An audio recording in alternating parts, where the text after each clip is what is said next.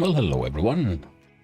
Hi, how you doing? Hello there, real Zamir, how you doing? Ah, yes, the good old toilet paper emote.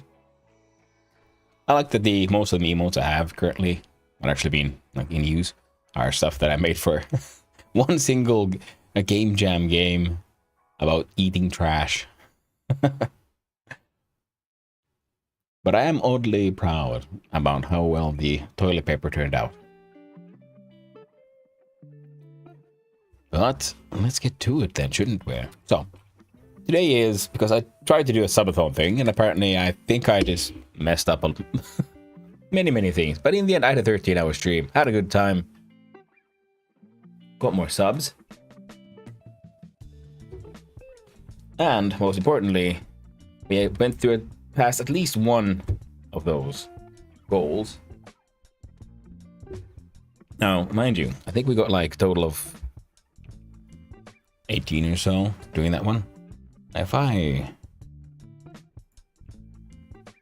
jump on over to Twitch, and I'm gonna check a thing. Now I wrote these whole subathon sub goals, and I think like, what if we just remove some of those zeros and we do like the first few ones. So today will be a digital art of more emotes kind of thing, and maybe next week we'll try to do an art stream with acrylic painting. That could be fun, right? Now, wait, I should probably hide that now. How do I edit my goddamn panels? Here we go.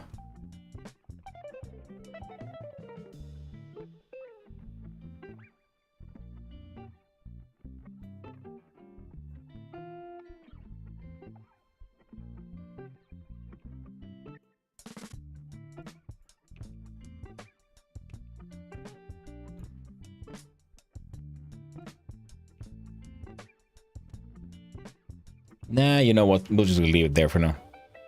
It's fine. Let's not worry about it. So, instead, like that. Audio's on. Good. And we push the button for this. There. No. God damn you. There we go. Have you completed Claire Obscure game? No, Wakash, I have not. I never even played it. I tried to avoid watching people play it because it looks so goddamn cool. I'd love to play it myself. Especially because it has all the coolness of a JRPG. Including their approach to art, but then the core art that's used is so very European, so very classical. It's like it was wonderful watching it and realizing, oh, look, there's Art Deco and there's work by Gaudi being the inspiration for this and that. It'd be sort of fun to, I don't know, maybe I'll have to like watch some videos on like art history first, and then we play through Claire Obscure, and we could at the same time try to identify all the art styles and references we find. Wouldn't that be neat? Now that'd be it looks like such a cool game. I really want to play it. I don't know how good my rig will handle it though.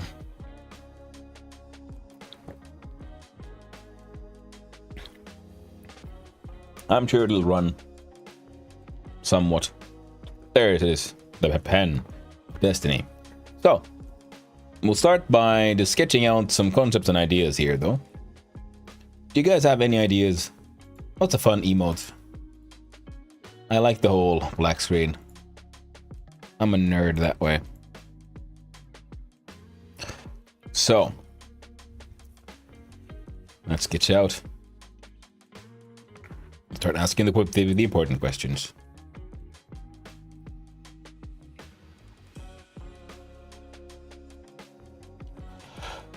Jam dancing emotes? Yep.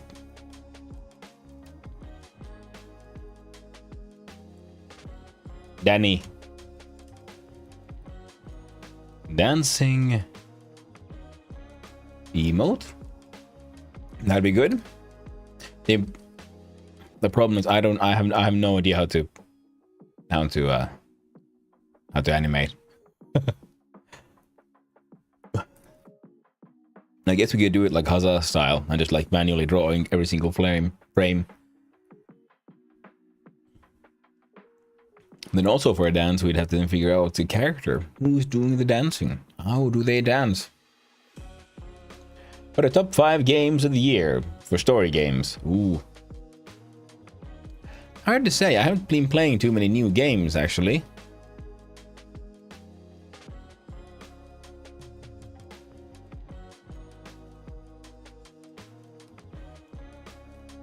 That is a tough question, Akash. Oh, and by the way, Akash, yes. And Reels and me, by the way. For both of you and everyone else out there. Hope you're all having a wonderful day. And yeah. My favorite story games. It's hard to say really, because I haven't played that many like narrative games too much because I'm afraid of getting too pulled in. I like games where I can sort of lose myself in the gameplay, the mechanics itself. I do like story games. Like for example, I've been sitting on Red Dead Redemption 2 for quite a while now. Still haven't played it. But I have it and I should play through it. I know it's a good one. Just like I know I should play through well, I should get a copy first, of course, of like Death Stranding, for example, because I know of it, and people whose tastes I really respect have said that it actually has a really, really good story. So it's hard to say, really. One of the I mean, this is an older game, but one game that I really enjoyed. Like the story is fun enough, but I really enjoyed the way the story was told. Would be The Return of the Obra Dinn. Fantastic game. It's a puzzle solver. You solve the puzzle of what happened, and if things happen in like a disjointed order, but that method of storytelling was just really, really cool.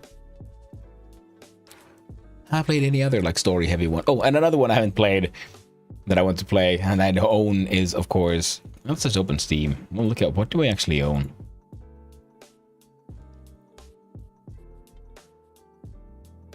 It's been a while.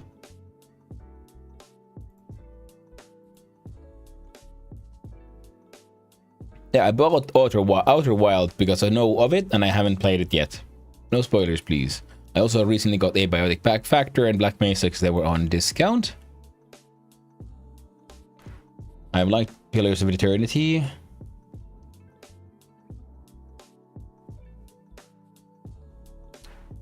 Hard to say, really. Spiritfarer was also a game I need to finish, but it was very, very touching, very, very emotional. A fantastic way of using an interesting way of storytelling to still, in a kind way, handle such a difficult topic like death. Also good too. I feel like maybe Outer Wilds would be a case for a smaller playthrough time-wise. Yeah, it would be good collection. Thank you. Hello there. Hello, Axel. How you doing? Hope you're having a nice day there, bro.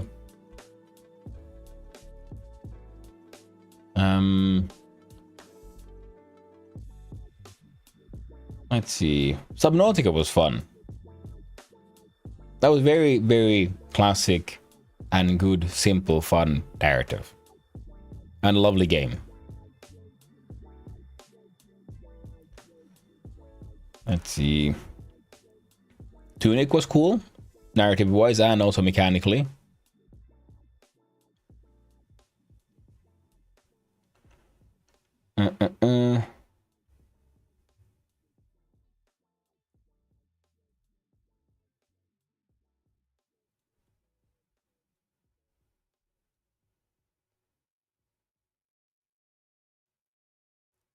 Let's see.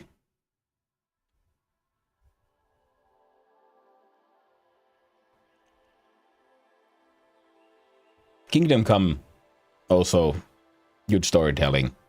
I only have the first one, and that one was a super fun game still, and I liked the awkwardness of the combat because it makes sense for, your sort of random blacksmith to not know how to, correctly do sword fighting.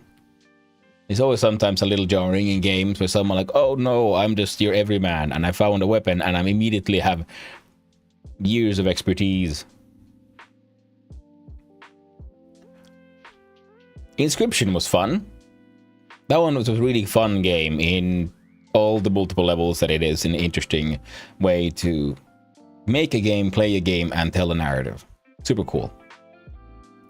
Helldivers, of course, is just a ton of fun in every single way. It is beautifully horrifying the more you think about it. Absolutely wonderful.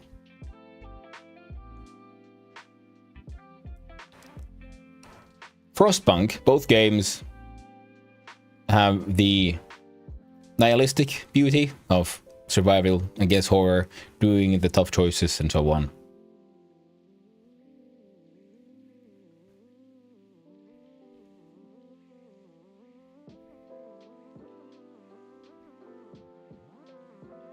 Now, there are, of course, other really cool and fun games here, but I'm thinking just for Disco Elysium, that's the one. Also, never played, owned it for a long time. I'm afraid of giving it a go because I'm afraid of getting just lost in there. It needs to be played, though. And I should play through Cyberpunk because I played it a little bit when it came out. I had fun. People were like complaining about the game, but I was having fun. And then there was one like quest breaking bug that I encountered, and that sort of just broke my flow. And other games were getting me into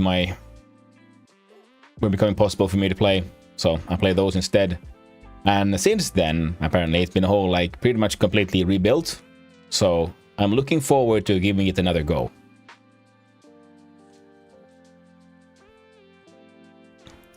Caves of Qud, also weird, beautiful game.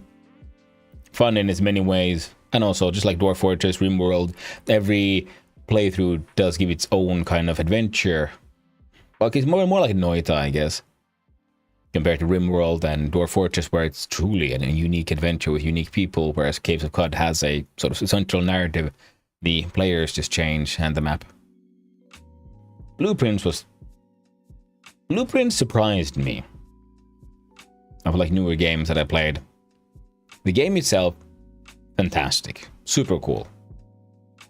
The biggest minus, I'd say that some of the puzzles are a bit too language heavy. So if you're not a native speaker, they're not always obvious. And that's always a problem when you're making puzzles. If you make them in any way dependent on linguistic and most importantly cultural knowledge, then people from outside your culture group will struggle with some puzzles. But those only some, mostly absolutely fantastic. And then the twists and turns that the story takes, and how it keeps going after the ending. Like there's a game in a game and a story beneath the story, you know, there's layers of it. Also, one fantastic example of a game that allows you, has a good core experience, and then more of the same pretty much for an extended experience.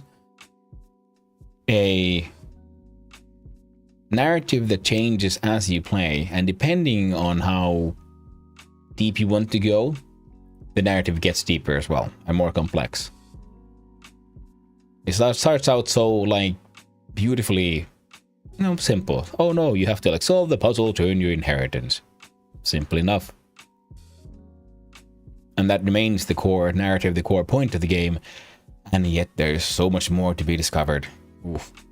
Wonderful writing. Wonderful writing. And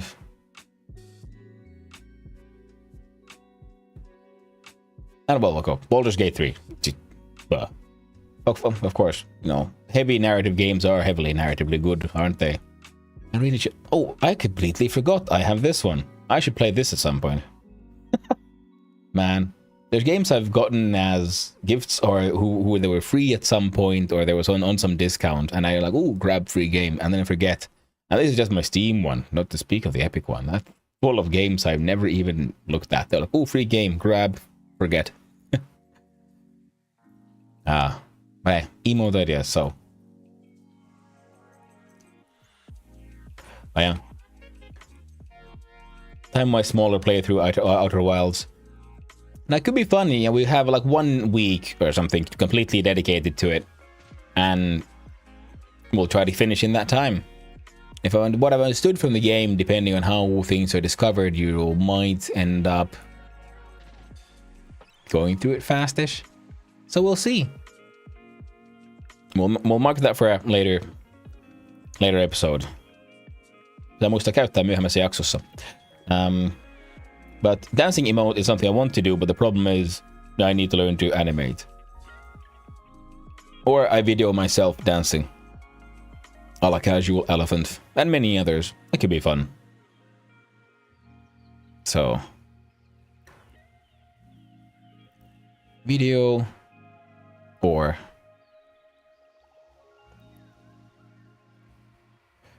animate for the dancing emote.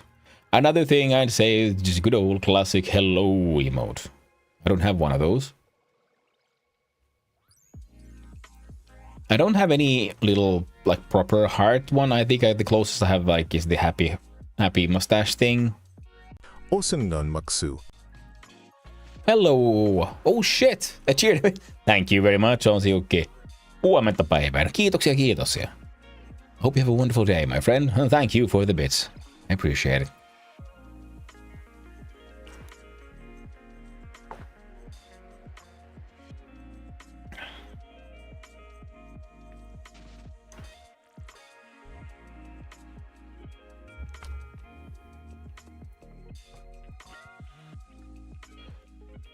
Now, what else could we come up with here? I want to make more animated memes, emotes, because I have the slots for them. And I was thinking I'm gonna maybe then have to... Well, first I have to do some homework. Which I've been meaning to do, and I keep on doing a little bit here and there. But then, decide on the tools to use. What am I doing? And then dedicate the day for actually making it. But there's a lot of research that needs to be done, and that's not something... That's like, interesting stream material to watch someone just, read and watch YouTube videos in silence. We can then make it all ourselves. But the planning needs to be done. But drawing, that's something I can do. And what else do we got? We got hello, we got a heart. I have been informed that someone wants that I should come up with some sort of raid emotes. And that could be fun, yeah? But what's a good raid theme? How do we do a raid emote? And also, I should probably come up with a raid message at some point. Everyone else seems to have those, so I just say like, hey, have fun. I'm out.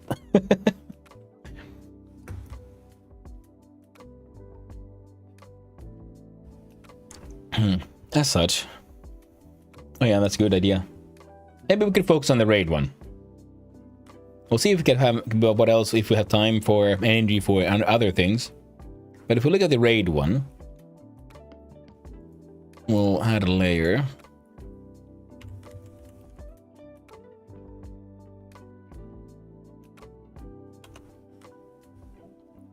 right toilet. See? Even gosh damn Clay has this cool little potato made emote.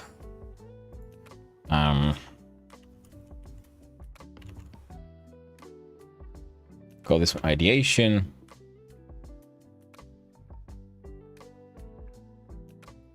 Can I just layer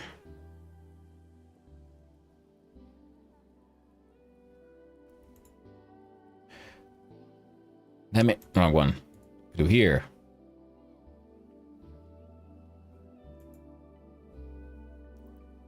Background copy, cool.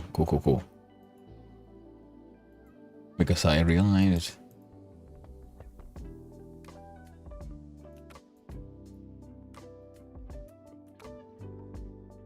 okay.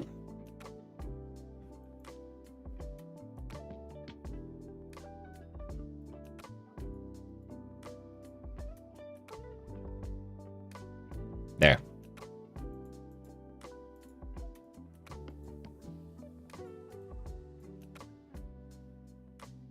Then we jump on over to raid. Can I sketch now? Whoa. I can, the colors all non-existent. Oh, wow. There we go.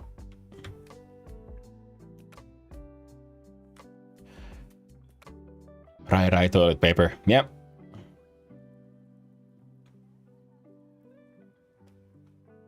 So what would work? I could steal ideas from other people. Like I've seen one very fun one where it's an animated eye. Oh shit! Again, animations. We can't do that.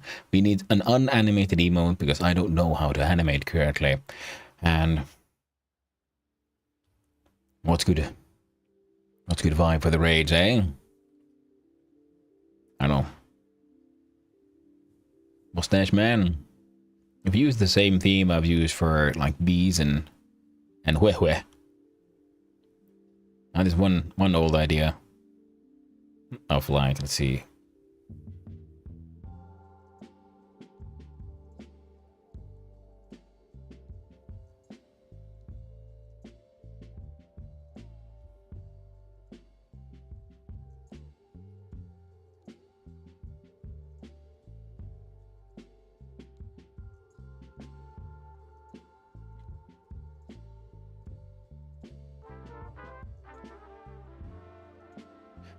Something like this. You know, that kind of silly drawing. We just, you know, make a little bit more sense. So that'd be one idea.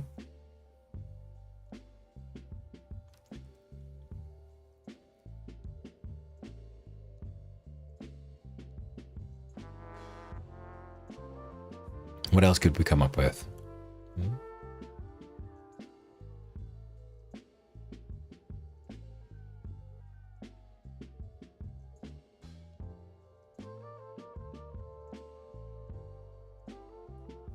Or should we just roll with that one? What do you guys think? See, if we made the raid here, the text sort of, you know, thick. And so it looks like the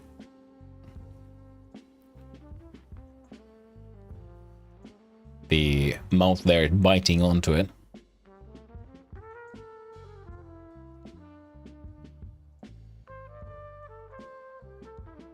Come down a little bit, that goes over. I don't remember if you drew this kind of stuff when you were in school. When I was a kid, I remember this was somehow...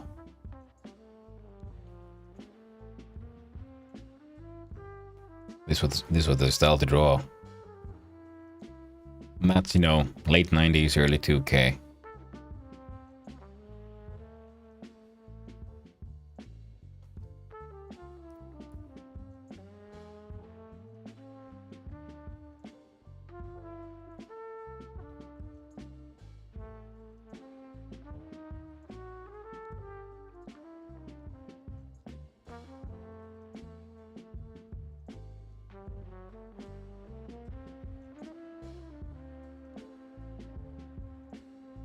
Now this is all, you know, just sketching. So. Or maybe just this one. We skip the face completely. We'll just go like raid. And then we can see if we have time, how do we like... Can we make an animation using GIMP? Now first of all, this thing also needs to be simplified. So we'll make a new canvas that's much smaller. And...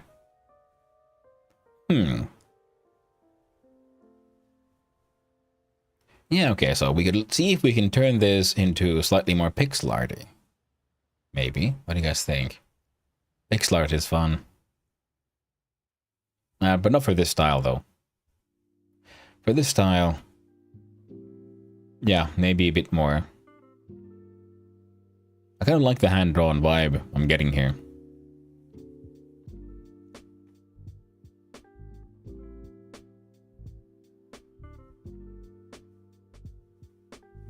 So those are some options. We could have just that one or something similar, then you bit it into by the mouth. And if we can figure out how to do an animation, we can also have the raid sort of coming out from the mouth. Raid. And the like mouth teeth like go. That kind of animation. Just don't know how to do that without, you know, drawing a ridiculous amount of frames by hand. But, you know, we'll do it if we have to. And so these are like the raid ideas.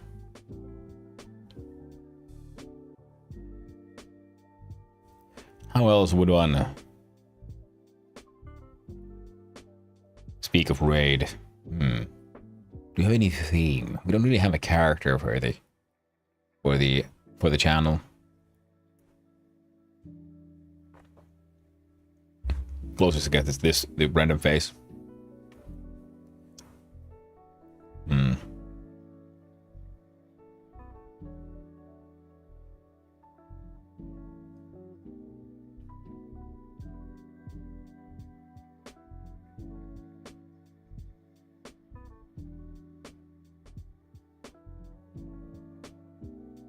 The more that I look at it, the more I feel like I'm going to play around with this one. And I can't come up with third or fourth ideas because my brain is dead. It's tragic. It's so tragic. It's all gone. Now we can even see, because animating this could be easy enough. We would just have the letters moving up and down in like different speeds and whatnot. I'm almost wondering, like, should I then like draw every component on its own layer? That might be a good idea.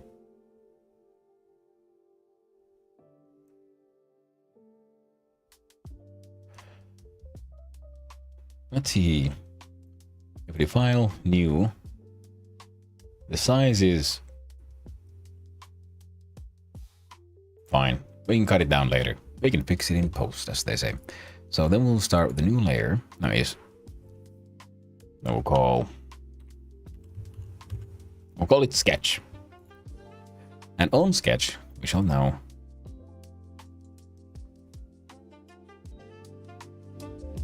a little bit more volume of the music, not too much, but just a little bit, just enough. And then we'll see. Now the sketch will be sort of generically, so I'm thinking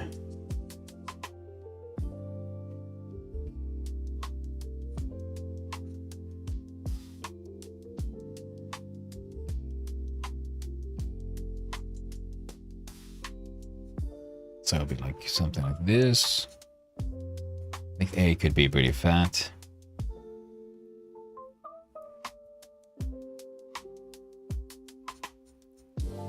And yes, it's exactly me sketching. I just sculpt shapes with lines rather than worrying about what line goes where or how actually something works. My method is sculpting more than, you know, actually drawing.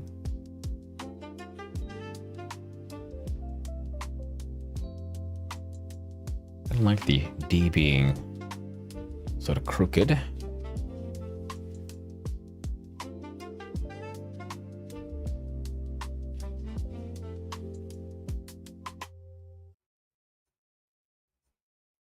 Then we'd have the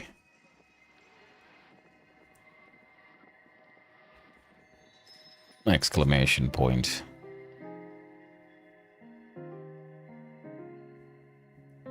And for this, I'd like the I to be a little bigger. A might be a little, can remain this sort of a slightly more fat letter like that.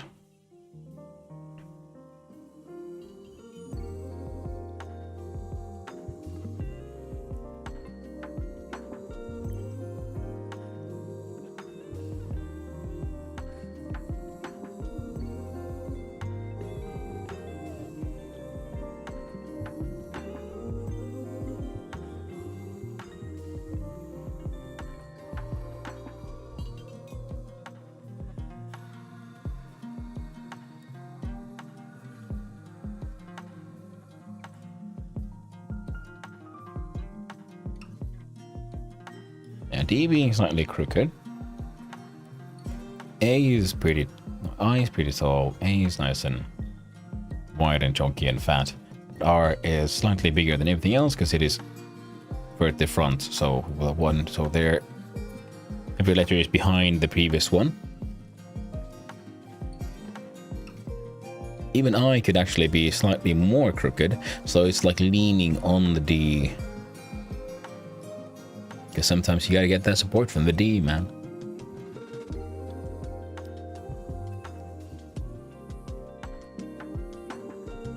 Sometimes I need the D.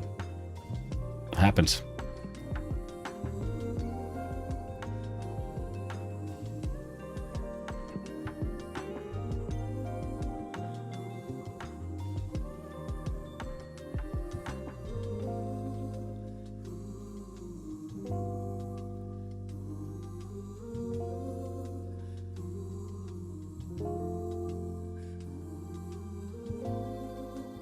And then we just go like, continue this random ass sketching, sculpting with lines thing, and as you might notice, certain lines end up getting increasingly thicker, and that's how it's slowly turning into a sort of conceptual shape we can then sculpt and do some more serious drawing on top of.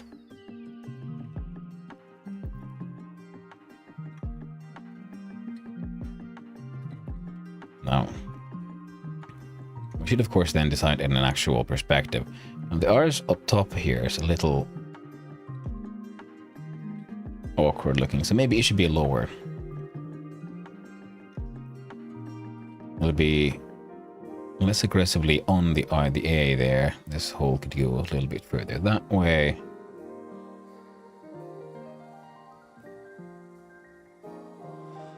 Yeah, I think that looks a little better. So you shave that half off. I would rather push it all down if you want the shape to remain the same. I'll go slightly further to the right.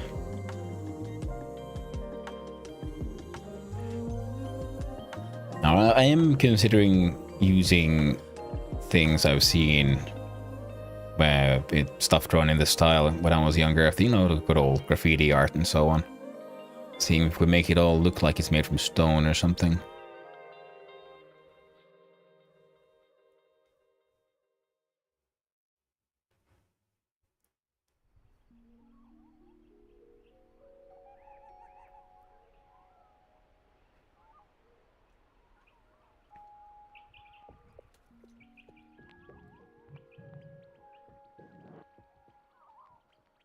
Yeah. It's coming together, Chan. It's coming together. Nice. And surely.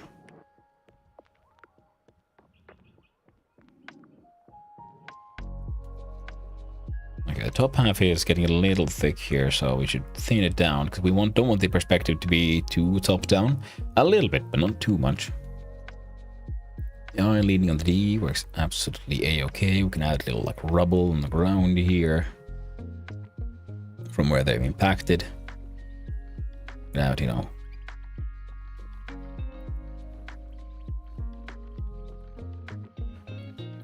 Not actual ground, but the implications of, you know, impact.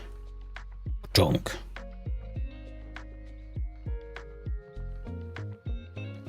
Now this one could be an issue.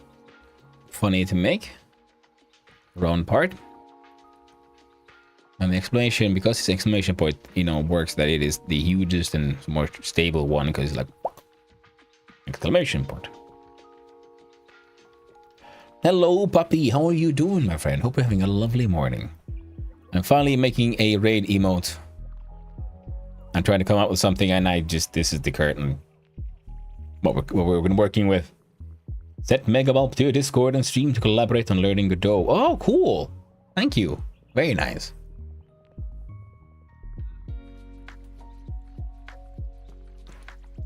Yeah, Godot is fun. It is such an easy, like, light platform to work in. Because everything is contained within, and it has very good, like, inbuilt documentation. And I like the fact that it allows for, you know, what people are doing to add the old add-ons to use your language of choice. But its own language, of course, the GD script is, you know, it's already very Python-esque, easy to get to, and it has its own very good documentation. Reminds me of like why I like Vintage Story. Good inbuilt documentation. Oh no, and the ads have arrived. I think the cracks on the ground could work here as well. We can have them, see if we can have them be like slightly in, and then we'll have cracks on the letters as well. See, if I is falling there, we can have the one half of here is like broken. Like one corner on this letter is broken. That's why it's leaning that way a little bit, pushing on the D.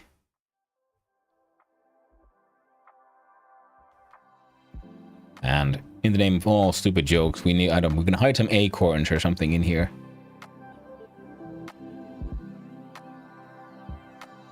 And if you don't know why, well, you know, because, you know, Dean eats their nuts.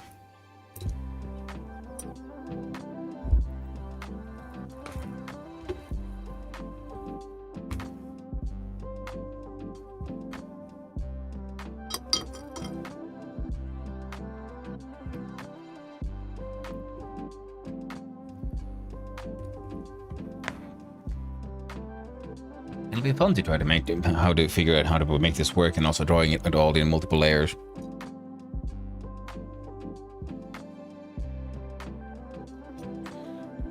Welcome back from the ads, everyone. Hopefully they weren't too horrifyingly personal, revealing things you did never wanted to know.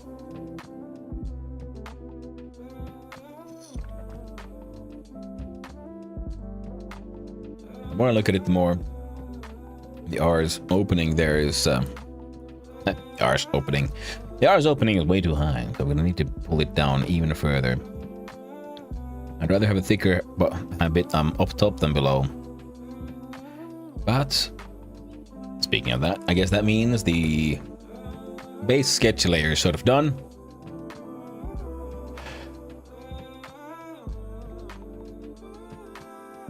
It has always been Noda Prime for the last week. Stay hydrated. I haven't seen that one. Then again, there's not that many things that advertise in Finland. There's McDonald's. For a price, for a while there was a frozen pizza brand. And now, of course, Fantastic Four, the movie. Any like global release movies, especially if they're any way financially related to Amazon, they'll be pushed through. And sometimes we get weird French ads for insurance, which is funny. But also, seems to be some streamer middleware for monetization. Stay hydrated? Noda Prime, okay. Someone paid for those ads in Germany. Now let's look at new ads, and we'll do this one. We'll just call R. So then we'll start drawing R, like for real, not just for play. So let's draw this silly little letter now. I'll even pull down the opacity a little further for that one.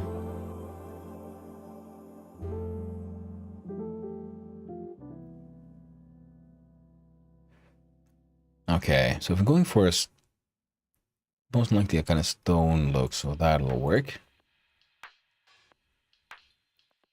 Pretty sure someone paid for this ads worldwide. Usually I also get German ads from McDonald's, for example. Yeah, good old Mickey D's.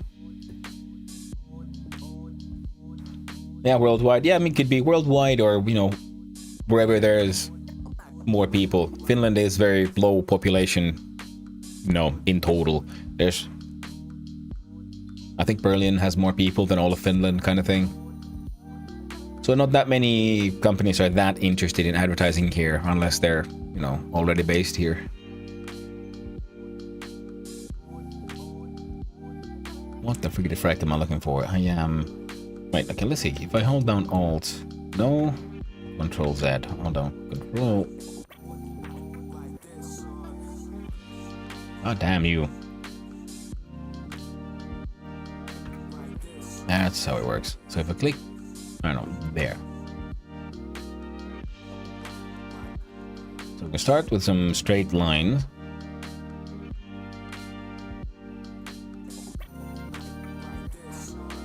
Again, we're going a little bit for the hand-drawn look, for that graffiti art vibe.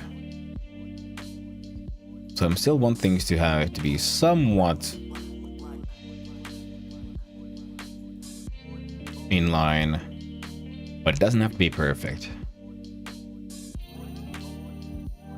Even if it hurts me.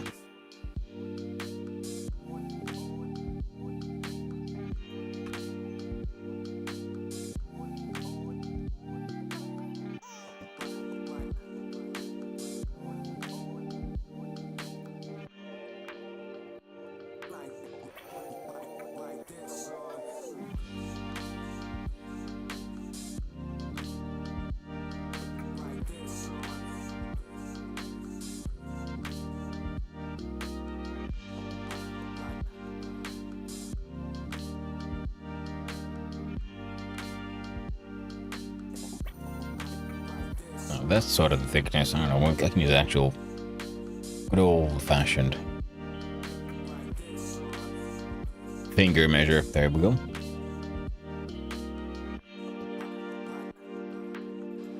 And in case someone uses this software wondering what the heck am I doing? You see, I click on a point. For example, boop, there we go. And then I hold down shift. And we get this line drawing tool. Quite nifty. I think I'm going to draw this line too far.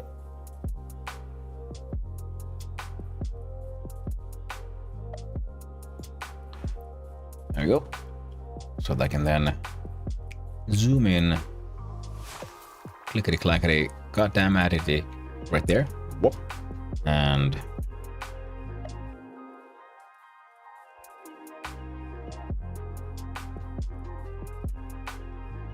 there we go.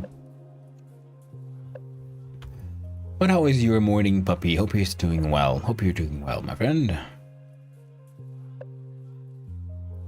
And how's the thieving? The game does seem super cool. It's always fun to see people play the old classic games. Even though Thief is something I've never played myself, never got the chance. And I will admit, with some of the older games, it's easier to play games that I have some nostalgic tie to, like Chrono Trigger, for example, or Super Metroid.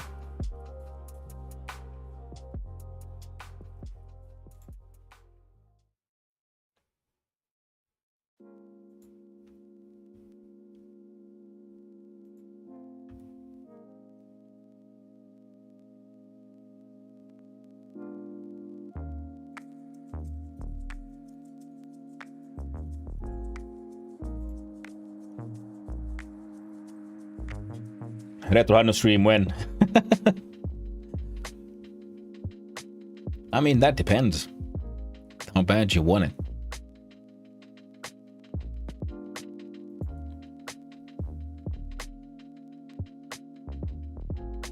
Those will be redone.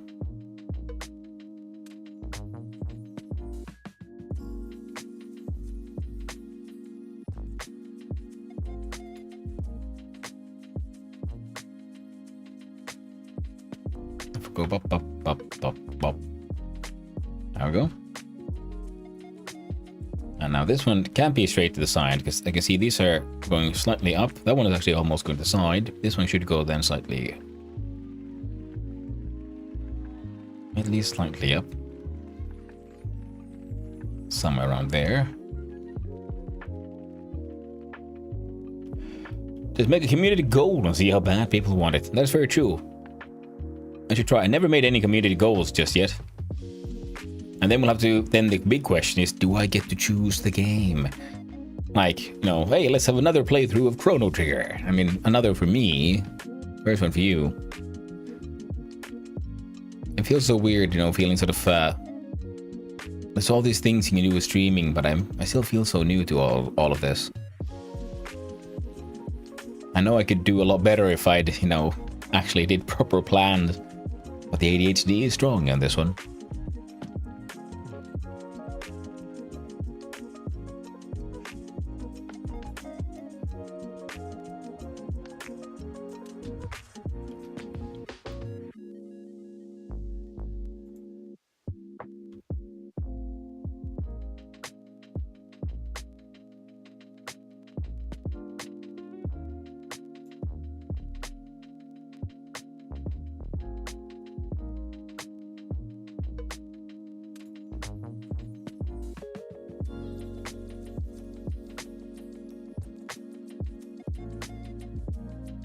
It's getting there, it's getting there.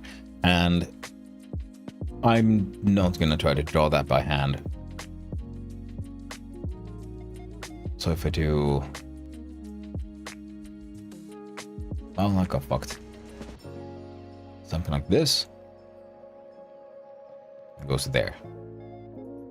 Zoom on out.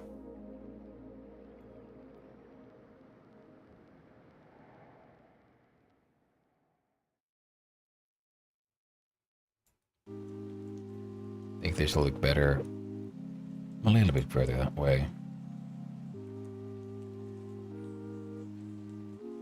The middle should be, I don't know, there. And then that looks a little awkward. So if this one goes further back, though, it also looks a little awkward. But I guess we could. Oh, god damn it. Don't do that.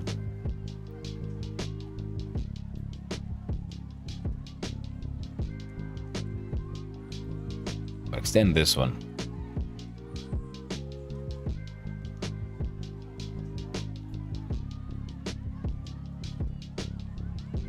Good enough.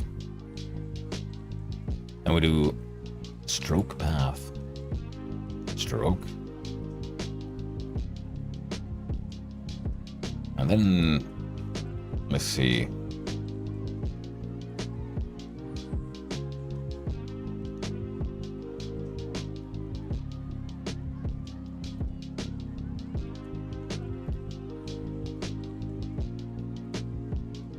One, two, three.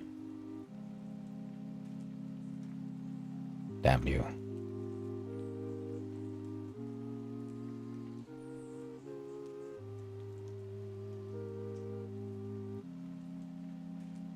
I was thinking if this one's here, that one's there. One line I'm gonna draw, but more of a visualization aid, so it'd be somewhat like that. Yeah, works for me.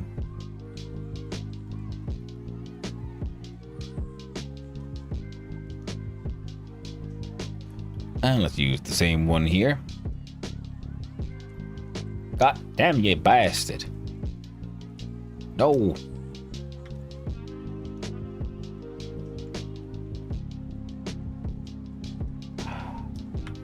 Why are you like this?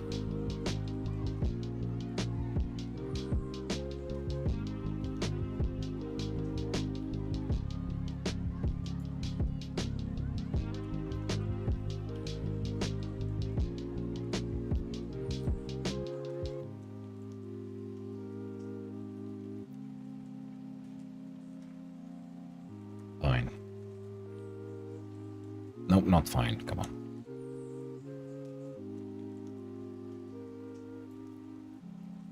There we go. If we grab this one, hold down, was it? And then shift, we can do like that. Zoom on in, pull it in.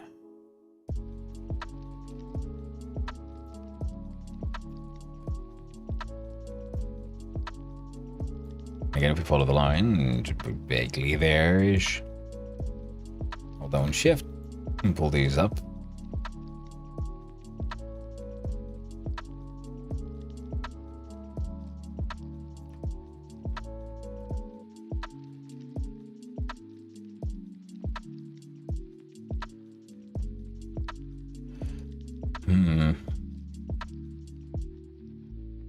Yeah, I will stroke that path.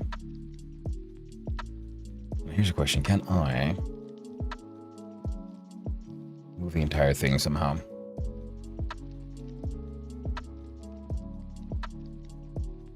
I can. God damn it. It was that easy all along. So, line would go here, I think. I'm going to use my good old finger measurement technique. Pretty close. It's there.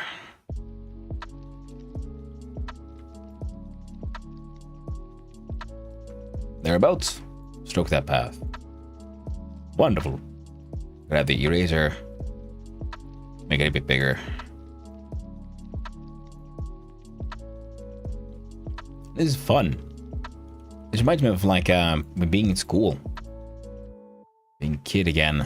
The kind of shit I used to draw in. Like notebooks and stuff.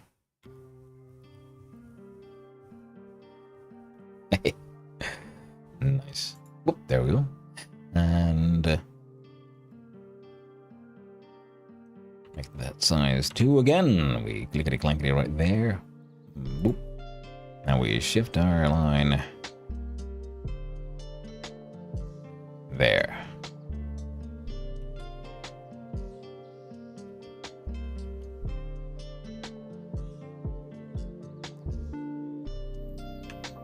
So you would do that. The eraser, actually, I would like for you to be a softer one. And a much smaller one.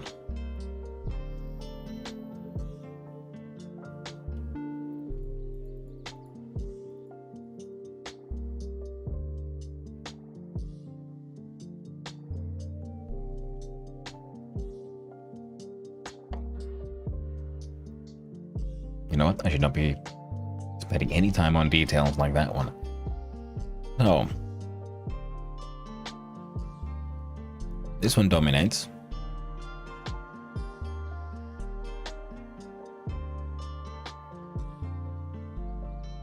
I guess I could pull this line further to the left.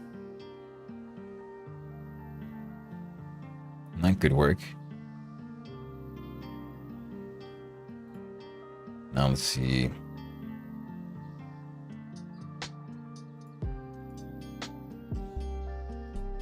Okay, we're gonna lasso this shit.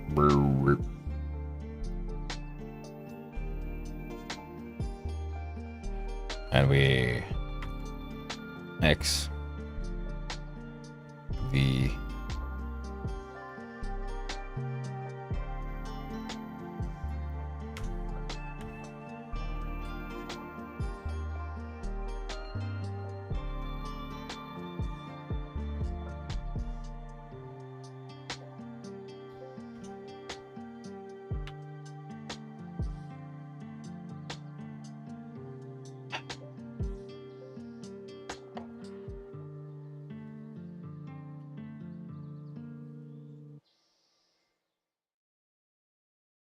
Why do you keep on trying to move the goddamn background?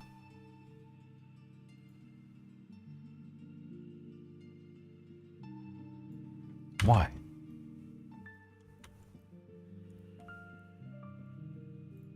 I have this thing chosen.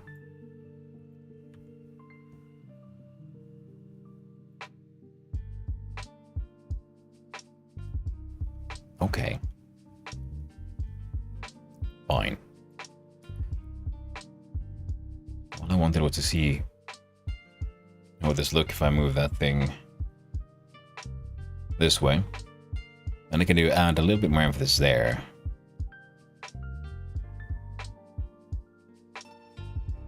I think I can use that point. But I think it might be a good idea to change that thing's angle or something.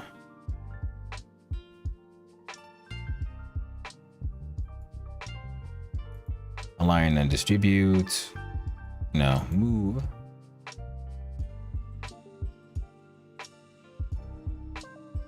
And there's a rotate tool. We'll have a closer look at it.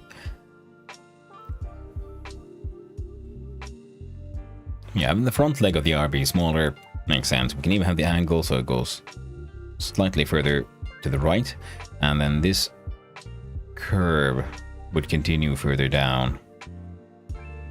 Because right now it's thick, thick, thick, thin here. So I think the connection point could actually be somewhere here. Arc up, we can hang out for a while. R here, okay. Control Shift A, I believe. Yep, there we go. Control Zoom. And this area is too big.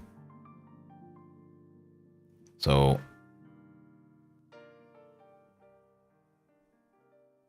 either this intersection point goes further up, or we'll be happy with just pulling this thing down. Good thing is, we can just use the rectangle tool, go XV.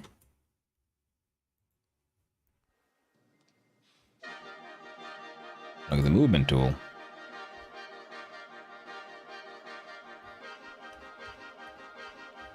There we go. And just pull it down a little bit. But I'm gonna do something silly. First we do that. You stupid pecking group. There we go.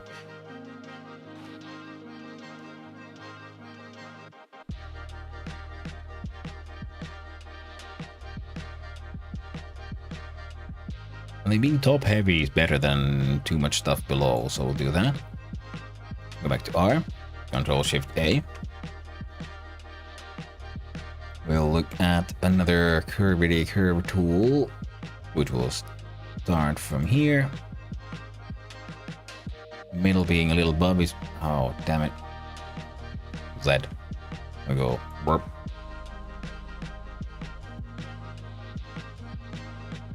That looks to be same angle. And burp. There we go. Control zoom on in.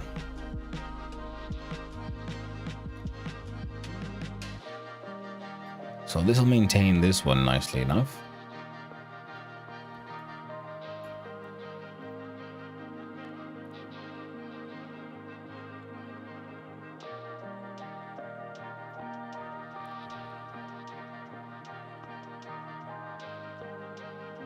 But looking at the R here.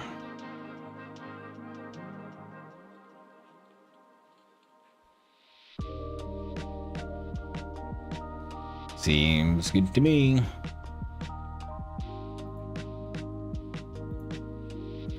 Let's stroke a path.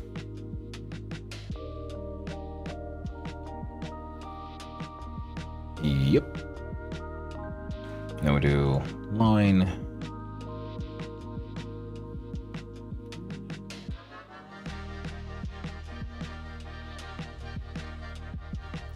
Hold up shift.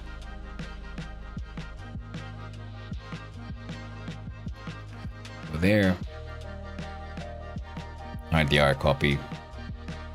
Oh. There we go. I was wondering why the line looked weird. That's why.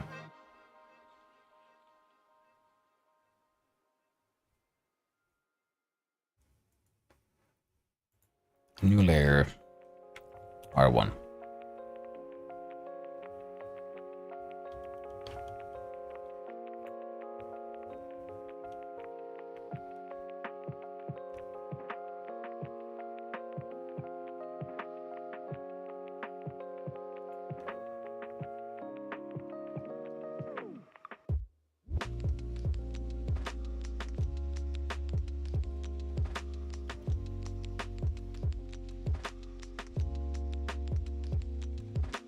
Eraser, basic arm.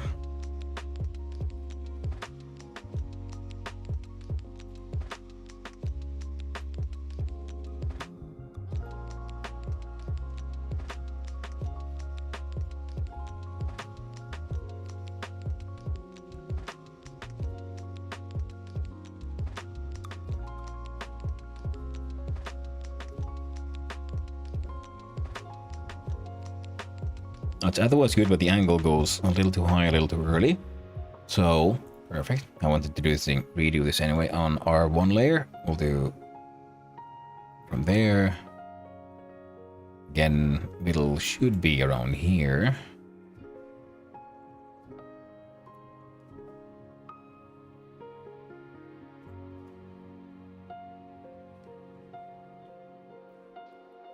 And two, I'm not there.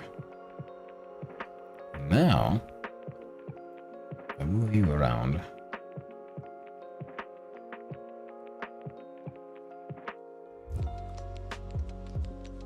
Where are you?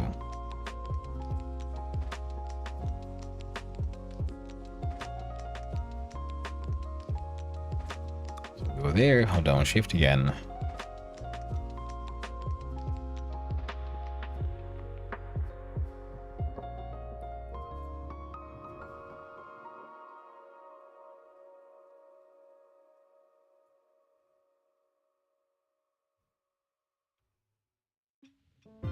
Yeah. Stroke the path, friend. Undo. I'll do stroke. We'll do paint tool, no line.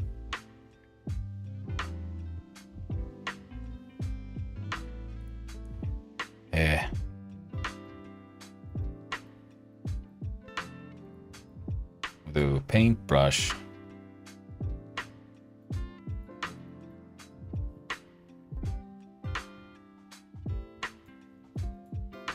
How do I change?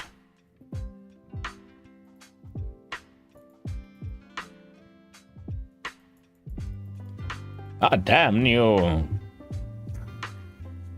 Just when I got the thing to be all nice. Let go.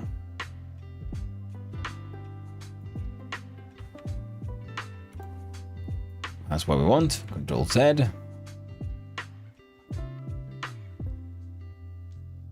Going to go back to this one. And we do it again.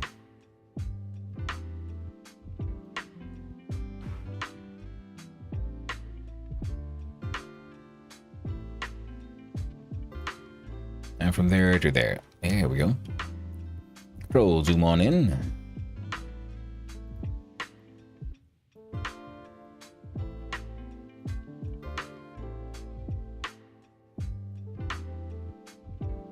They seem to be sort of in the same line, so there to there looks good.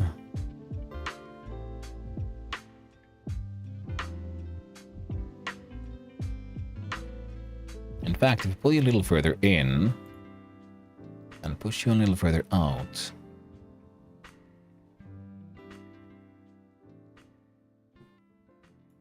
you know, that's a bad kind of curve. Kinda helps, but not quite as much as I would like it to.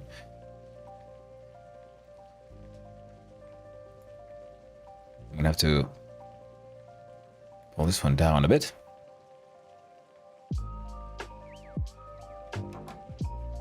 This one up a bit. Now we got a better angle here at the lower interception point, I'd say, so we can now try to stroke the path again. Thank you very much.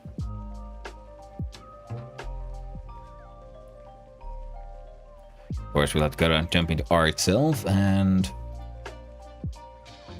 erase some shit. Whoop.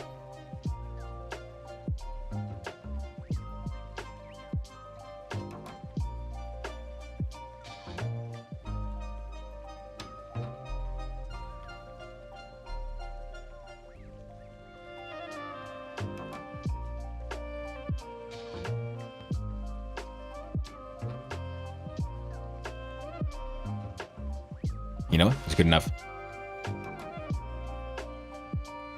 It's gonna have to be good enough.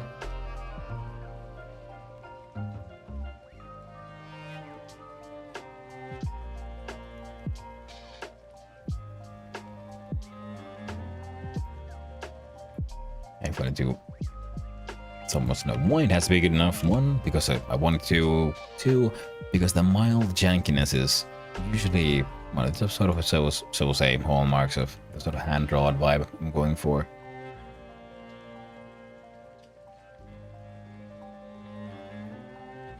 Now, clickety-clackety there, there.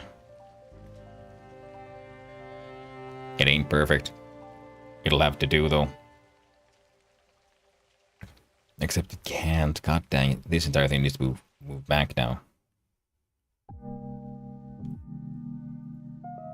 R copy, R1 copy.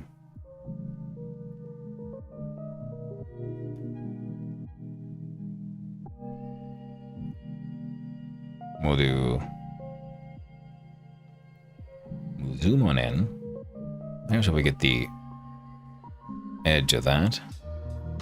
Same on this side. Other than that, it's good, so we just...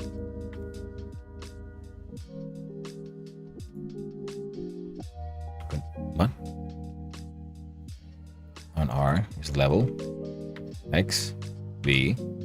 Thank you. I can hide that for a little bit. Control Shift A for a little.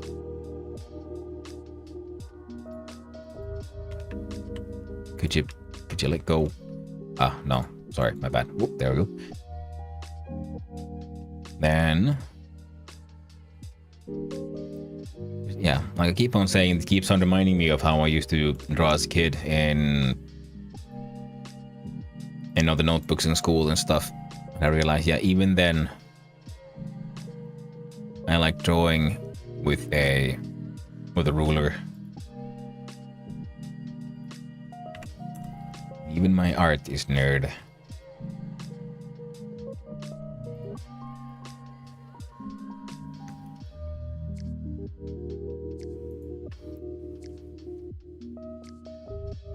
So we draw that in first, and we plonk this bad boy back in here. We'll look at the move tool, and we move it back just a little bit because I want it to be, I'd say here. No, this thing is way too thick.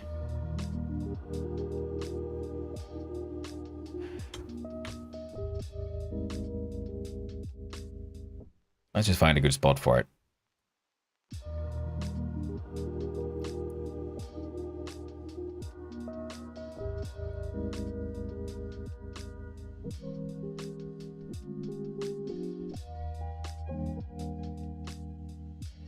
As the question remains, should the thicker one be the one bounty?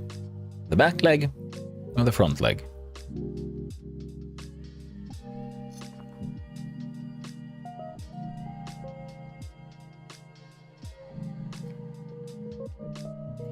Or should the entire thing just go further up?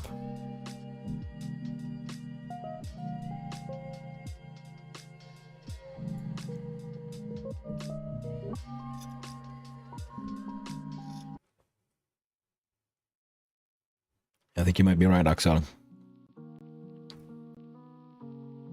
Same thinking this might be the way to go.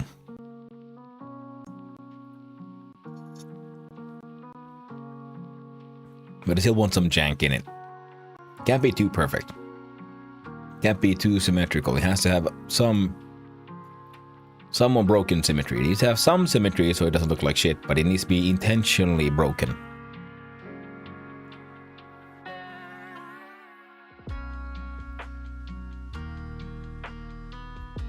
So that's why this and that will not be on the same line. I mean, these be on the same line is a price I'm willing to pay. It's already going outside here. And that's also fine. So again, yeah. The idea of the close enough to symmetry to look good, but not too close to look perfect. Almost uncanny valley, if you will, but not really uncanny valley. Because uncanny valley is too close to perfect. We don't want the anywhere near that close. Plus, it's not a thing you can do in this kind of art. But conceptually, though.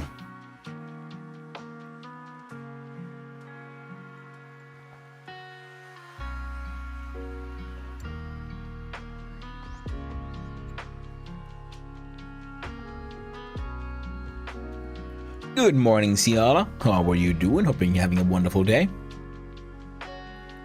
Oh, you're listening to the Chill Hop tunes, and I'm trying to make my own raid emote. Inspired by, sketching and doodling I used to do when I was back in school. Back when I was a wee lad. The kind of stuff we did in the late 90s, early 2K. When this kind of graffiti art was all the rage. Now, we're gonna make an entire new layer again. We'll do it R1.5 and R1.5. So I think we'll go from here to there.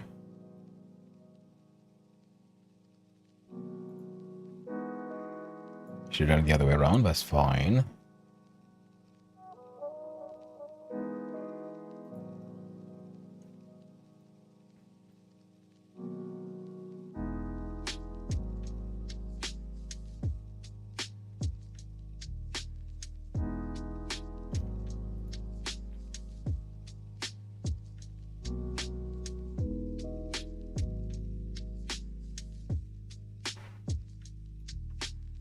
Something like that.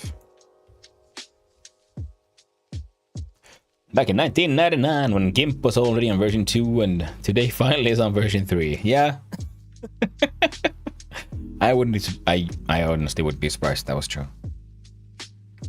I know some of these, especially these freeware software, is thanks to the magic of the internet and generous people, is exactly that kind of stuff. It's been on, it existed forever. Let's see, I'm gonna readjust my mic a little bit. If all goes well, tomorrow I might have a new microphone. That's yeah, I have a kind of a hard out at, you know, around maybe, but you know, I don't know, around 5ish. I have to go driving people around, and while I'm doing it, I'll be going close by to an electronics store, and there I'll be buying a fancier mic. I mean, this one is a really good mic. Technically, it's just not perfect for what I'm using it for. So I'm gonna buy me an Elgato microphone. On the date 2004-03-23, GIMP 2.0. Oh man, that was... Wow. You weren't far off.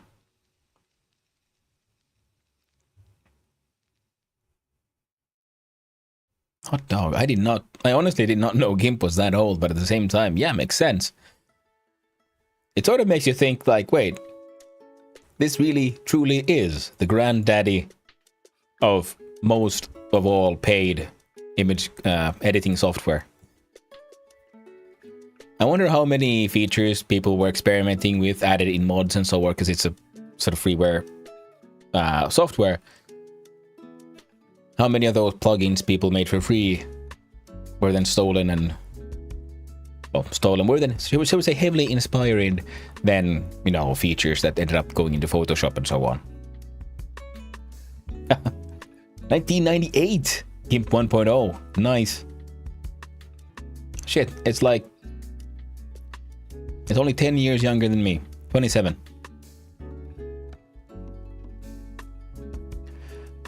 But I think the R's shape is okay. We're not gonna do... We'll do the surfaces later. We'll first do all the shape, the general shape, so we can then see how they all settle. And then we'll see about actual dealing with shapes and so on. Because it could be that we end up changing these sort of hard corners and the straight lines into something even more rounded. Because I'm seeing here, because this was sketched by hand, so you get that sort of natural roundness in your straight lines rather than them being completely straight, because I can't freehand a straight line. So them being like sort of like softer, rounder letters could be something we might look into. Alright, now we're going with the sort of more classic graffiti art vibe, where they also, well, probably then try to pattern them to look like they're made out of rock or something, and then add cracks to the ground. And I might make this one look like it's sunk a little bit in on the front, so that's why it's sort of leaning more towards the camera, should we say. A might be slightly more stable, I is also leaning, but I want it to look slightly broken, because it's going to be sort of leaning on the final D, and that's what's sort of pushing it to be slightly more askew. The exclamation point will be just slightly larger than the rest, and just in perfect order, I think. Just because, you know, it's going to need to pop out a bit, because exclamation point. That is the theory so far. We'll see how much of that actually works out when it's time. Now if we go to R and we... Boop. Let's make that one slightly smaller.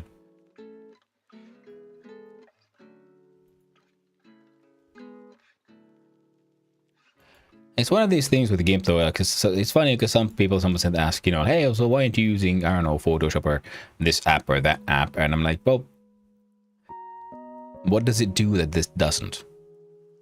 Like, oh, it's better for this. Oh, the professionals use it. I'm like, okay, cool. Yeah, it's probably really good for professional use. I am not a professional user. I need basic image editing. And for this, GIMP works perfectly. For this kind of art I'm doing right here, heck, Paint would be more than enough.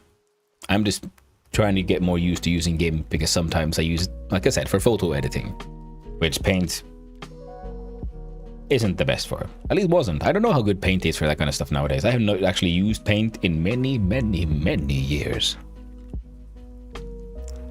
By the same logic, we'll all drive F1 cars like a pro. Yeah, exactly. Like, oh no.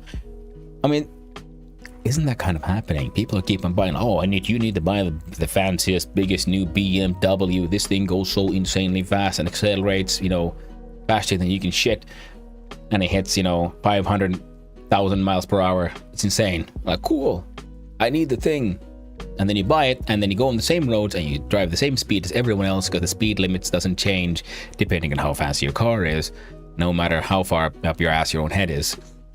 Because some of those drivers apparently think that. And cause, you know, massive traffic accidents and shit.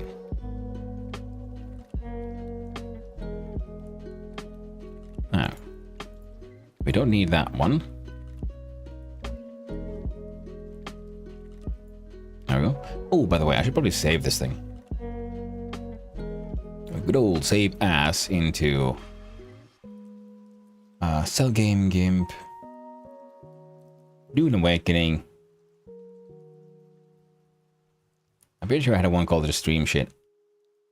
Streaming books. Stream stuff. And we'll call it we'll just call it Raid. God damn you, bastard. See, this text is highlighted. I don't know when they did this change, but they added a search bar. Now, if I've already chosen what I'm going to do here, and I start writing, and this text is highlighted, why the fuck does the machine think, oh, you'll probably try to look even further. I'll just fuck up all your search results. I don't know who designed this, but they should be shot. Whoever pushed that one through. Just fucking shot.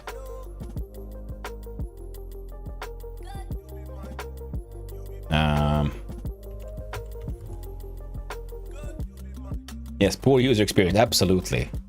This makes no logic. See, I've already, like, I understand it if I haven't clicked inside this box at all. And I'm looking for, say, a file.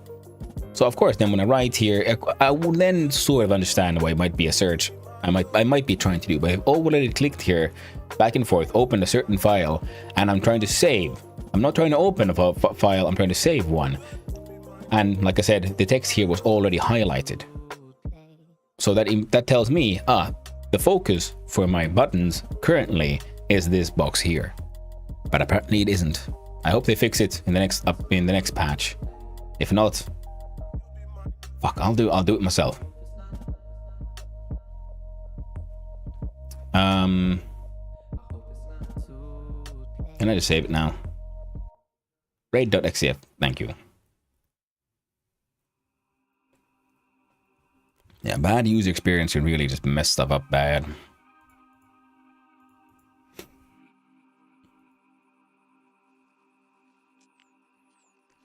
Excellent. Now, can I collect you all? Can I just...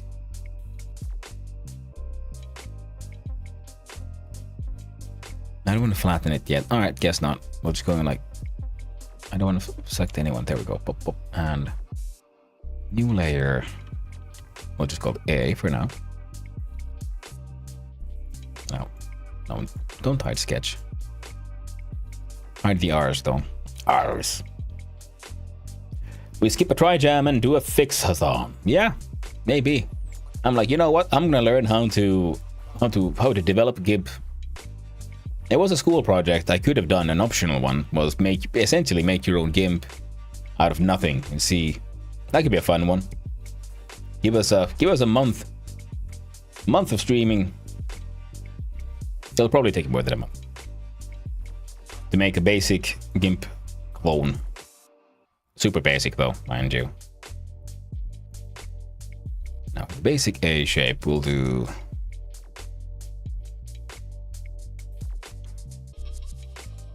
Again, I'm going for that hand-drawn vibe.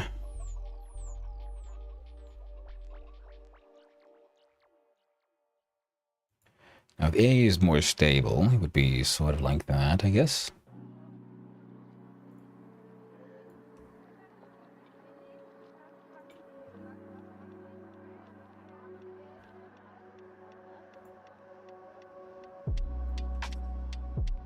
So you want some symmetry, but not too much.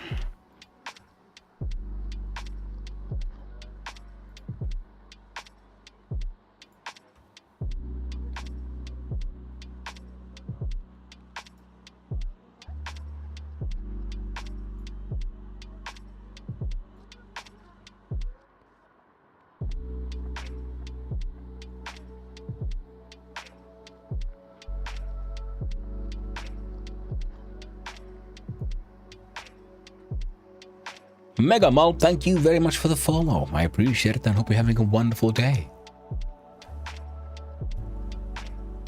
I heard rumors from a certain puppy that you're also interested in doing some Godot development.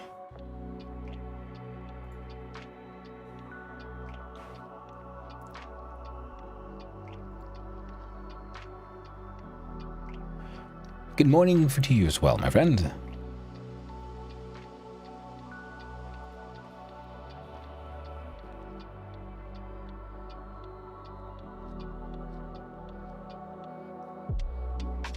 Okay, this thing is like so unsymmetrical, and I'm kind of digging it though. And that line needs to go further to the left. That's all bunked. Other than that, though, it's fine.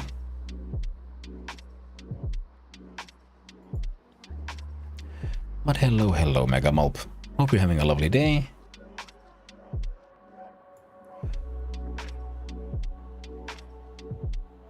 There we go.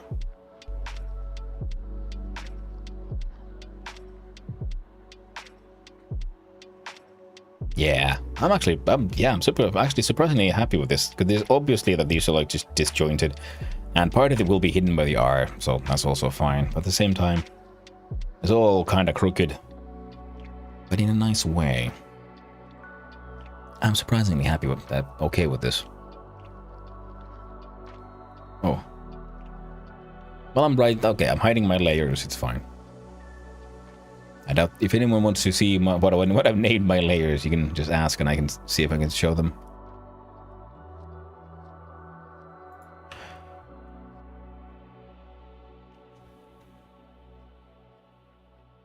Close enough. Whoop. I've been very slowly tinkering Godot. I was a little low of inspiration this week. I get the feeling. Especially if you're like tinkering on your own time, you know, just trying to come up with a project or something. Yeah, I had a trouble with that for the longest time. That's why I'm really happy I found the Try Jam, because you just come up with anything, minimum viable product every week. And it doesn't have to be good. It just needs to kind of work. That's it. And if you can make it work, that's a win. And then, you know, then if you have a... Because then you might notice, like, you know what, this actually seems like an interesting concept, and then you can take the time to turn that into a slightly more serious project.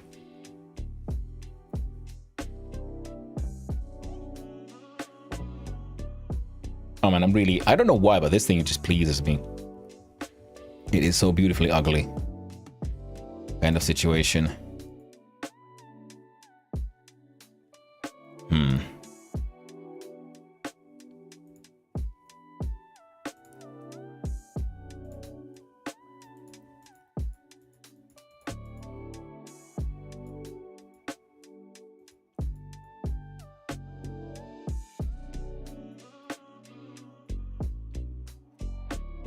I was thinking how cool it would be with wrong proportions. Yeah, I mean, that's the thing. That's like I said, I want some symmetry, but not too much. Because if it's too chaotic, then it just looks chaotic and doesn't make sense. It has to have some symmetry, so it's sort of logical to the head, and then you have to then break the symmetry. So it's for it to get that sort of a so wrong it looks good kind of vibe. At least that's how I think about it. You know, wrong perspective. Yeah, that's sort of what I'm going for here. Because, you know, if you put the R had needed more, because an R has more shapes in it. An A is just a triangle with triangles, so it's simple. An R has spheres, triangles, lines, and so on. So there's a lot more happening in here. Also, what the heck is that?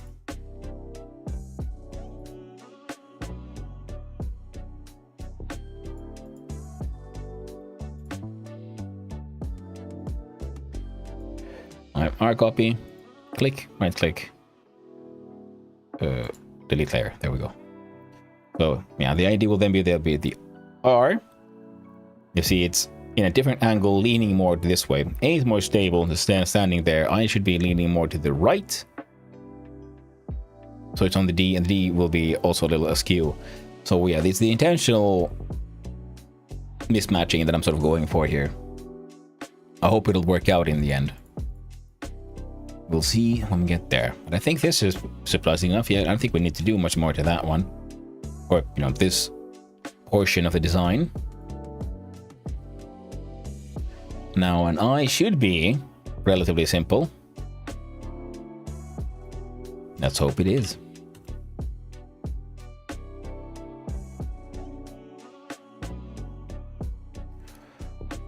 Yeah, Megamo, if you feel like it, you want to tell me what kind of stuff you've been working on, though? Is there anything you really want to, like, achieve with Godot? Do you have a favorite project? Like, I have a few that I've been trying to make, but the problem is they're my favorite projects. Therefore, they have to be perfect. They have to be really good. And that means I never get anywhere with them because I keep on trying to figure out how to make the most optimal fucking inventory system. I keep on making that reference because it's true. I shouldn't. I should make it just good enough. Stream them. Oh, you mean my other projects? Yeah, I do nowadays. I mean, most of them I did that before I started streaming. And now they're just in this graveyard pile of shame of unfinished projects that I tweaked onto so much I no longer know what part does what. And that's what I was thinking. I'd rather then do stuff like taking a TriJam concept and trying to turn that into a more complex game. I tried to do that once already with a game that is I should finish called just the Cell game. All I did was trying to add some art, some moving parts to it. Doesn't have any sound, but you have some pathing for the like cells that walk around. I want to finish that one. But I also want to try to make yesterday's game, the tower defense one, and turn that into a actually playable game. We don't have to have art. Art would be fun. Yeah, Ramparts from yesterday, yeah. See, that one was... I liked the idea. I couldn't get it to work in time because I prioritized my time wrong. But I would like to see if I could turn that into an actually playable game and how it would behave. Welcome back from Yams, everyone. Because it felt like a game I can sort of easily see and work on, because like a tower defense system is it's purely mechanical. So it's me tweaking on the mechanics, trying to make sure the buttons work, you have a UI that makes sense, compared to other game ideas I have that then include more level design and writing and so on. And that, while it's something I want to do, is also a level of creativity that scares me, to be honest. Because I know, oh no, I don't know if I have the time to learn to do all the things. So that's why I realize it's better for me currently to try to focus on smaller, more mechanical games, rather than just purely narrative experiences, because it'll take less time and it'll make me focus more on learning, you know, because I feel like I have a lot of exposure and some writing experience, and I do some art. It's not the best, but I'm okay with it. And but the mechanical coding part, the game, like more like game engineering, the design part, that is something I still need more practice in. So I will, and it's sort of easier for me to do that with the sort of math-focused head of mine.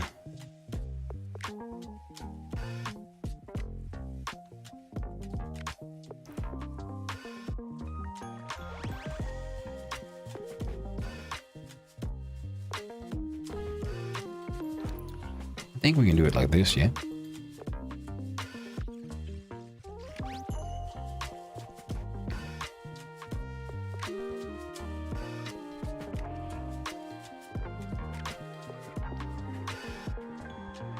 Oh, dang. There we go.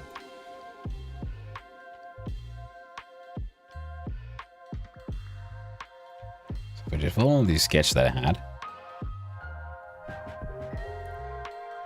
I think I can make it work.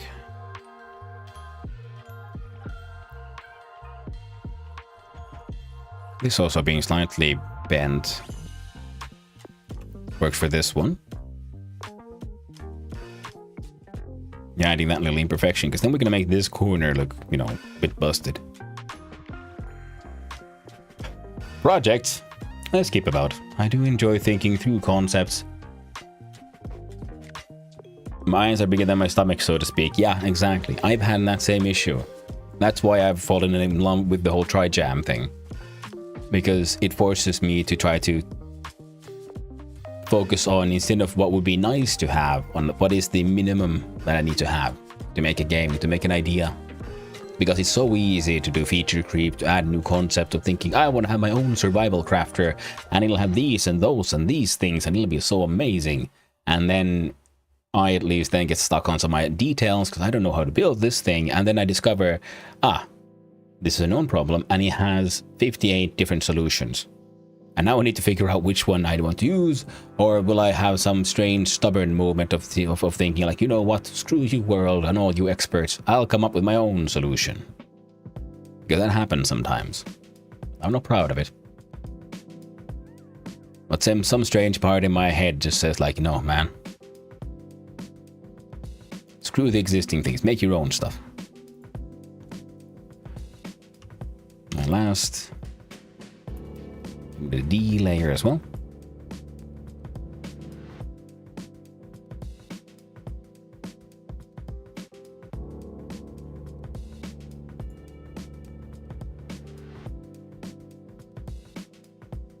Yeah. Yeah, it works.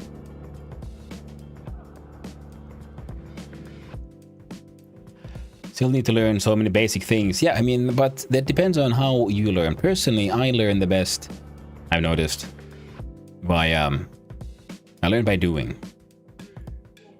So you find a place, for me with a try-jam, where it is low barrier of entry and failure is comfortable. There's no pressure to succeed. I'm there to have fun, to do my best.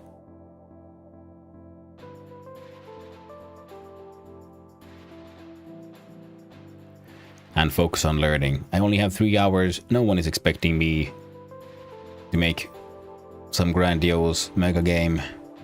And if they are, well, too bad.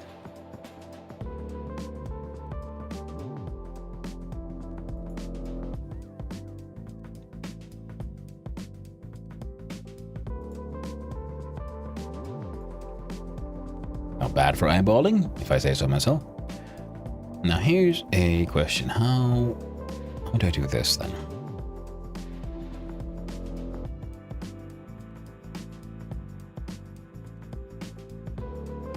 I wonder if I could do it with these little boards.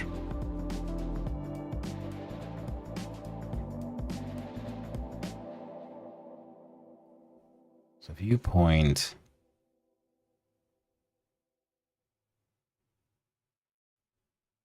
That would be that way, wouldn't it?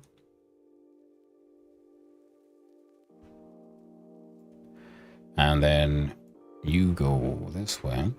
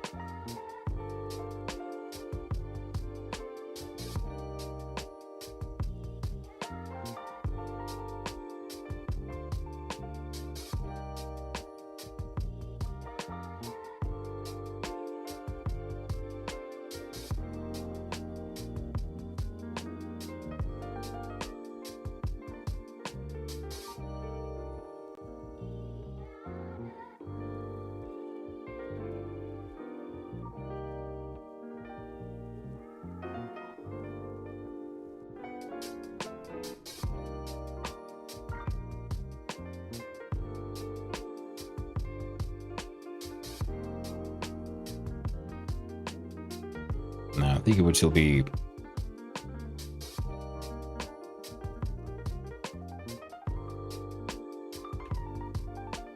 like that, and you're the issue.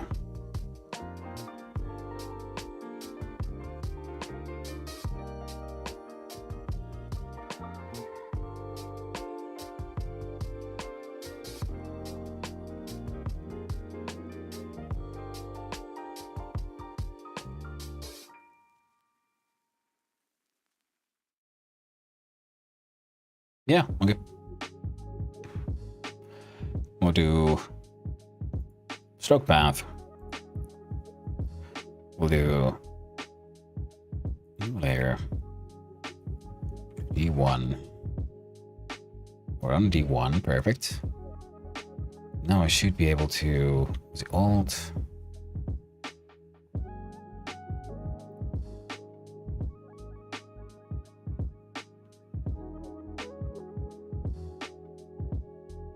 Yeah. We stroke that. We grab the brush.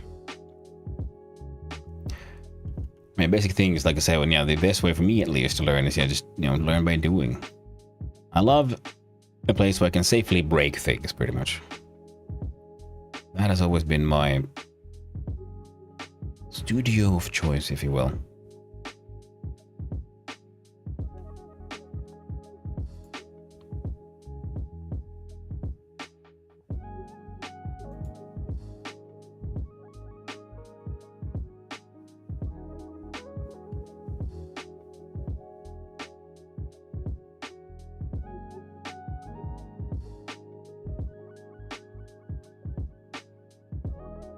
In January, I found a great motivation streak.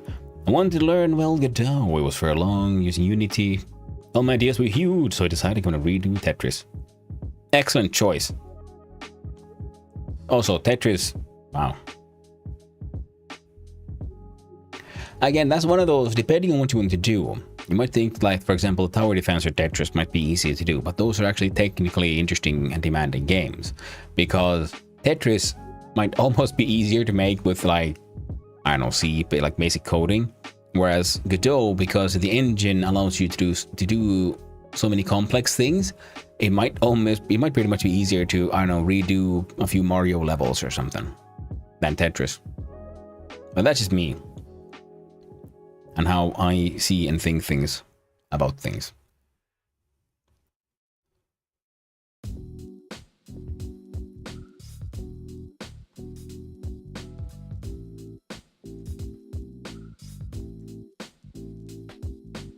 Okay, this is a dumb idea, but let's do it. Okay, let's see. Now we look at D itself, and I'm gonna see about if I just copy the entire... Copy D.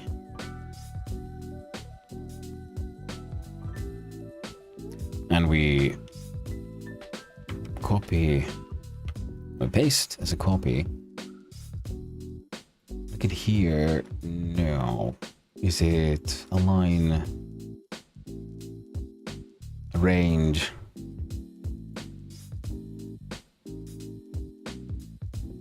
That was not the one I was looking for. We'll do layer, transform. Nope. Scale layer. There we go. God damn you, little stupid bastard.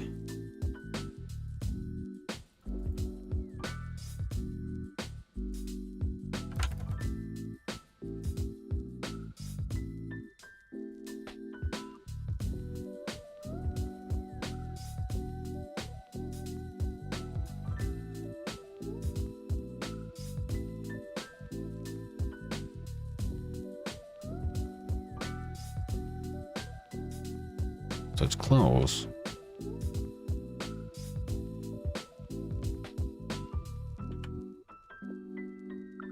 Do layer, scale layer. We do 200.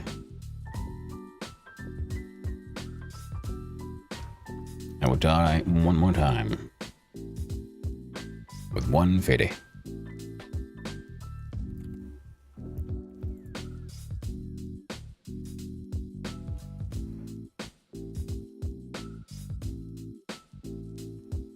Come on, you stupid bastard.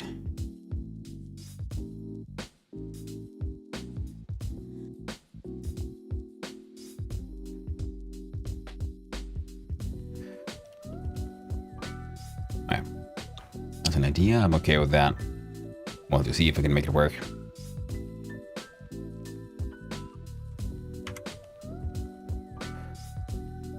D copy number 1.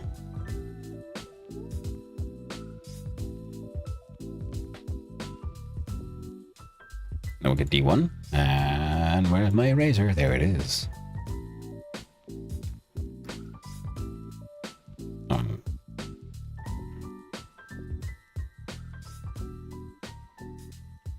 Zoom on in.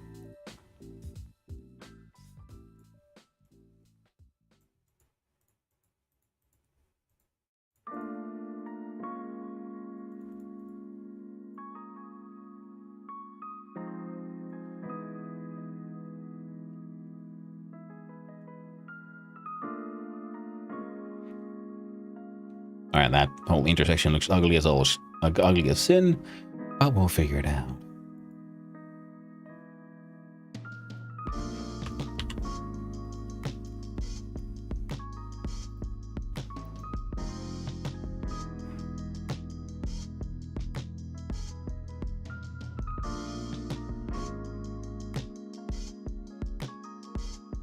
I didn't make most of a janky breakout game.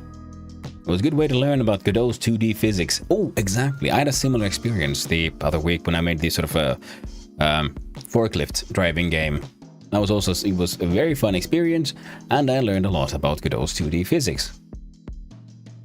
To the point that I was sort of intrigued to start considering trying to learn more about the whole 3D thing. I'm mostly sticking to 2D because 2D math is easier for me to conceptualize in my head.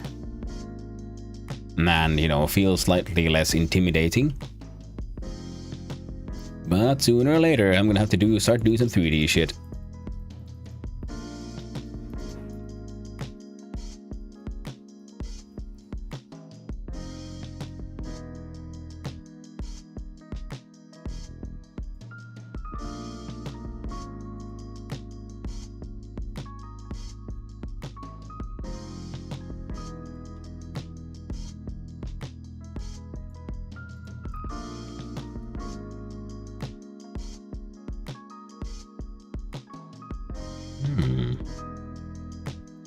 So those two.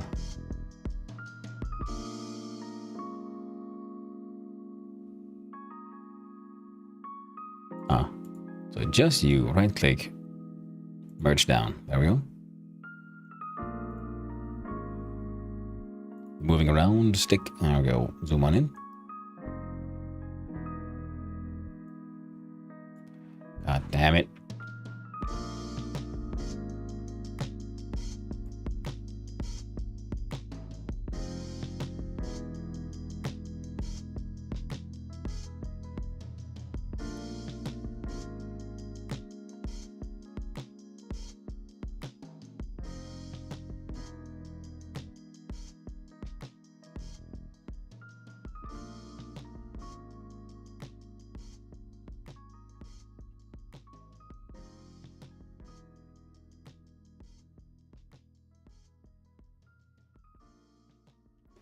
Nah. Not too happy with that one.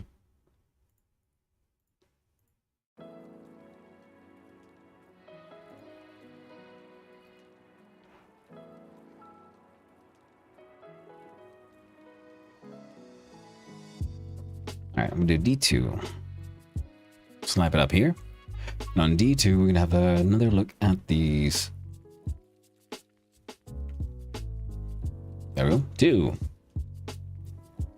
And man, janky games are the best way to learn. And especially because, you know, at least like I said for me personally, learning through mistakes, if you will, is, for me at least, the best way to learn. Because if I go for perfection, and then I'll go for goddamn perfection, and then that'll just consume me and then destroy me when I inevitably fail, because perfection is a goalpost that will always keep moving, because you can always do stuff better. In some form or function.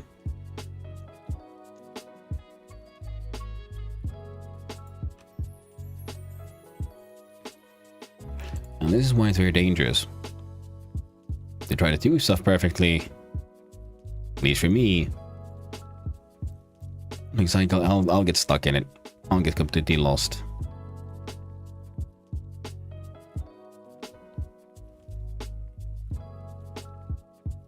Oh.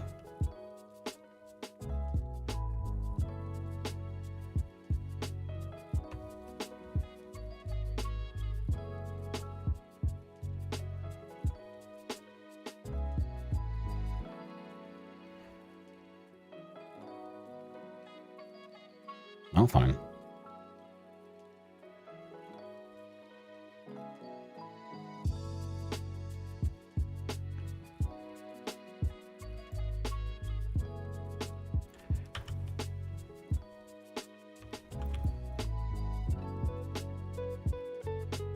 What did I just do? Oh, right. Control Shift Z is not redo. Redo is Control Y. So we'll do Control Y. There we go.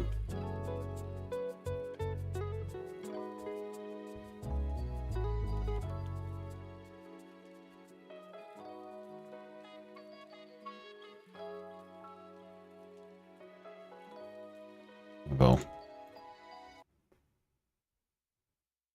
And put one of these bibbidi bops right there. Another one there. And then one here. And these and ours, the things with that have the round shapes have always been my nemesis when drawing in this way. All these old schoolyard old school memories coming back to me. Like, oh yeah, I never did like drawing these. Could ya feckin' not? You know, I'd like it if you could just, you know, choose it. There we go.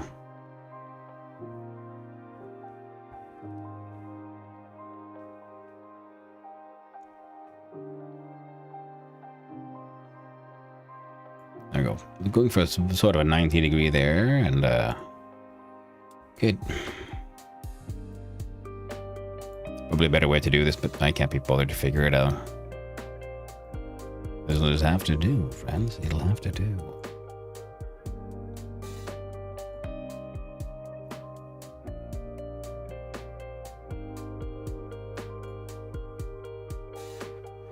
So. Okay, this would already look way better than that one. Actually, yeah, hell, holy shit. Stroke that path. Do it. Stroke it for me. Stroke it for me. You know you like it. Okay, and Control Z1 in.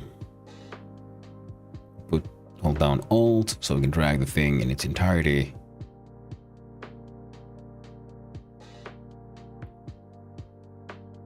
To, I don't know, there. Double click, check in. Good old finger measurement. Oh, for real?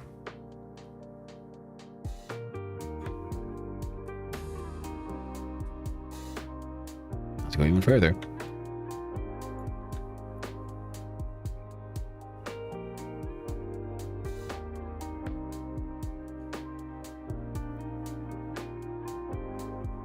That's good enough.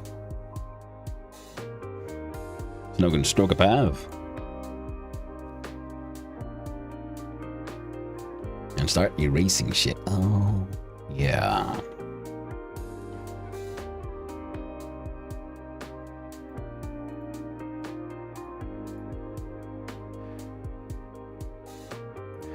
If you want to learn to use Godot more, the way I learn, I found, yeah, the micro projects are very useful. Like, a large project is something I do want to do and will eventually do, and turning those micro projects into slightly larger projects is very nice and fun. And it's good because that way, in the micro form, I've already sort of playtested the concept, so I know the idea works.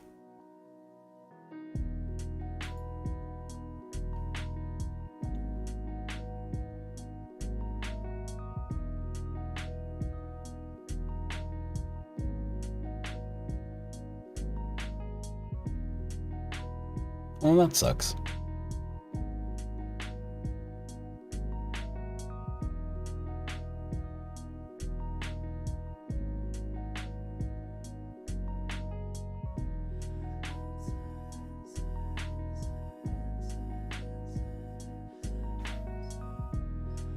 Trying to figure out why it looks weird. With the asymmetry in the I, the A and the I worked, but in the D here, it's looking just more awkward. I think it might be that curve there. Even though it is a identical copy of that one, it is in the sort of correct position for the perspective and all. For it to be pleasing, it should be curving slightly smoother into there. Let's see with the other letters.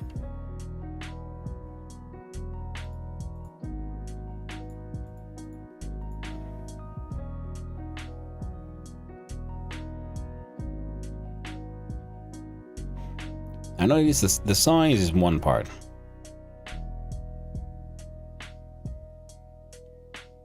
So this could be slightly smaller.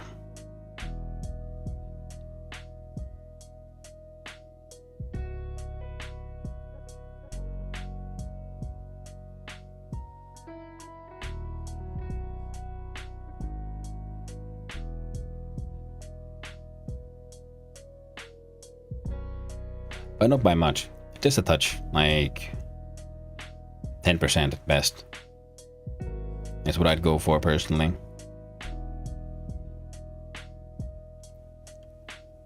Or maybe go behind the others so I don't accidentally bust anything. It's one of those where, you know, I'm sort of realizing maybe I should have drawn it in like the sort of a quote-unquote correct angle and then twisted it, but nah, we're not going for that, because again, that would be nice, but maybe a little too perfect. Still, what I'm going for here is still that. Whoop, wrong button. Oh, come on, thank you. That sort of schoolyard graffiti hand-drawn vibe. He would be vibe, so it doesn't have to be exactly that kind of stuff, but you know, just a little bit, just a little bit. So if I do, I make a copy.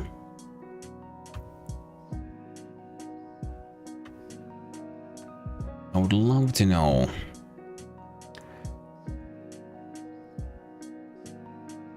tools, selection, transform tools. That's the one. Thank you.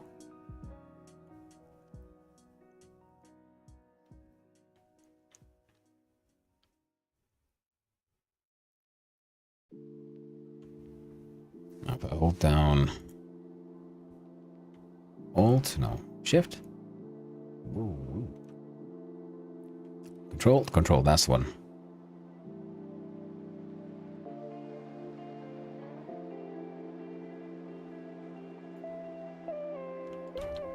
We're gonna do Control Undo.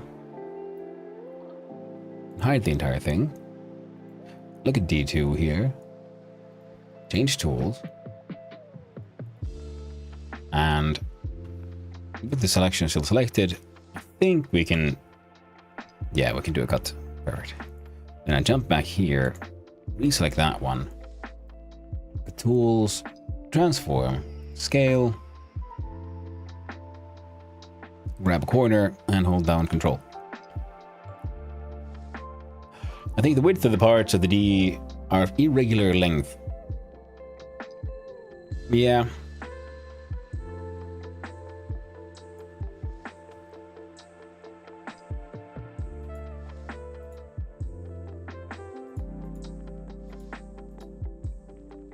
Fuck just happened? Oh, that's what's happening, right. And we scale. And then he did the thing. Control Shift A. Try again. Esc. No. Floating layer. Right, right click. New layer.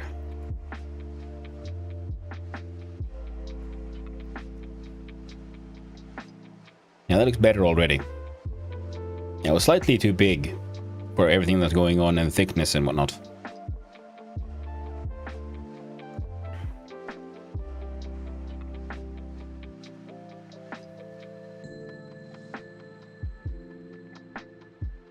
Funnily enough, see, we scaled it down and we went to exactly where the sort of size it was hand sketched to. So it seemed that first first hand-eye thing, sketching, had gotten it to a pretty good shape. So if we use that logic, if we look at like R1 here.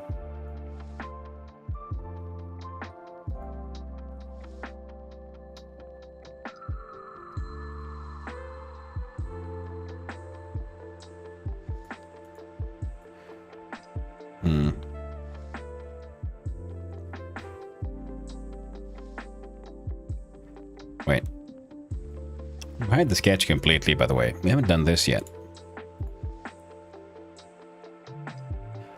Okay, everything also is slightly leaning more to the right. That's okay.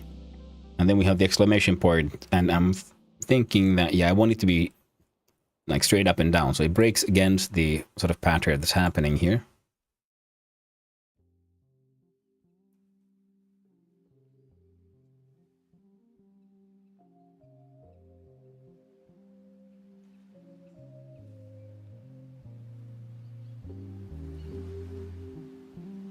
Yeah. Hey, Bill Lepere, thank you very much for the follow. I appreciate it. Hope you have a wonderful day, my friend. How does it look like if I look at it from that screen? And then it'll be pretty small.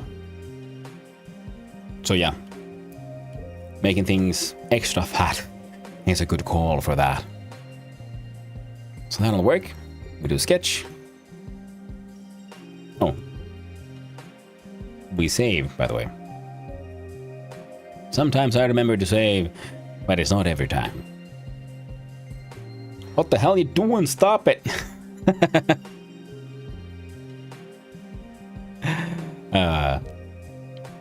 Now where's dude?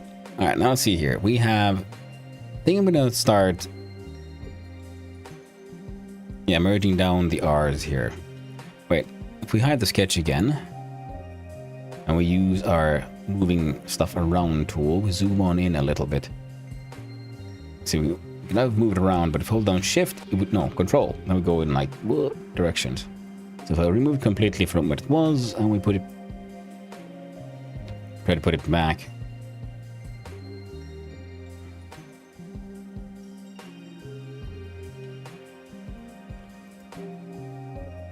I know it didn't change much.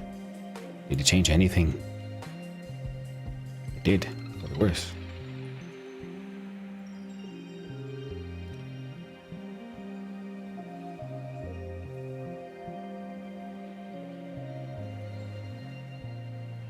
Hide A from here.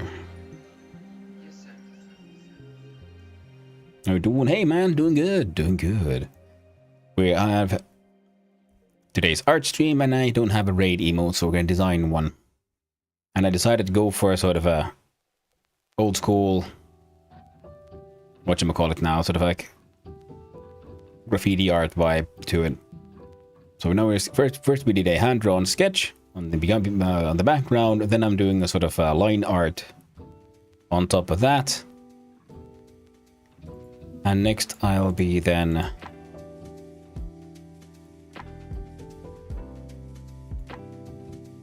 what's D2 copy? Okay, we'll worry about that later.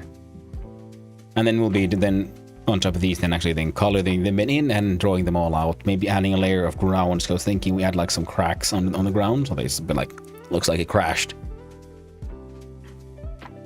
Oh, I just realized, yeah, it's a combination of old school graffiti art plus stuff like, you know, how they did it for like Monty Python and stuff. They all did massive monolithic letters. I think and start deving something, but I don't know what. What do you want to do? Do you want to make a game? Do you want to make a piece of software for something else? Do you want to make a web page? I need to learn web dev at some point. I'm going to start merging down the layers.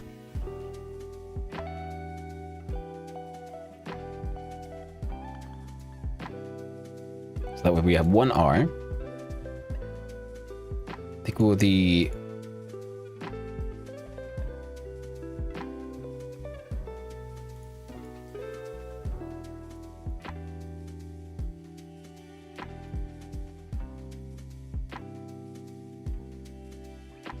No, the D, we have those. D2 copy is nothing. D2 also nothing. So I'll delete. Delete. Now D1 copy. No, D copy was that one. Now left with these. So we merge down. And we merge down. RAID. There we go. New layer. Can I call it an exclamation point? I can. Fantastic. Well, that'll be behind the D, of course. I'm gonna hide the rest, and we start working on that one. It's also funny because, like, I keep on, saying, making the reference. I used to draw shit like this when I was a kid. In, like, school notebooks and whatnot. And it's exactly the kind of thing that is just also sort of fun to just doodle. But as an adult, I very rarely find myself doodling. It's really a shame. I really should find more time for doodling in my life.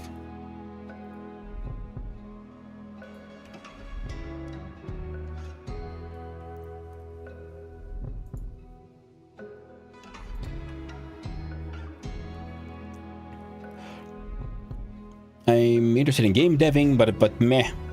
I'm not interested to start make Unreal Engine or Unity. Yeah. That's tricky. You guys, when the tools don't feel fun to use.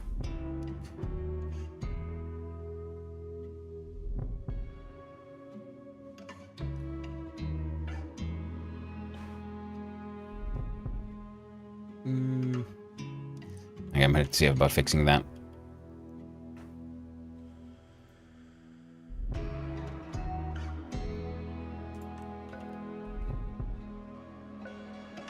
That's like a angle like that. That's closer. It's better. Here's a question. Can I do sort of a straight line with just an eraser as well? To go like... Boop. It works. Holy shit. That is actually super handy, to be honest.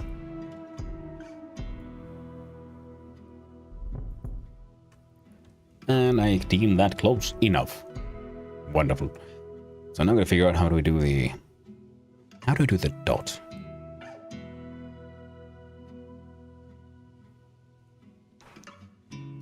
Because the question is, do I make it a sort of tube cylinder?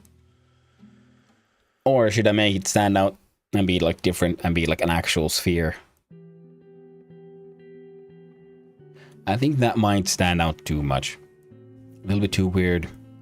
I'm more an open source framework devin guy. Hey, well, then Godot is the one for you. Open source, free to use, and very modular if you want it to be. I quite enjoy it myself.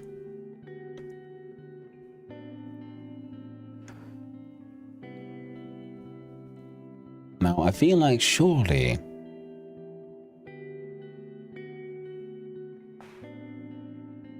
I might have a tool here for drawing a circle.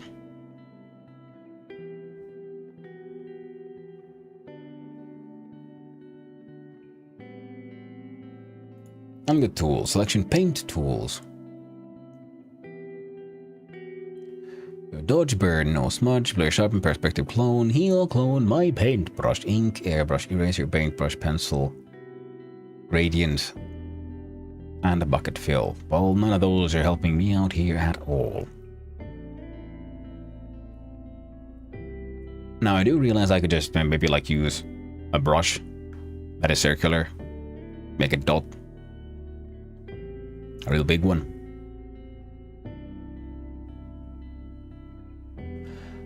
Maybe the ellipse select would be the one to go. There we go, because then you can bucket fill that and shit. I make stuff myself to Rhythm and 5M at some point, but Rockstar is shitting that too when GTA 6 comes out. That is tricky. But that's also the case when you sort of tie your hobby into the you know, the property of a large corporation. You can't trust them not to break it down. That's why also I like Godot. No one can take down Godot because no one owns Godot. Well, I mean, technically the Godot Foundation does, but they're also open sourcing the code. So even if the company would disappear, the software would remain. And, you know, in its various forks, I imagine.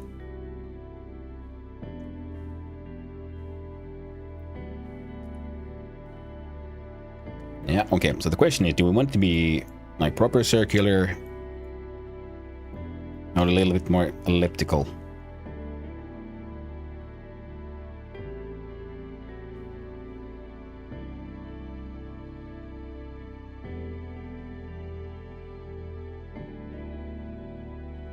I think slightly more elliptical could work.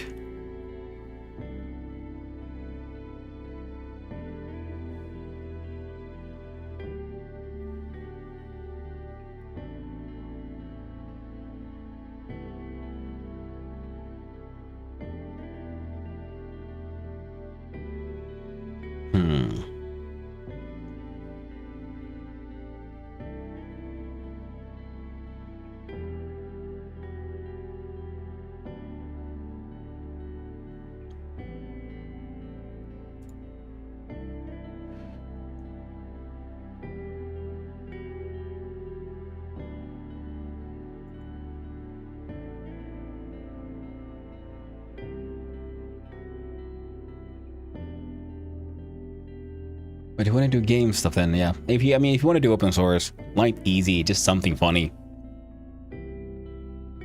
I recommend Godot. But also take this with a pinch of salt, because the only engine I've really used is Godot. But it has been super easy to get into, though. So that's why I'll happily recommend it to everyone. Of course, if you want to make your hyper-realistic like 3D mega graphics game, then Unreal is totally the way to go. But, you know, whereas if you're solo deving and just having fun, you might not need that massive portion, you know, engine driving your, you know, 2D pixel art game. It can, but, you know, why? When you can just use Godot. It'd be interesting to then, because at some point, like I've said, I want to then start doing something 3D in a game world as well, and I want to learn to use Godot to do that. And then eventually, I do want to learn Unreal because, you know, C++. I want to get better at that language. And the best way to learn a language is to find a place where you use it. Oh, sorry about that. I think I'm looking for image, view, no, select. Shrink selection by 2 should work. Then I take the eraser, make it nice and big, remove all of that. And then my silly goose. Turn that back to 2, get the brush on. We'll zoom on out and we Ctrl-Shift-A, and would you look at that? We made a circle. Nice elliptical shape. I'm okay with that one.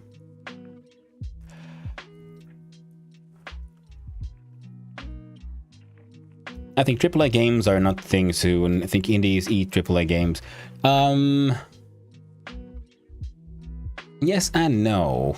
You gotta remember, like for example, Dune Awakening, massive game, super popular, really well done, actually well engineered for once, and that's a AAA game. Because remember, the A's pretty much stand for how big the budget is behind the games. Games is still a massive industry. The difference is that current studios might lose their place of power that they've had for generations, because I've observed. Now, again, this is an idiot's observation. I'm an absolute outsider. I do not work in management. I do not work in a game company. But I've observed many other industries having the same issues currently, where there's too many professional managers who are really good at managing and are educated to be managers, but they don't understand their own industry perfectly well. Good example is what's going on with the Unreal's corporate side. Not Unreal, Unity, sorry. Because they are focused 100% purely on maximizing profits. Like, that is the thing they do. And I understand that where they come from. The problem is those are supposed to be one of the many voices in a proper leading organization, and currently they have become the majority. So anyone who has a passion for the project, for the career, I mean for the product, and like, oh, we should make the best product we can, they get outvoted by voices saying like, no, we should maximize profits. We should make the crappiest product we can get away with, because that will be the cheapest to produce. And then because we have the name brand recognition, we can bump up the value and still sell it. I mean, we see the same in fashion, for example. There's a lot of like high-end fashion, say, well, mostly directed at women, bags and so accessories, which are known for being good quality. Except nowadays the quality just keeps on falling. It's just the name now. You buy like a handbag and it's worth, say, $3,000. It has the fancy brand on it, but the bag itself isn't necessarily that good. It might even actually have high quality materials in it, but it's not necessarily made by very skilled artisans, and so on. Because maximizing profit will always cut from somewhere else. Stay on target. Stay on target. That is very true, target. thanks. I get having a rant again. But it's happening everywhere, be it, food stores, fashion brands, game studios, movie industry, TV, everywhere. Management has grown complacent with the fact that because we've been having such an economic upturn for the past like decades.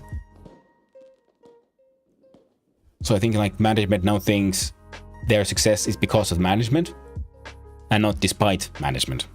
Because currently now there are many places are suffering because management is getting involved in things that they really shouldn't. They're supposed to manage, make sure everything runs, and let the experts focus on doing their own expertise. Let the creatives create, let the engineers engineer, and the managers are supposed to be there to help them do their best, not tell them what to do.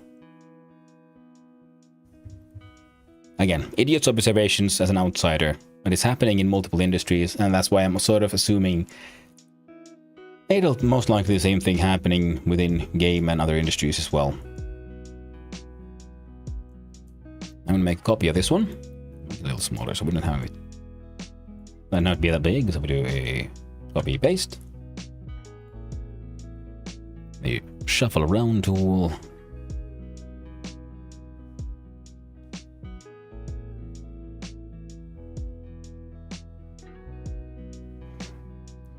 Around one knuckle. Around one knuckle. Works for me. Something like that. So yeah, Disney destroying Deadpool, Disney destroying Star Wars. I mean, did Disney destroy Deadpool? They made interesting things with Deadpool. I would give them applause for that one, because that one actually had artistic liberties to do weird shit. Star Wars is very much has the problem of, like I described, is trying to ride on the name and history and prestige of Star Wars, but they're adding too many cooks to the kitchen pretty much. Everyone's getting involved, instead of like having, say, one major creative who understands the brand and wants to make something cool, a story in that world. Whereas, like in many things currently, when movies and TV, it seems, everyone wants to tell their own story, but they just like paste on the brand of, say, Star Wars because they have to, because they want the extra, the pre-existing audience. But they're then not telling a Star Wars story, they're telling their own story. Now, some are doing some interesting things, like Andor, which is like, okay, what about what happens in the backgrounds of Star Wars? You see, that one was very cool. The Mandalorian, the first season, super cool. Again, like different views of what does the world of the Star Wars looks like from different points of different places. The new Disney movies very much felt like someone was hired to do space opera. They don't really like space opera, so they tried to do something. I mean, literally, that is what what's his face, whoever was that directed the second one of the 3 Disney movies, literally said they don't like Star Wars, so they tried to do something different. And it's like, why then Why are you on a Star Wars movie? Star Wars, the point of Star Wars is the nostalgia value. It is the existing IP. Don't go around destroying it. Instead, they should have done what Dune is doing, which is like, hey, okay, how far can we respect the original IP and still make it cool and, you know, carry the vibe of the story? I personally like it. I think it's interesting because they're, you know, trying interesting forms of storytelling, especially for such a like quote unquote mainstreamy movie, even though it's a sci-fi one. But usually mainstreams are very direct to the point. Whereas the first one had that interesting meandering storytelling of how to interpret the complexity of something like a prophecy, which is very interesting in my opinion. Hello, there's Rayman. How are you doing? Hope you're having a wonderful day. Jurassic copy paste. Second director was Ryan Johnson. Yeah, because I remember him then in like some interview saying like he didn't like Star Wars. That's like, no offense, but it shows. You did not like the work you were doing. No, you got there to get paid and fuck off. Jurassic Park, the running only name. I think this come movie that would expect repeat to repeat. Yeah.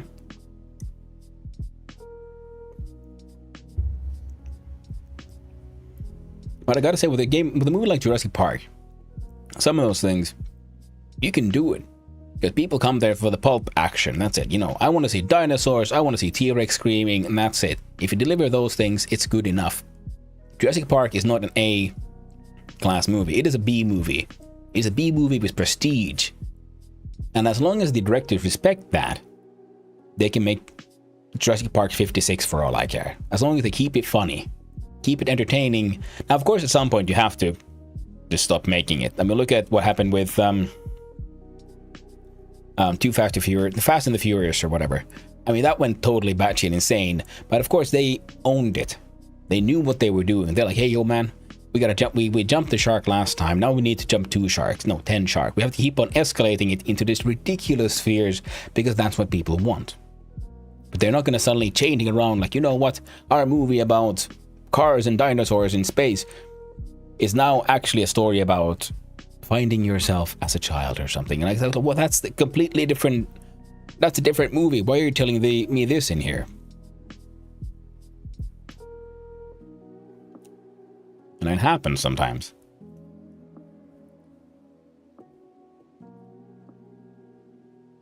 Like, let's zoom on in here. And hello, it's Strayman. Well, you know, if in case you're wondering what we're doing, actually, I'm trying to do a raid emote in the sort of style I used to doodle stuff when I was a kid. So we have the hand-drawn sketch here, and now we're gonna add some line art, and then on top of that, we're gonna draw something more proper. And then, of course, as one does, I'm getting sidetracked. Yeah, copy. Yeah, I can do it. Whoa. Let's see here.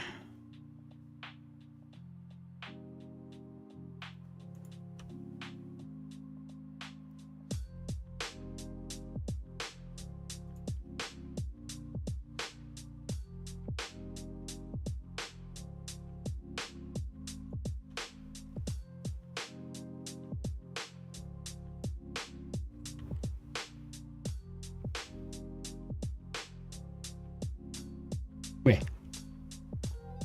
Have you played Project Zomboid? Yes, it is a very, very fun game. I very much enjoy it. I tried to do a sort of a blacksmith run. Why are you see-through, Rendo? I don't like it. So it's supposed to be nice and solid. There it is. There was the culprit.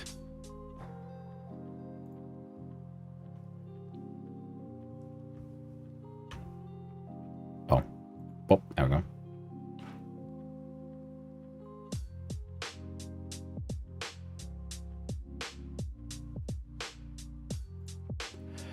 And Blacksmith playthrough, and then I think Dune came out, so I had to quit with that one for a while. I should probably go back to it at some point. Build 42 is very interesting. I very much enjoy it. You know, I never got to the actual blacksmithing part yet. There's just so much to do and a lot of stuff that needs to be done before you can get there. But I'll get there eventually.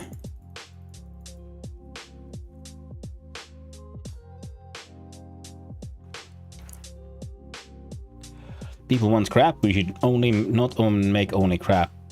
Yeah, I mean, I don't think people even want crap. It's just, again, yeah, the creators, I mean, like I say, management doesn't understand their own product. There's a lot of people who go and enjoy things based on just, you know, marketing. And those are the ones who keep on still going to the movies, but even they are getting tired of, like, well, I mean, because they're like, well, we've seen these ads before and they keep on lying to us. Maybe we should stop trusting the ad. Some people go to the movies still because it's just something they like doing, to go to the movies kind of thing.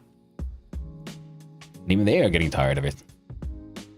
Like, hey man, this isn't quite as fun as I remembered it being. Hey yo! Hey yo, little gift. Do you know Krita?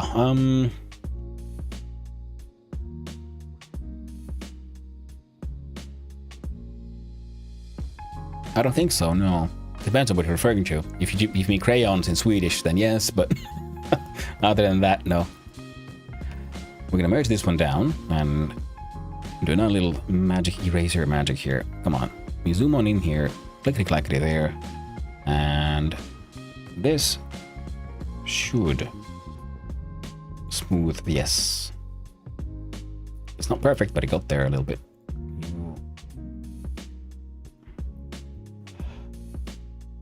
And luckily, streaming service replaced Hollywood.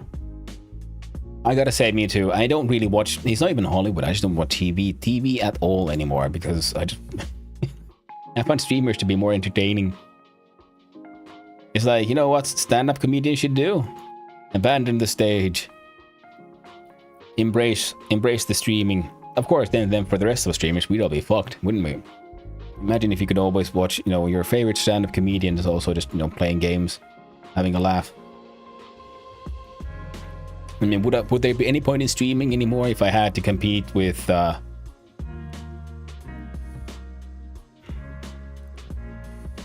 don't know, insert big comedian here. God damn it.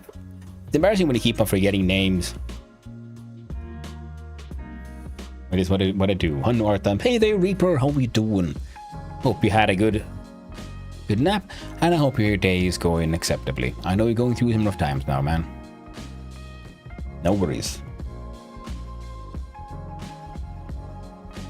Create the free paint app, very advanced. Oh, cool. I'm using GIMP just because I use GIMP for basic drawing and photo editing. It's acceptable. It gets the job done, and I don't need a more advanced tool just now. The more advanced tool, the only one I've been looking at is Aceprate, because I kind of want to get more into pixel art. And of course, you could do pixel art with any old drawing program, technically, but I just... Aceprate seems to be very good for what it's supposed to do. Oh, there we go. What do you mean by Disney destroying Star Wars? Bum bum bum! Yeah, they produce hit TV shows like Andor. That's very true. Yes. Last Jedi. The Last Jedi. Yeah. Boom. Bug Comedian, that's easy. Reaperlink. Say it's Reaperlink. Yeah, he's the top comedian out there. Never seen a funnier man. He fills me with fear. One day he'll tell me a joke and I can't stop laughing, and I'll just choke to death. Mandalorian also a hit. Yeah, Mandalorian season 1 at least, super cool. Andor, super cool.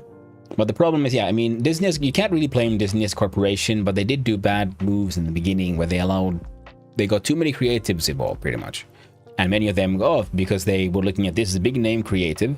Let's get them involved in our big creative product without checking, is this actually the correct, you know, person for the job?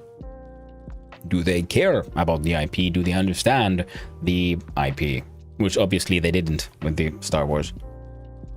Now then they got people who actually enjoy the Star Wars world and the way storytelling in those could be done, and then they worked on amazing things like Andor and Mandalorian and so on. It's also great for pixel art, not as great as Aceprate, but it is great. Nice. You'd do a better work at doing Last Jedi. You'd be I was worried I'd make a meat choke yesterday. Oh no. Maybe you shouldn't push so hard next time.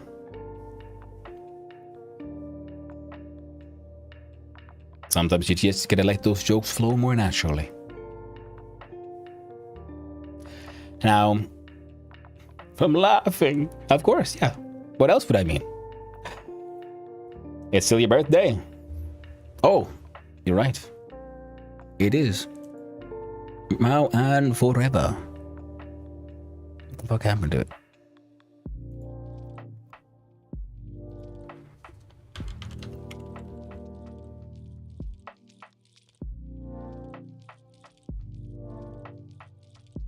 Oh, I wanted to add a tag called dumbass, but it says no.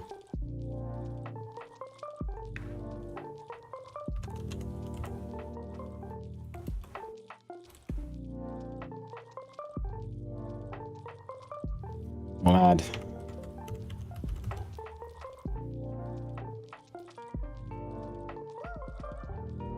Would that work? Yeah. Oh, done. There we go. That should fix it, right? Hopefully.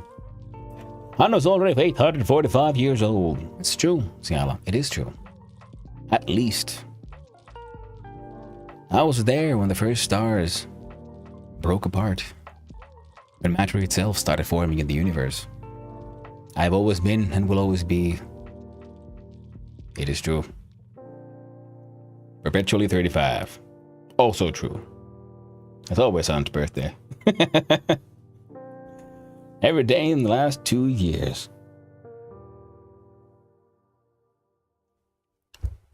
It's true. I've been alive for every day that I've existed. It's true. If you don't believe me, you can ask my mom. So, we're making a raid emote, and I think the line art is sort of done. We can maybe do a little something to the R, but I don't know if I can be bothered. We can make it good enough. That's the most important part. So the original idea was, yeah, it's the sort of a hand-drawn sketch. We're going for sort of the kind of stuff I used to sketch when I was a kid. I was there when I was getting picked on in grade school. He walked up and told them kids to cut that shit out. And I showed them how it's done. No, I'm sorry. Yeah. But it's true. I did exist. Did I exist in the same place as you did? Probably not. Maybe I did. Hard to say. That's how probability works. Hard to say. But I most definitely did exist. Somewhere. Somewhen.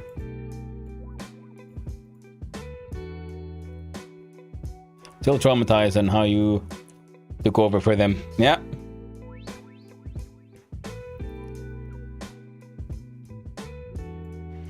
It was such an epic moment. They immortalized it in a well-known anime. In JoJo's Bizarre Adventure, I think. And there's all the bullying going on, and I was there just on the side like, ugh. I'll show them. And I joined in on the kicking. Kicking extra hard. Ah.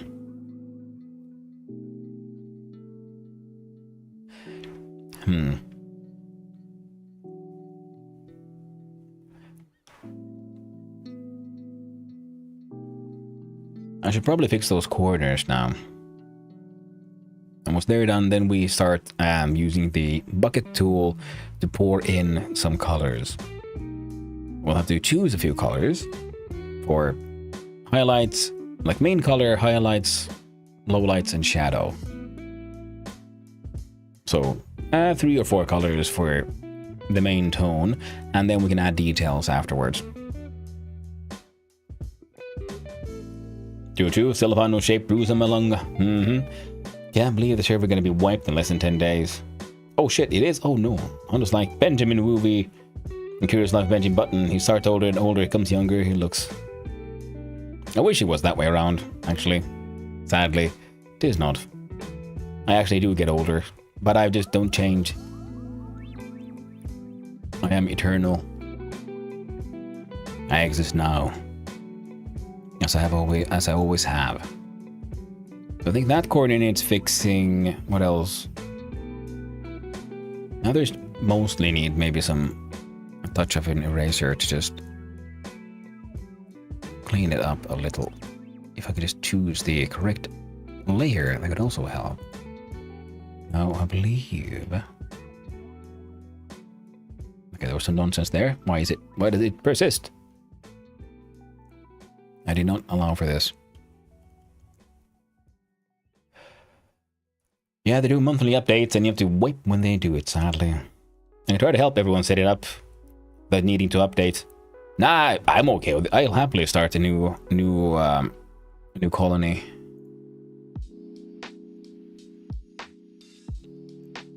My experience with RimWorld is usually very sort of a, shall we say, Noita-like, you know.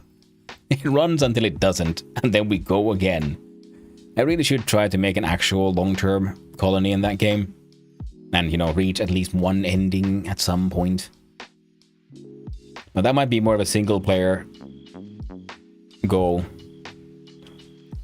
Start a single-player stream and actually play it. Try to play the game sort of quote-unquote seriously for once.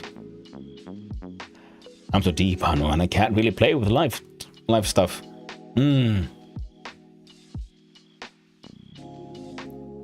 Yeah. I do understand it. I mean, your colony is goddamn advanced already. And it might suck to try to get back from that. But if you have, you know, admin privileges, you can use your magic of admin abuse. And just make shit happen, can't you?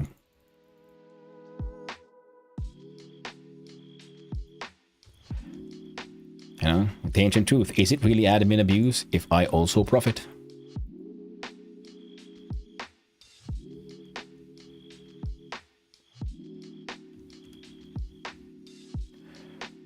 Okay, that curve needs to be redrawn. But in order to make sure it doesn't get all booked, we do another R1. And we'll try to use the curve tool. Start from here to Ansel. Freaking there.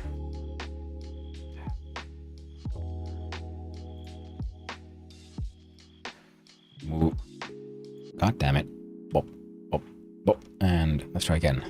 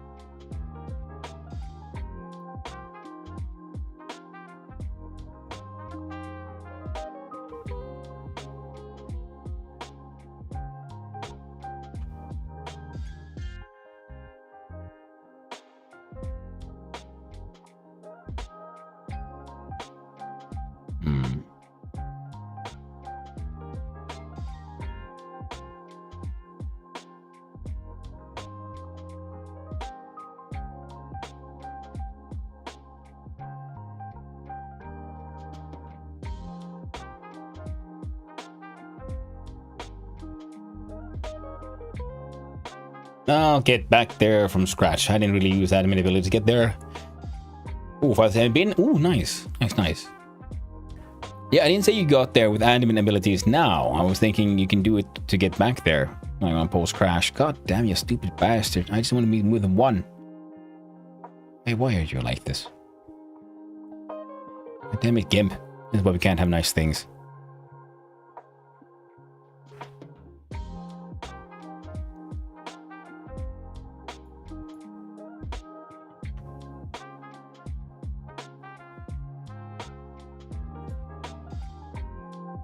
Nope. Okay, how about... Also moves the entire thing. How about shift then? You stupid bastard.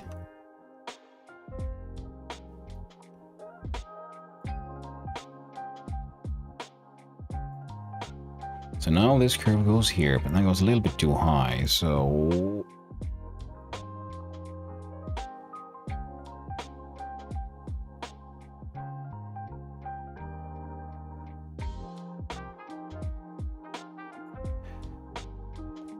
The angle is okay. Here it is.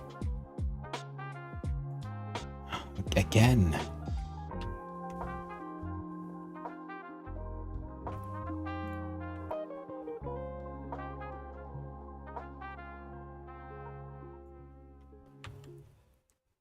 Fine.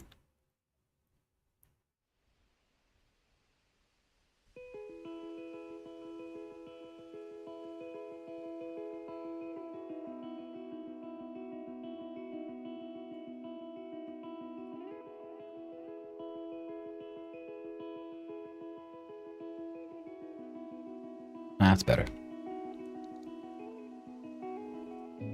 Now I can pull this one back in. That's way better.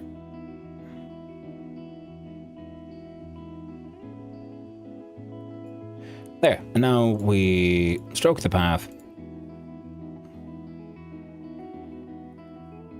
Change tools. Looks heckin' amazing.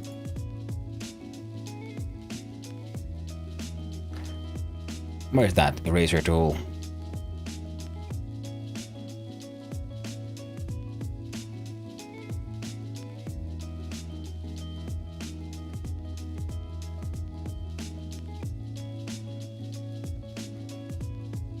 There we go.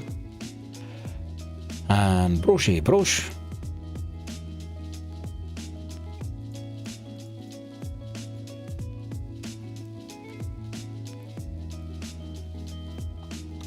Doing good, doing good. Just gotta beep and boop.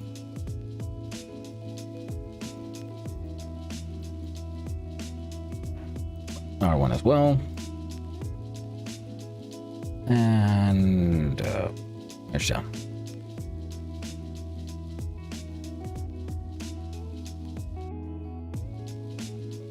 Fuck, it ain't perfect, but I'm gonna have to say good enough.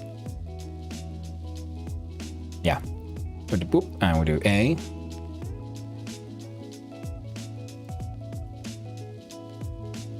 God dang it. Beep beep.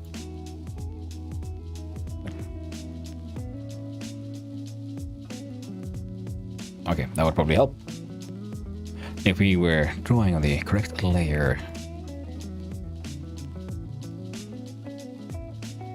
There we go. And this is the line art layer, so most likely it'll still disappear, so I really shouldn't be worrying about so many details. Especially how coloration goes. Yeah, it didn't need much work. This one just came out perfect. This one...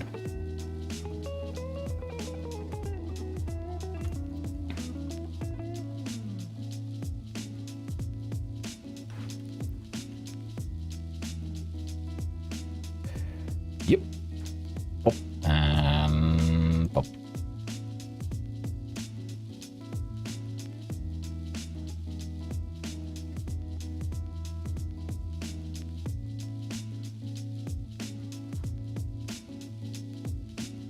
Yeah, that's good.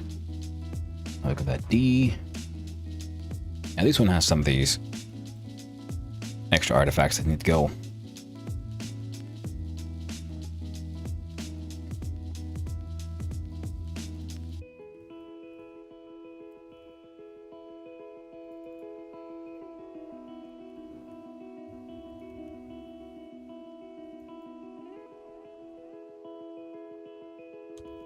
Alright, all in all acceptable. This one less so. Yep.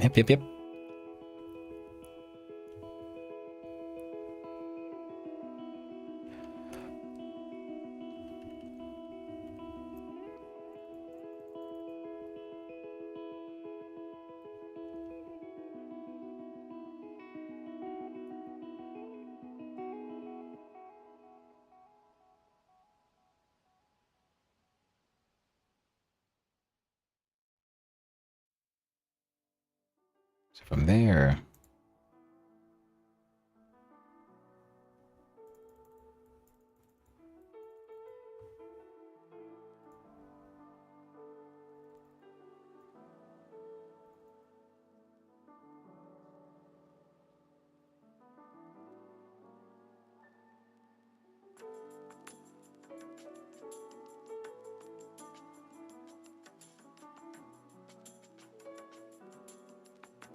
it looks bad until I get closer, and then I realize actually it's just the intensity of some of these colors. But then again,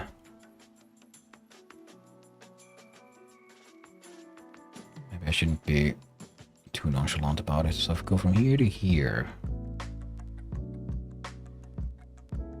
straight line, and go pop and pop.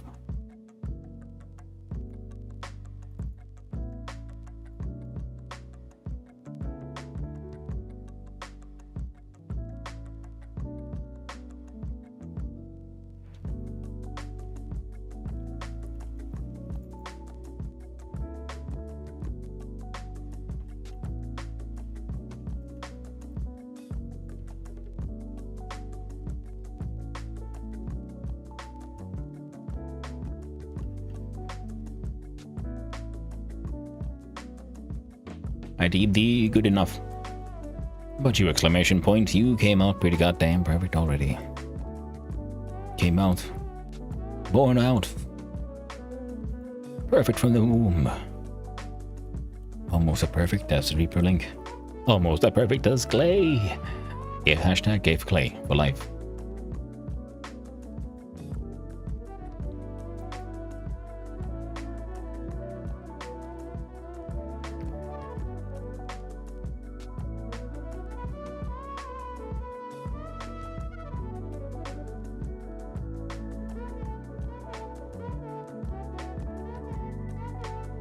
Made that one slightly smoother. Then go whoop, and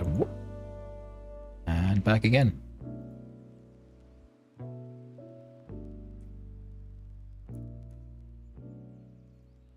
Got one that's slightly slower. There we go.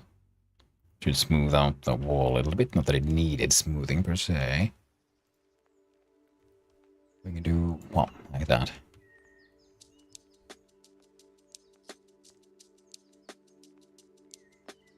And I realize I'm wasting my time. So, Ray, what the fuck are you?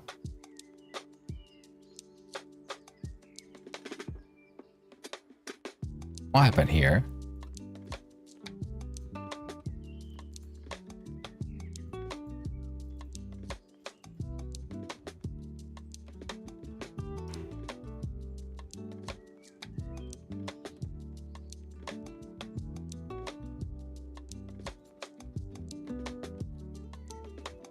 I must have hit an undo button at some point.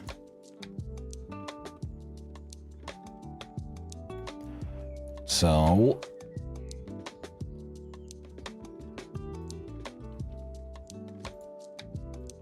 there we go.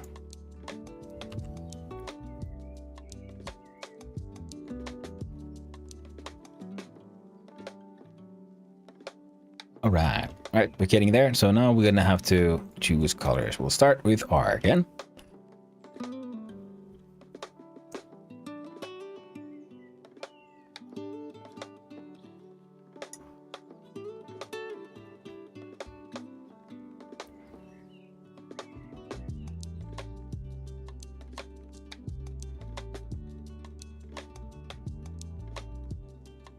Let's see.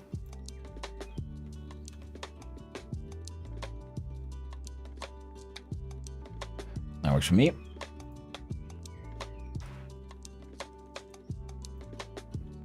Now, I wanted it to look like stone. But even stone usually has some colors, not like straight up full gray. So I'm wondering if you'd lean towards...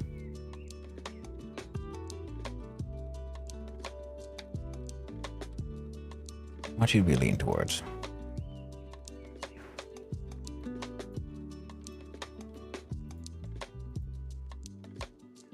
I can see, yeah, the values change here. It's hue, it's warmth. Like a red. Stone is nice and warm. Yellow could be interesting. Blue has an interesting touch to it.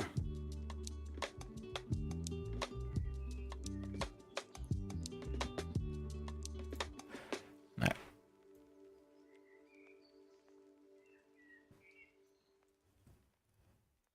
Also realized I need to add a new layer. We'll do...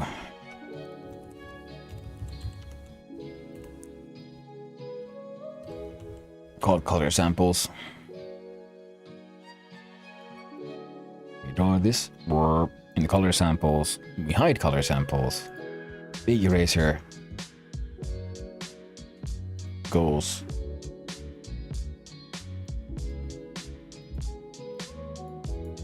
Cuts that one out.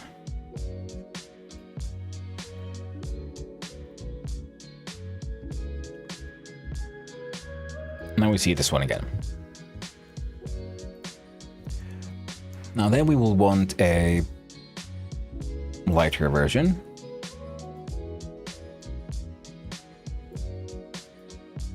Like highlights.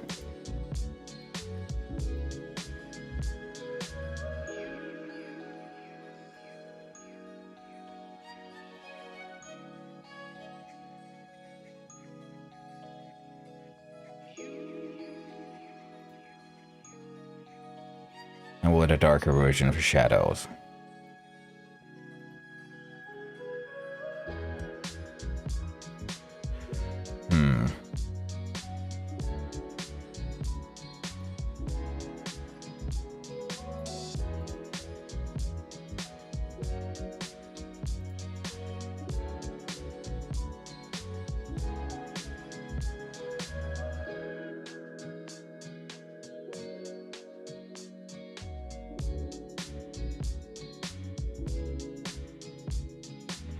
All right, let's experiment.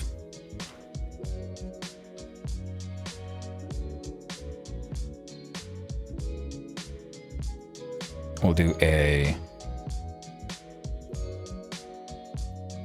copy of R,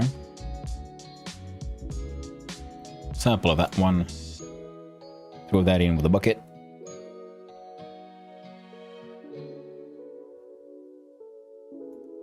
Sample of shadow. And samples of highlights.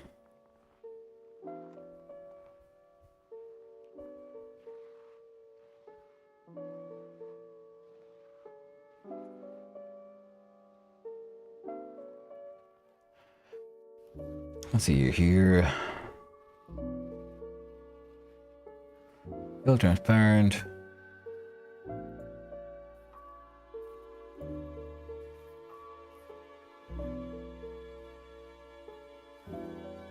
Fill by line art detection.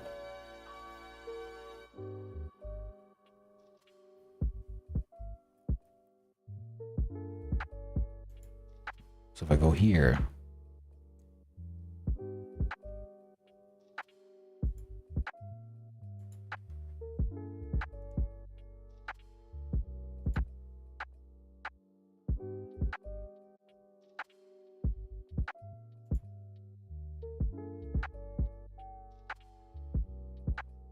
and it's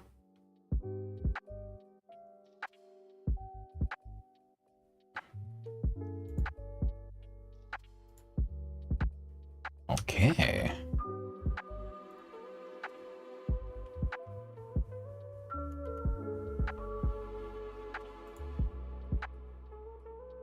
That's interesting. So there's something here, you say? Nah, we'll go here. So go pop up.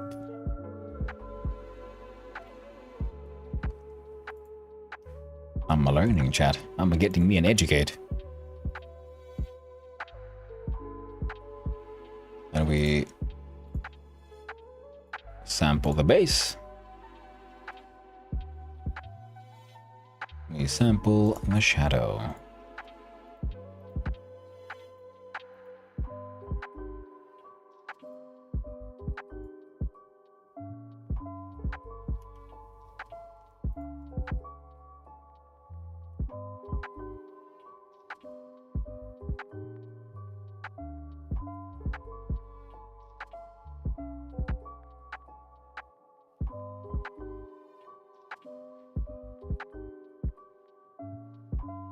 Huh.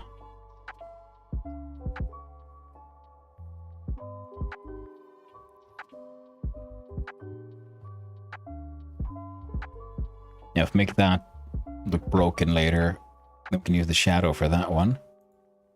'Cause otherwise, this one just has the two colors.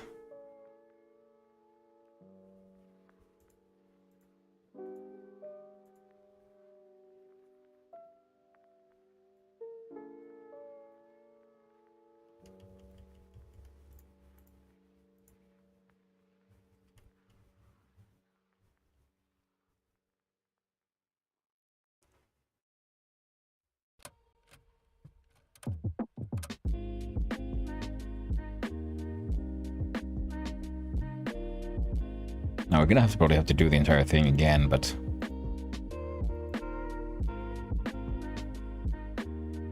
it's so weird. Why do you like find these weird shapes?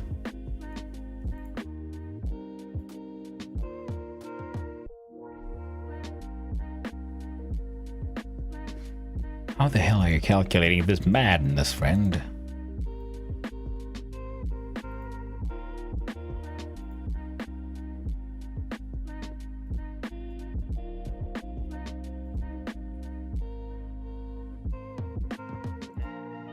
It's so weird.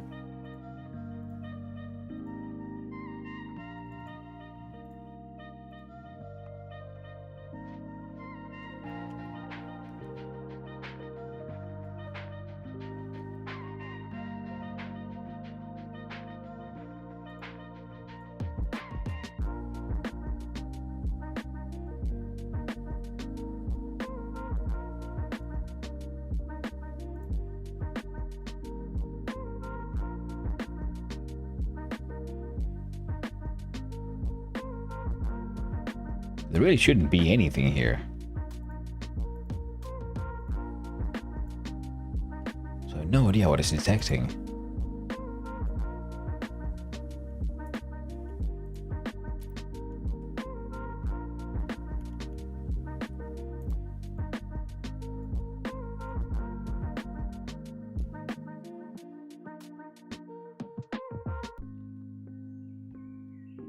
Now we sample this one.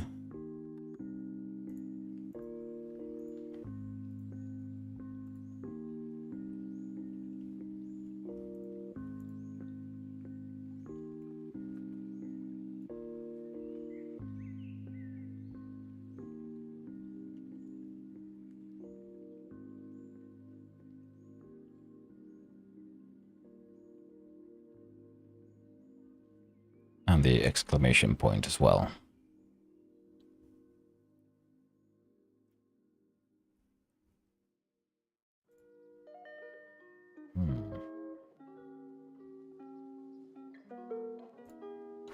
That might work.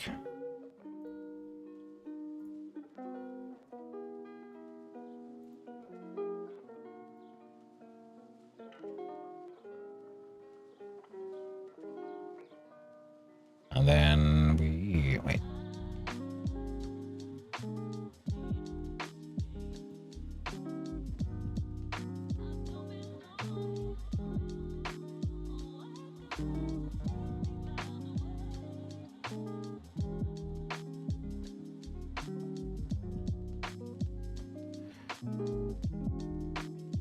So if we put you now on top,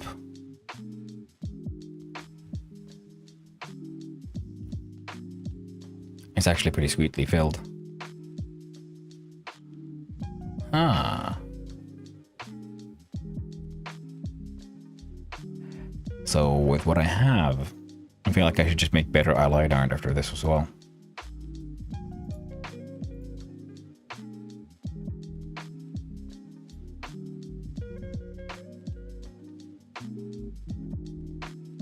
I'm pretty happy with the color choices. The slight blueness gave it a sort of coolness, all in all.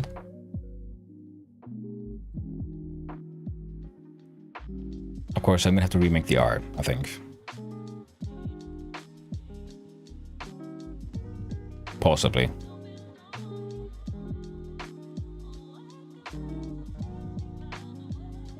No, wait, can I just... We're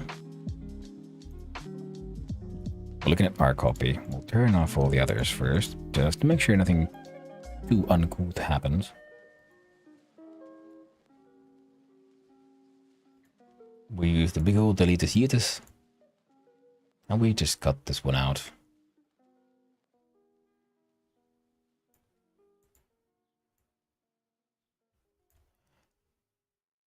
We go back to the bucket tool. R gets to return. We zoom on in. And I do believe if we hold down Alt, no, Shift.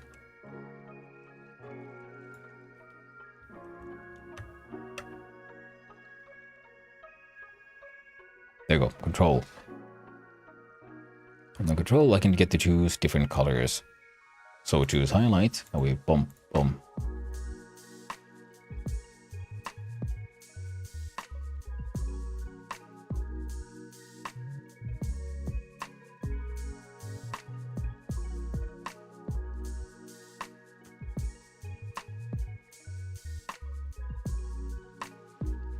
Now, why do you color these weird bands, friend?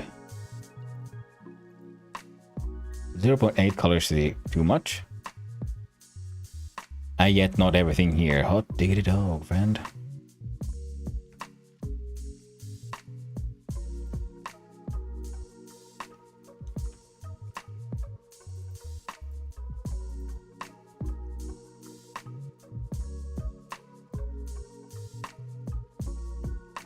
Oh, I guess we're doing it the slow way.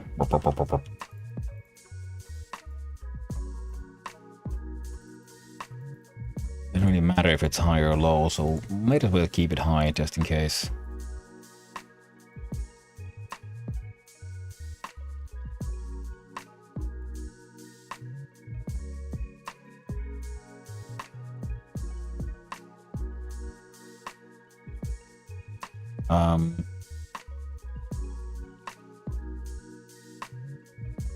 Turn off that one. What do you do? Okay, pop. There we go.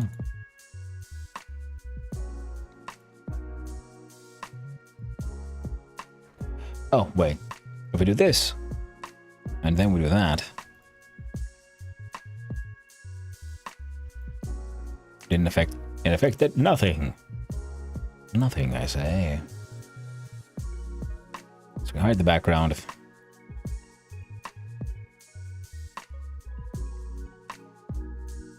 And slowly but surely, tiny bit by tiny bit.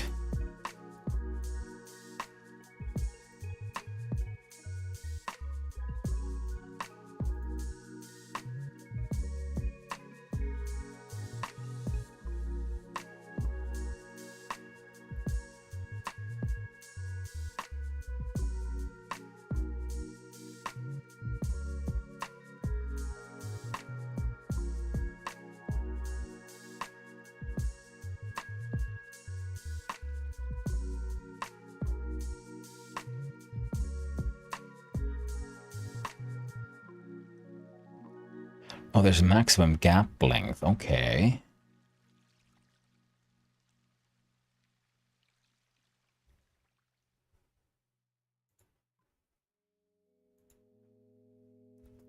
So now if I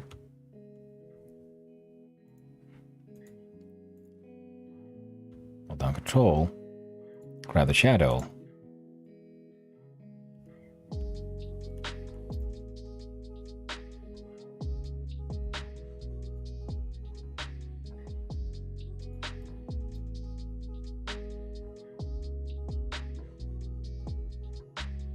Huh.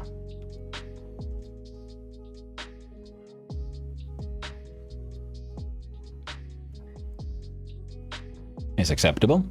And then when we whip out the edge as well, we were adding shadow. Well, technically, we should be getting shadow there, highlights there, and the normal there.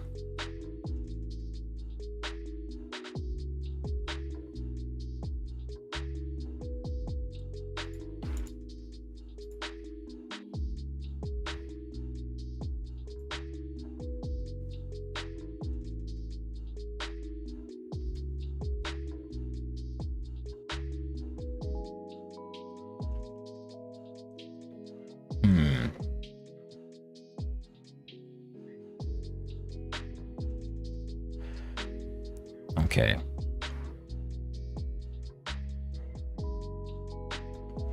I'm gonna have to hide this one. I'm gonna have to do some shenanigans.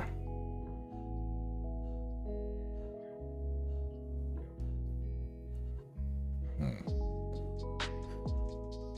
gonna start with R because it doesn't need much any cleaning per se.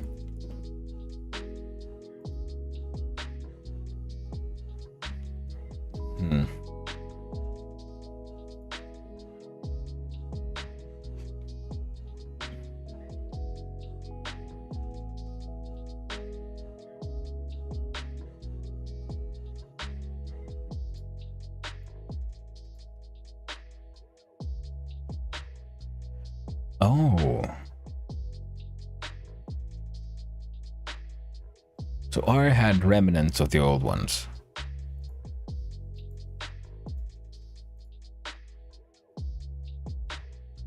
Oh, nope. I'm looking at the wrong one, that's why. Whoop, let's try again.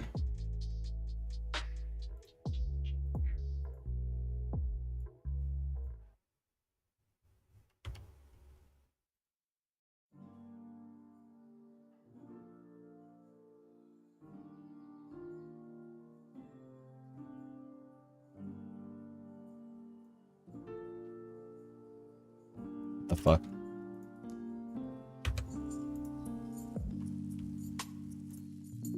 Every time I click it, just like...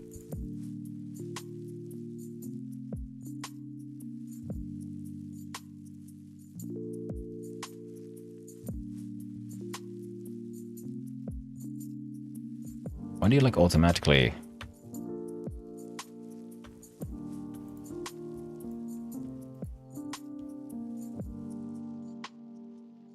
Oh, that's why.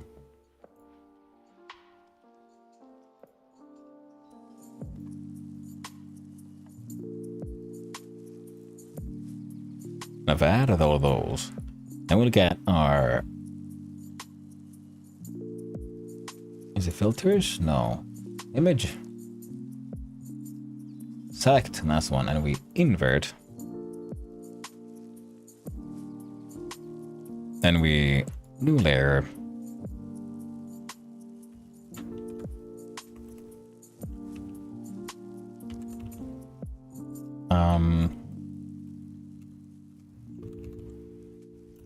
We'll call you borders, and we get a bouquet, and we want something kind of black with red.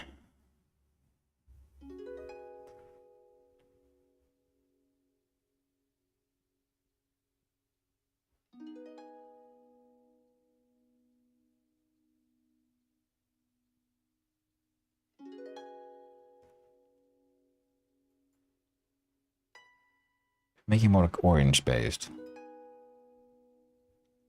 Will it pop out a little bit more?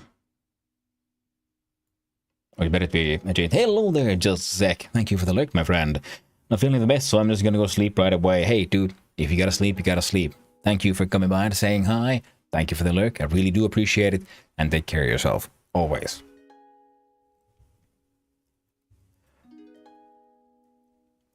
And I hope you feel better soon.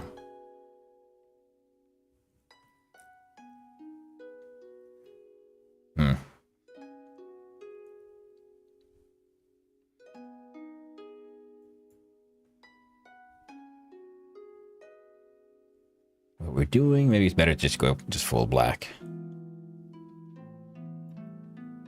And then we bucket. Fill whole selection. Boop. Undo. Zoom on in, look at the selection tool. Fine. Control Shift A. Control Shift A. Friend, come on.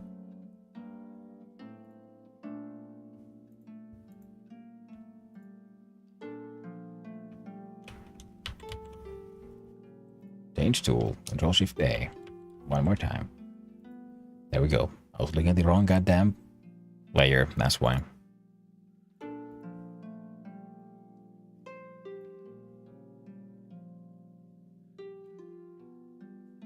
Now it should be just all the borders inside. Technically, we chosen everything except that one. That's why we go to select and we invert our selection. So now it should be inside the border should be only the lines. We use the bucket of magic. We switch over from R to borders. Same selection. They should all be nice and black now. Control Shift A. Then we slap back this stuff. I think it's going to be this small.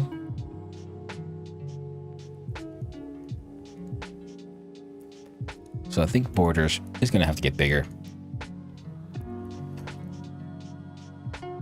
Ah, yes, the good old song of I don't wanna. Control Z. 1 pixel, thank you. Boom.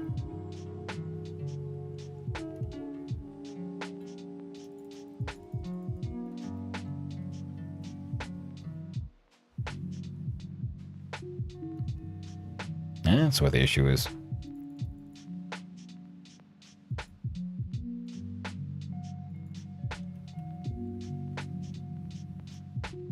Yeah, those are the details we're gonna have to figure out and fix as we go. So for now, I believe I should be able to in borders. No, not that. Control Shift A again.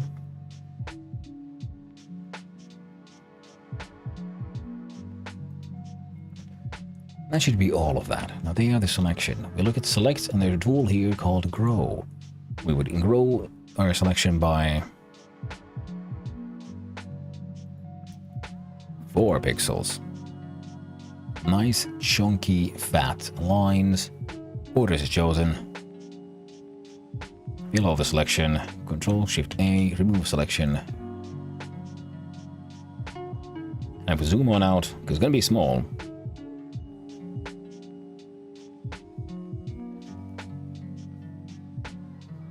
So even that might be too small.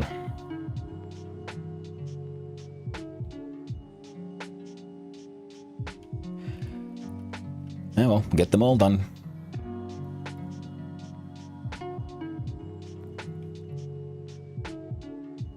We'll undo.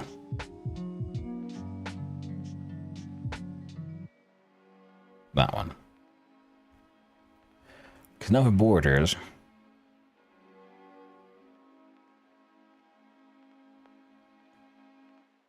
We pretty much want copies of all of these, don't we? Ah, the ads are upon us once more, my friends. Control Shift A.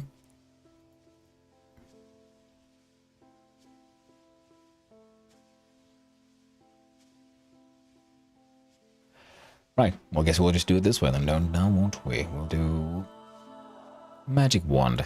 Choose A.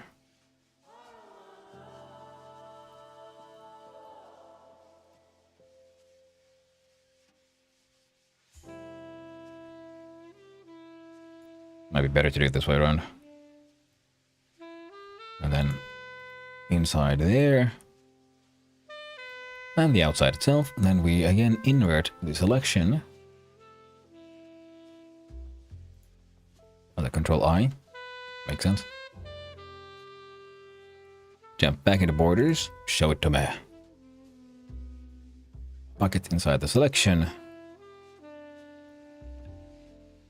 And Control Shift A. Yep. That is exactly what we're doing. El magico wando. There we go. So it was Control Shift I. No? Yes? Perhaps?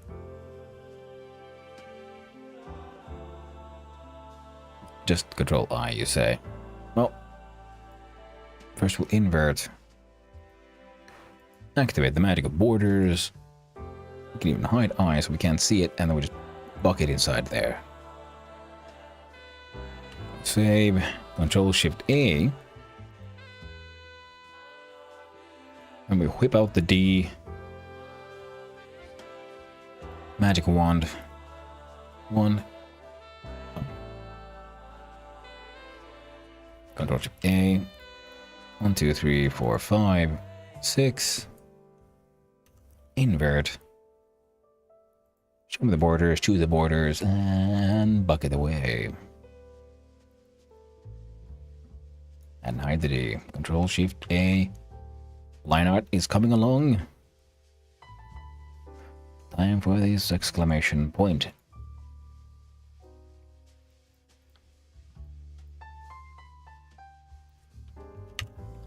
Control I for invert.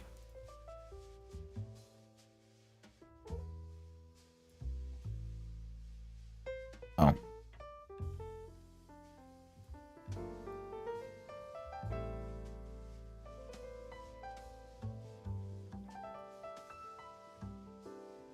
Control Shift A. Oh, looks fine. Wonderful. And because we were choosing with the angles and then filling them with the bucket, they're pretty much all a bunch of that smoothness was there. Should now be gone. And now, well, now we start doing eraser magic.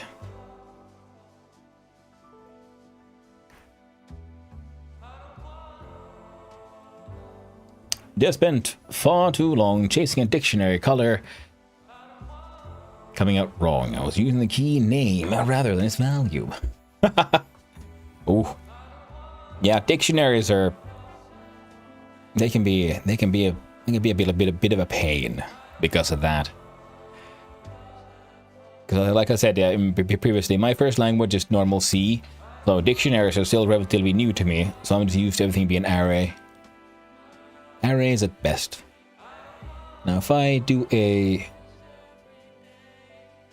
don't know, erase action here.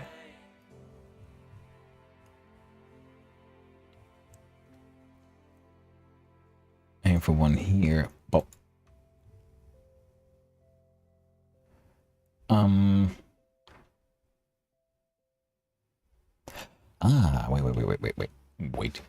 Wait. My dad. Look inside R. No. Control Z. Inside R. Then we jump into borders. Behind the R. We grab a big ass eraser. I said big ass. There we go.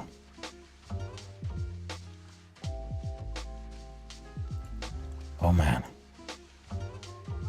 Works like a charm.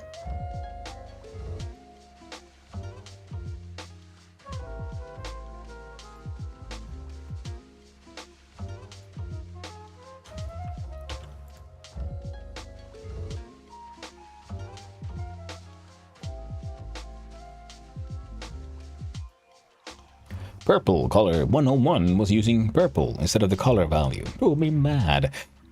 Every other color just happened to be using the right name.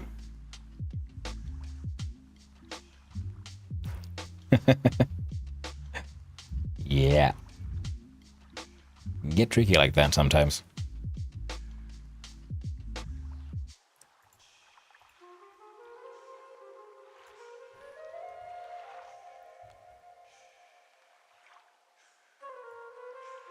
Oh.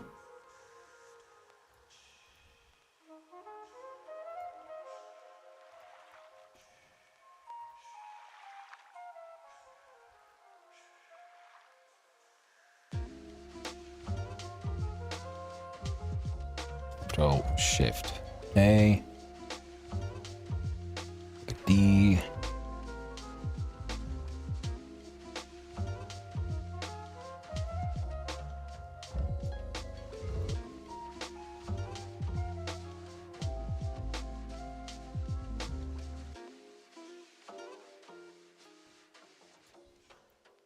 Look at the D again, grab that one, find the D.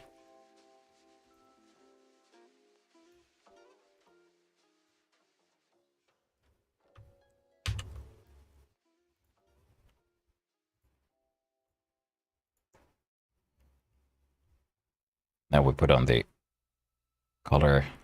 There we go. It's all coming together, Trent. Oh yeah. Raid. Doesn't pop out quite as much as I'd want just yet, but we're getting there, slowly but surely. We've gotten the base of this done. Now the thing is, we'll zoom on out, see it. Now it's even at this size, it sort of makes sense. It sort of makes sense ain't enough for us. Now is it? It needs to make no sense. Some sense. Yeah.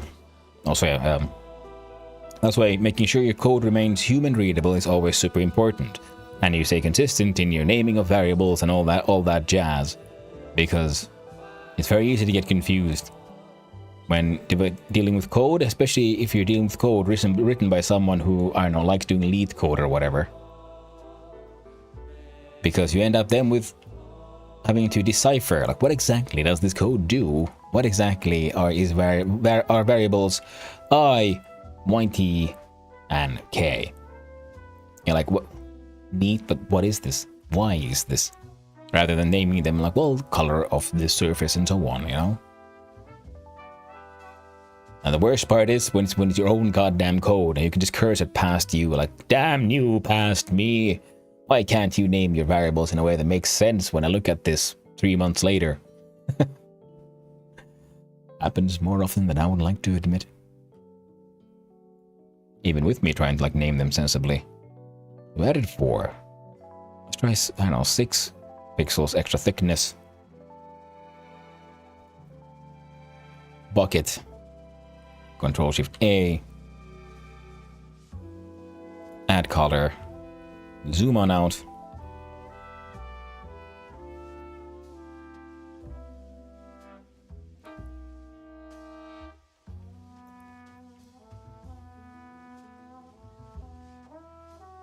Okay, those are some chunky lines, and you know what? I like them.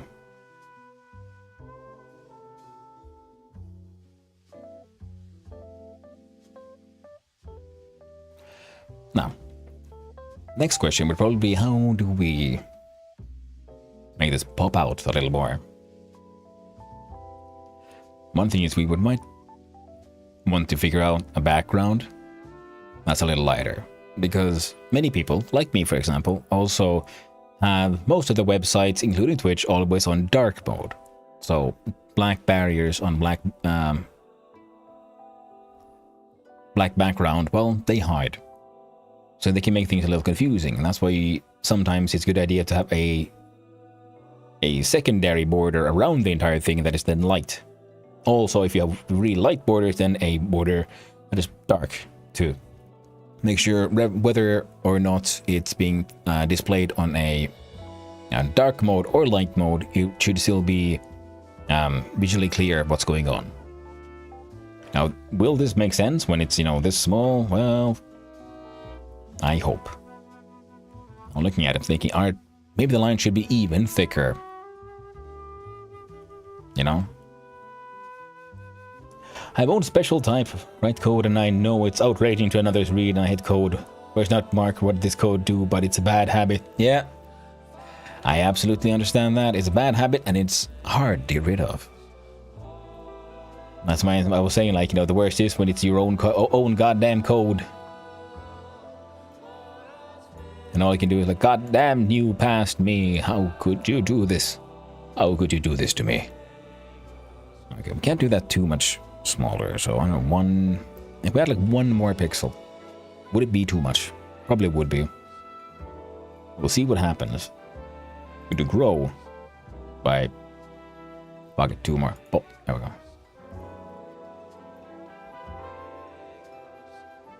We do that, and then we Control Shift A, and we zoom on out.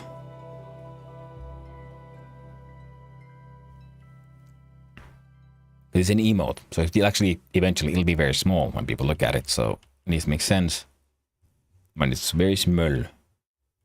I'd say it looks on okay. If you have a white background, it also makes sense. We zoom on in, it makes sense. We can add detail for should someone want to zoom in on this thing, but also it needs to make sense when it's very, very small. So I'm thinking background to help it pop out. But it can't be too wide because it also needs to fit inside a square, so there'll be a lot of empty space above and below, so we can have something interesting that goes in an upward downward direction here. Hello Virkuli, how are you doing? Hope you're having a wonderful day, my friend. And recap of picture is we're gonna make some emotes today, and let's see, can I... I'm working on this one. You see, first I like sketched it by hand. See, here's our first sort of ideas. Raid emotes, you know, it's just raid face, out comes raid. But this would be more fun if it's animated. Then I was thinking, what if we just make it nice and thick, like I used to draw when I was a kid, and like notebooks at school. With this sort of vaguely graffiti art, my kind of vibe to it. And I decided, you know what, this is kind of funny.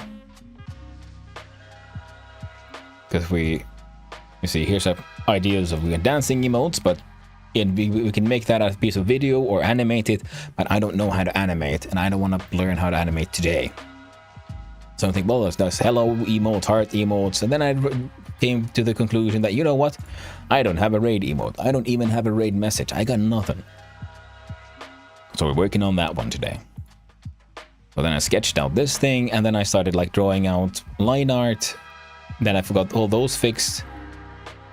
Then I colored in the line art, and then I added, from the line art, made the proper border art. So we're getting together. And I realized, yeah, the borders need to be extra thick, so it's as visible as possible what's happening here, especially when it's really, really small, because, you know, it's going to be a part of... Emotes are usually very small. Now, the area the emotes actually takes up is a square. So we can turn this into an emote, but if we want to add background, it should be more focused in a up-down direction and have as little as possible on the sides. We only have enough to make sure that we have a lighter border all the way around the black outer borders, because whatchamacallit now? The thing. Because if this is on a black background, for example,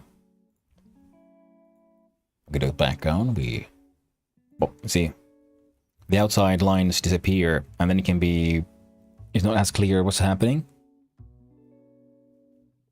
So that's why you need backgrounds to have outside borders to have both a dark and a light element, even if it is this simplistic.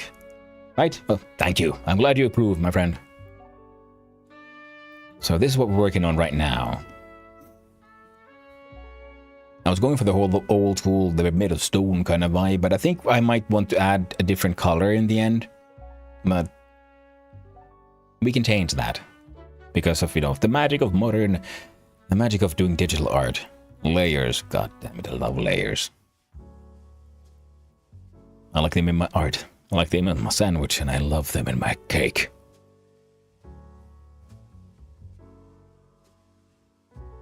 But if we try to do some sort of background for this, what should it be? I guess we could have sort of a vague, I don't know, glow effect. The entire thing will have to be downscaled a lot, so let's hope that also doesn't break it. But right now, this is pixelate, you know, pixel-wise, this is fucking massive. This is a 1920, I think, by 1080. So far more pixels than I needed for an emote. Well, it could be a good grainy background. And also the fun thing, because it's made of all these individual elements, is that I could then, with a little bit of tweaking, right now the borders though is one piece, but if we individually do the same treatment we have for every letter, they'd be proper individual objects in layers, then we can move those around. We can do animations here, so it's raid where the text sort of moves or like crashes down. I was sort of thinking that if we're on a ground, it could crash down and, you know, leave cracks. The problem though is now that I realize, because for that to make sense, you'd have to sort of see that it's ground and it would have to be wider. We can't have it be wider. It can only be taller.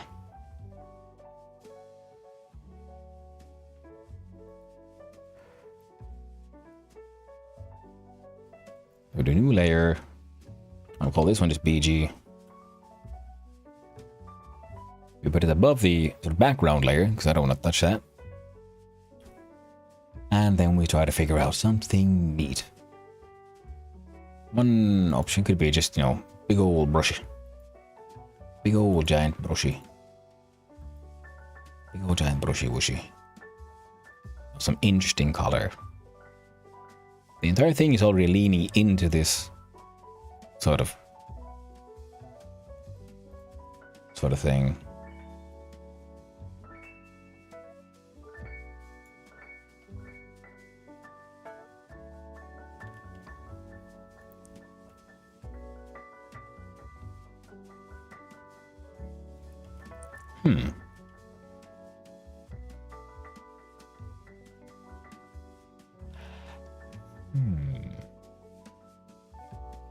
I could see this working.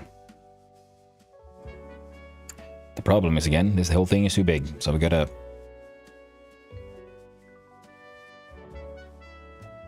undo. And these two.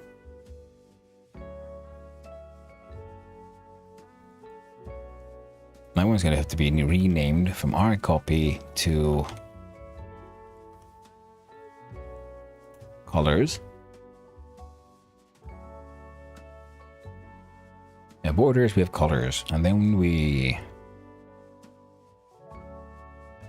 Where do we have the thing now? Come on, duplicate layers, Shift Control D. And same for border copies, colors, borders copy. Where's the thing? Merge down, and we'll do. Call the small fin. Has it finished? Ooh, Clay's Cash, I'm streaming. Gotta go look there. The juicy and embarrassing myths should occur soon. Yes, you should. Last time I saw him, he was building his cool little diamond house in the swamp camp. I'll see if I have time for some Casheiming today after this. If there's only a little time, well then, you know, Casheim takes some time, so then I might try something else. Maybe Noita. Yeah, undo that. Don't fuck with Smallfin that way. What Smallfin needs to do is right click and let's see. Scale layer.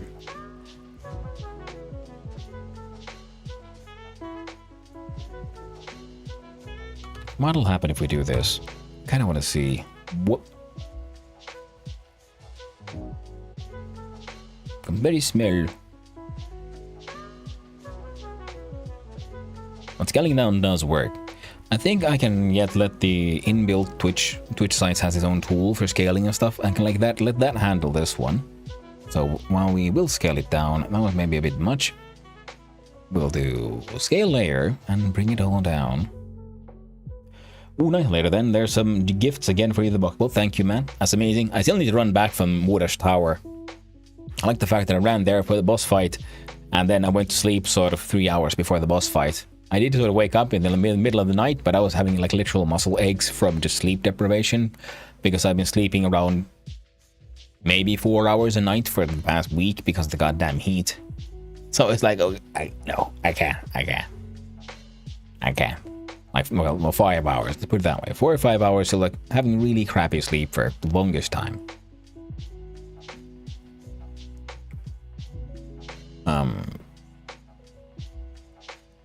Let's half this. That should be enough. And then, how big do you? Yeah, okay, we got small fin. PG.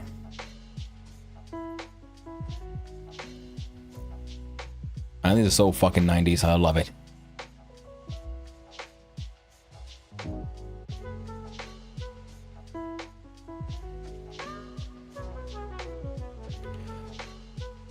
Now, if I take down hardness some further more, it is very neat. The problem is that we need the width to be. What did I make it? It'd be.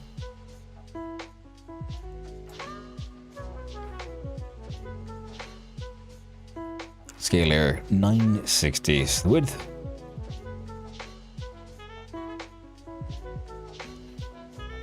So we can push this one to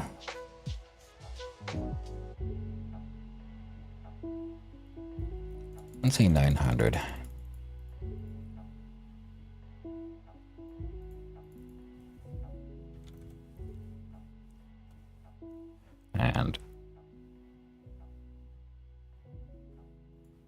God damn you.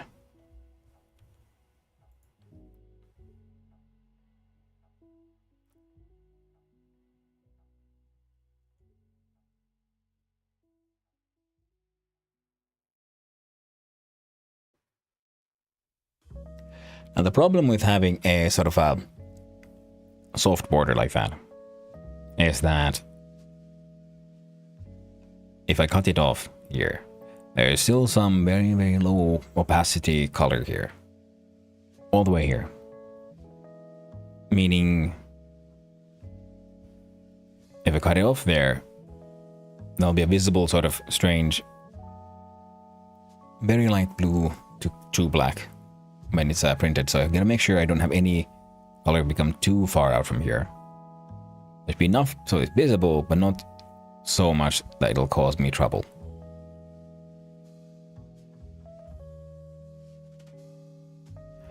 Ah, okay, so we increase that, we lower this.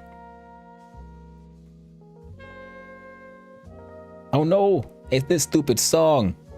Why would anyone add this to this lo-fi chill hip-hop, chill hop tunes? And there's one where the saxophone player just fucking squeaks violently.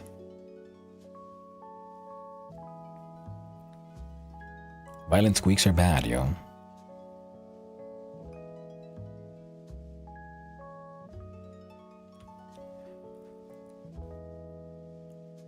Alright, so if we... I kind of want to wait for it to squeak. There you go. That. Nope.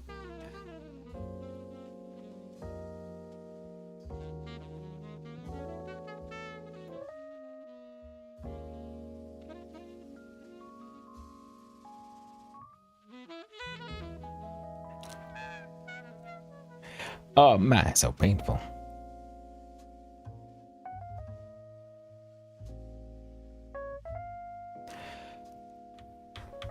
I'm overcomplicating it. I'm overcomplicating it so goddamn much. Okay, let's see. Let's see. Oh, man.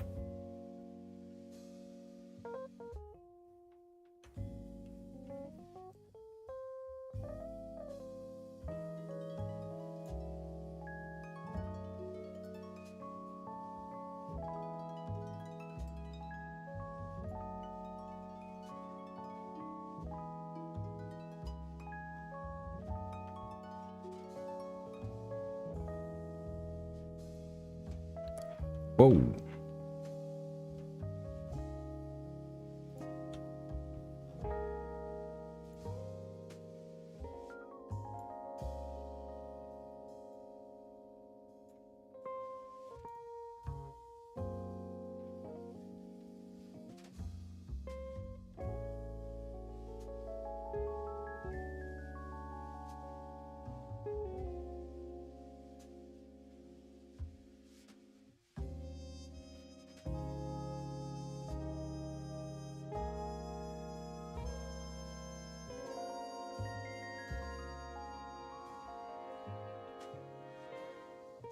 Hmm.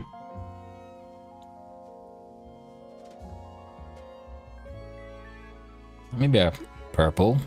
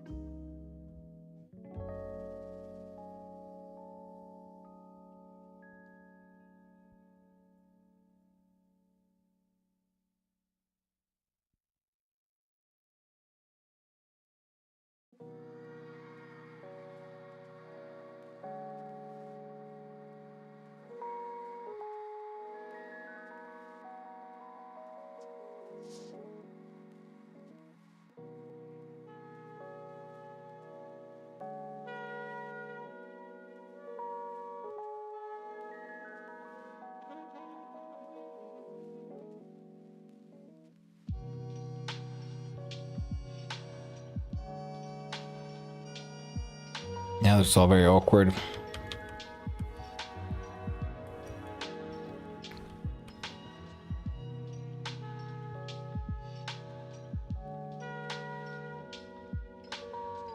So how about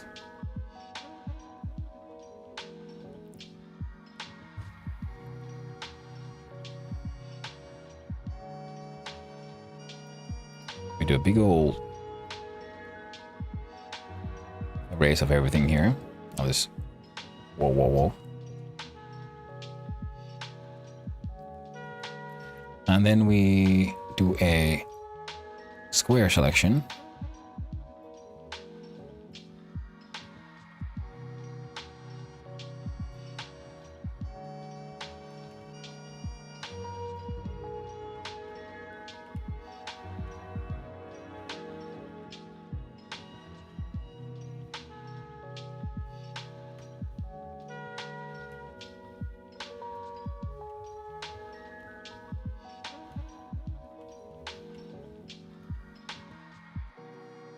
Oh, okay.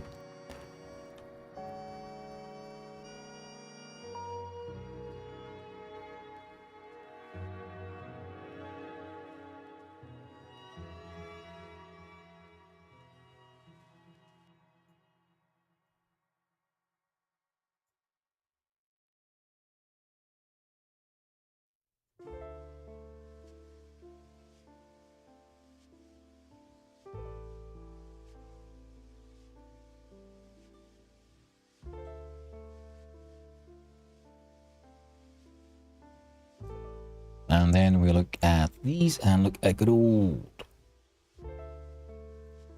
a pattern. No.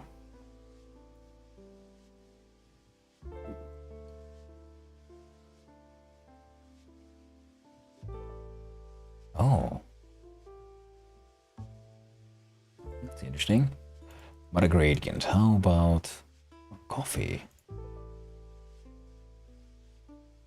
What am I doing?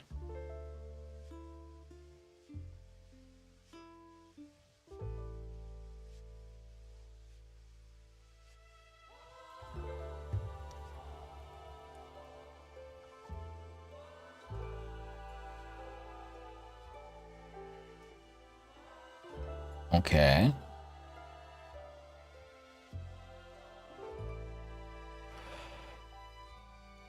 So blend colors based perpetual, shape linear, metric Euclidean, repeats none, offset something.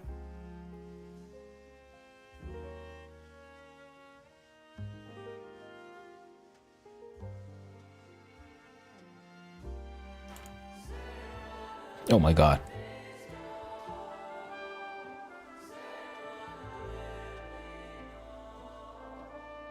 Dude, that is so cool.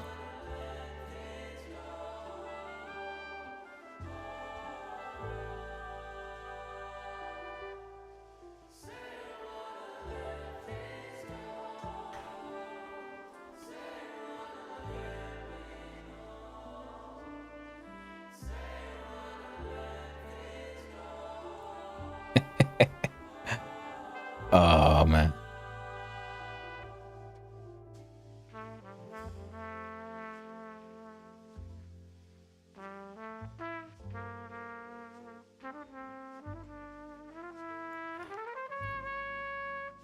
Gradient.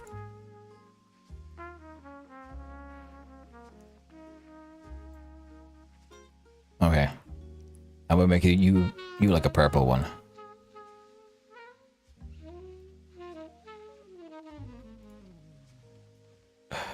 Dude.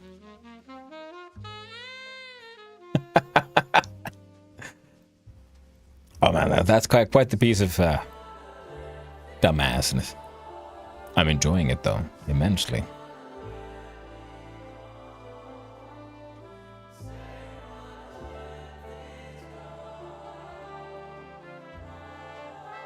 Okay, let's make the purple a little redder. It's okay.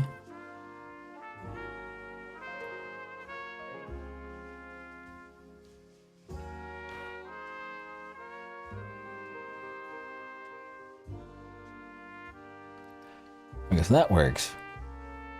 Now... Oh, okay, opacity.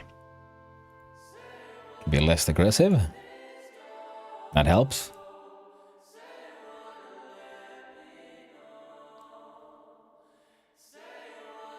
Makes it slightly less intense. You there.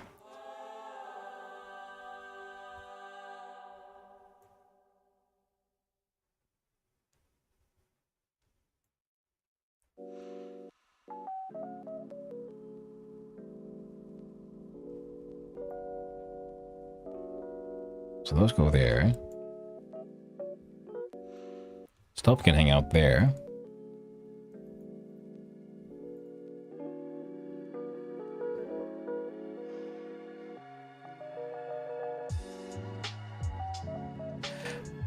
Now, while I do enjoy it,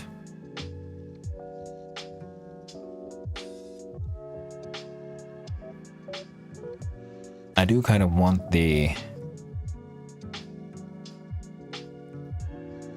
sides to kind of disappear. I wonder if I can do it like this. Okay, we'll say yes. Okay, how do I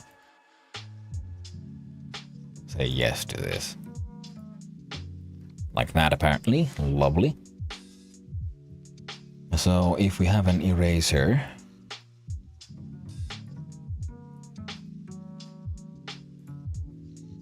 Control Z.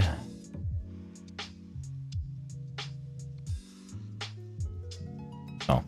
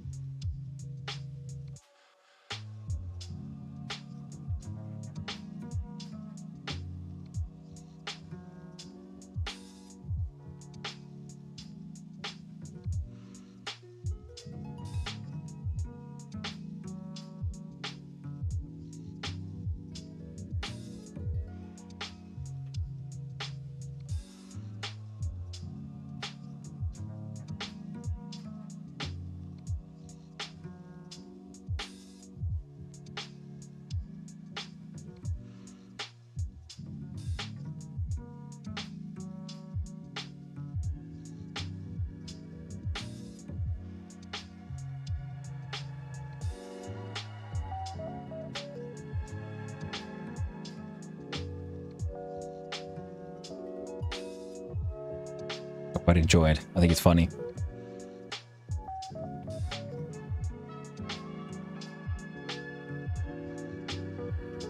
And looks like it could work. Now we have a background now for all of it. So it should work now, light and a dark background.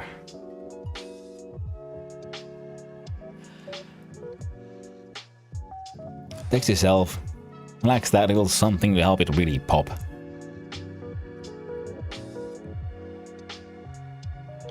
So can we come up with something for that though?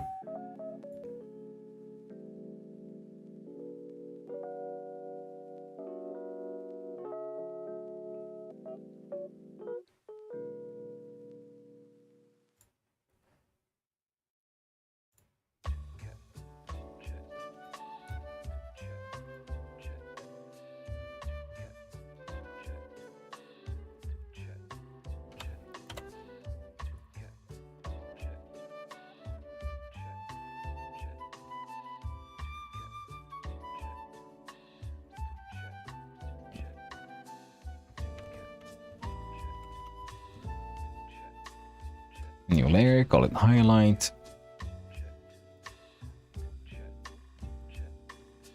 There we go.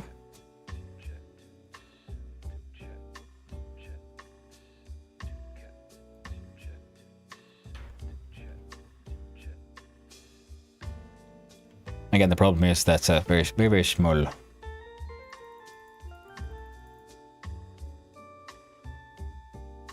It'll be like there. Oh, boom, boom, boom, boom, and change it to the pixel one. Where's the Valheim art? Well, I'm terribly sorry, friend. Working on it.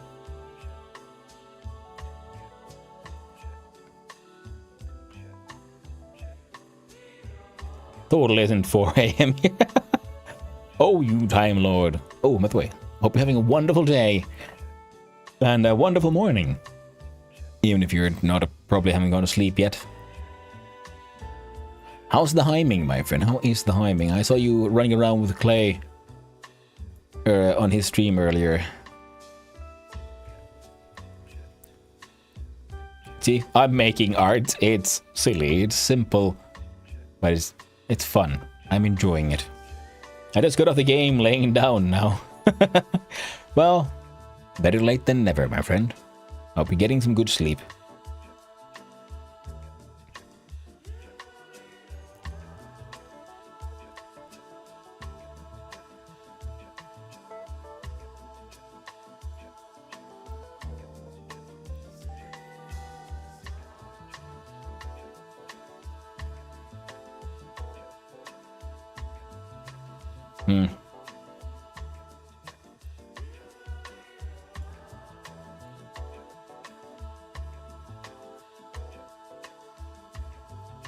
Now if this'll... No idea if this'll help.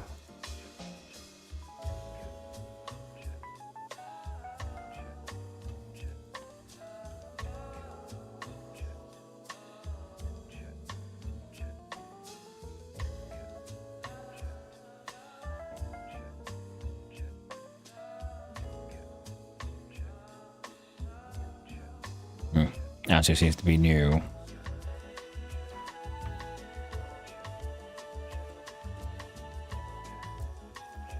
At least not with this much opacity.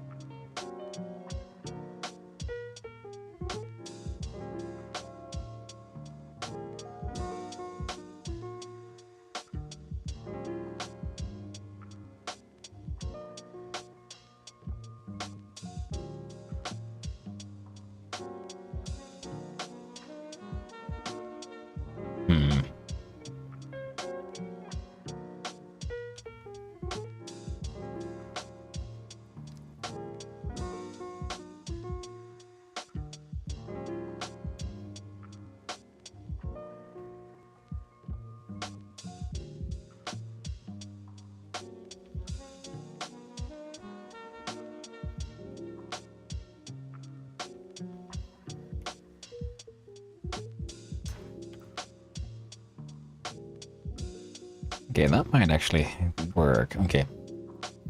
Let's try this.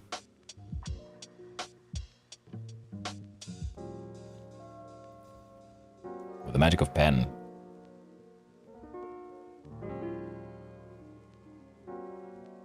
Get that hand-drawn vibes in back. Oh no.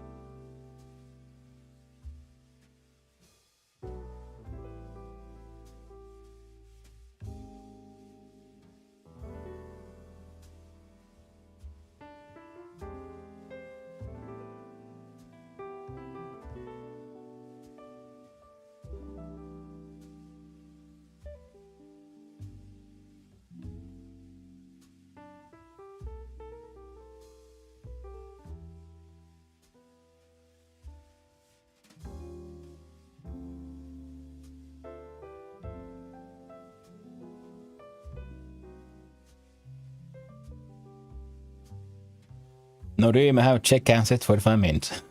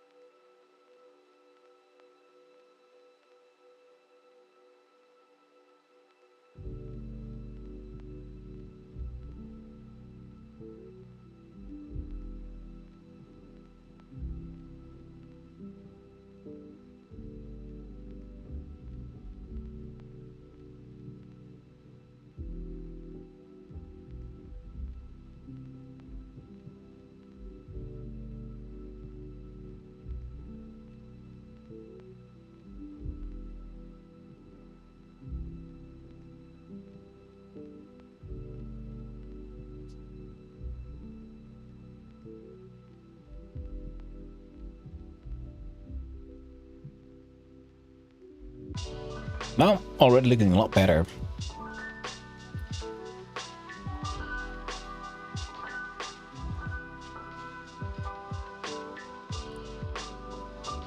On adding these little details. And this was a tip given to me a long time ago. That you can just use black for shadows if you just lower the opacity enough. And I'm feeling like a right dumbass for not listening to that piece of advice a lot earlier. It's working quite well. It's all a little chaotic, but again, that's fine. All of that detail will disappear when it shrinks. But I'm hoping it's good enough. And let's see. What else can we come up with here?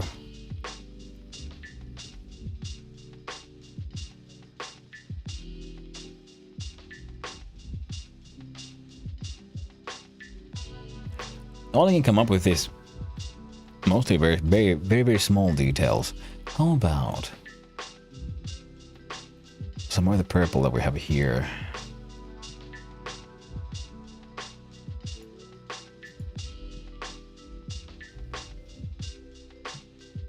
A little purple details. Not really working, but how about if we bring the size? Here are the softer ones. Bring the size down. Opacity up. Hardness all the way down. Now it gets too chaotic.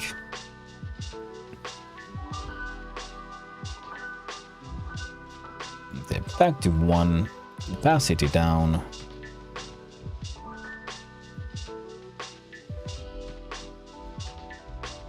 Highlight.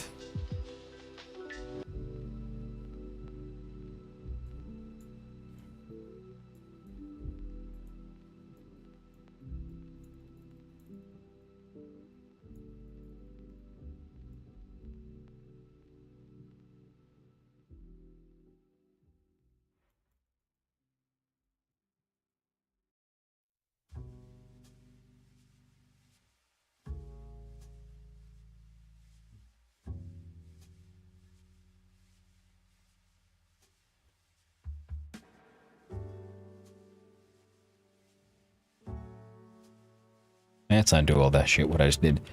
Clicking is not the way. So if we want to use the opacity and sort of quote unquote organic shapes, then mucking about with the pen seems to very much be the way to go.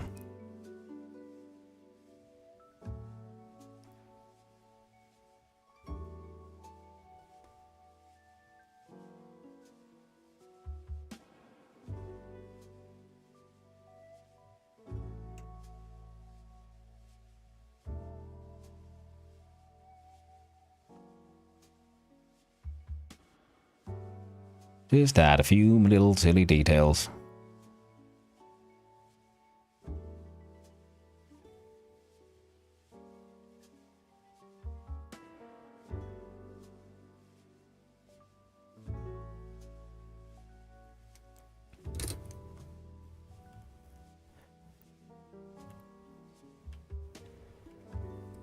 Okay, this one is a little bit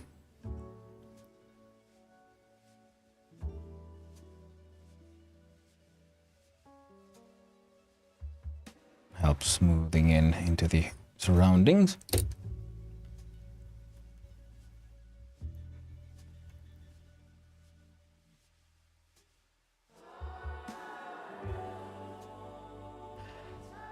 Okay, one last thing. Splatter. We find that brown.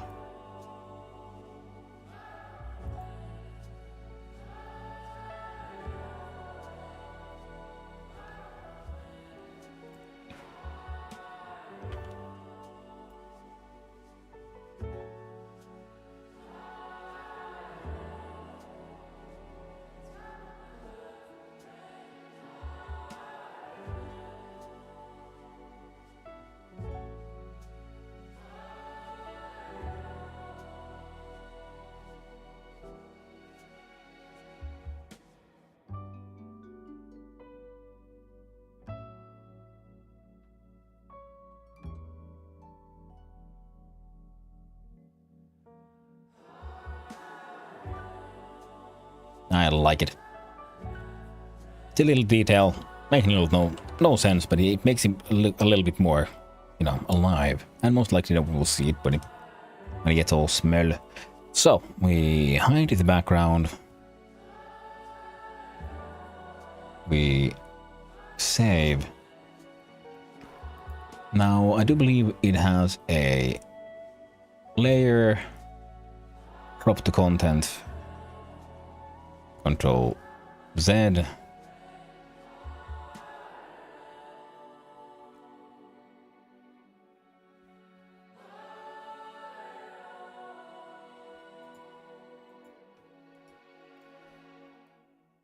Duplicate layers.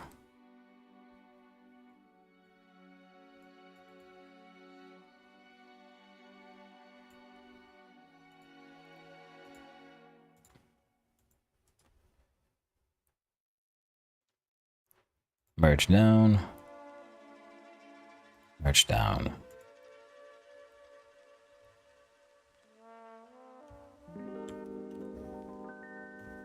Call that one finished. And here we can now do layer, crop to content.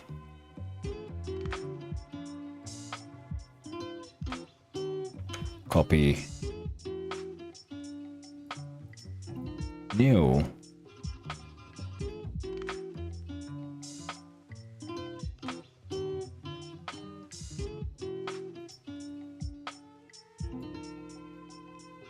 Ah.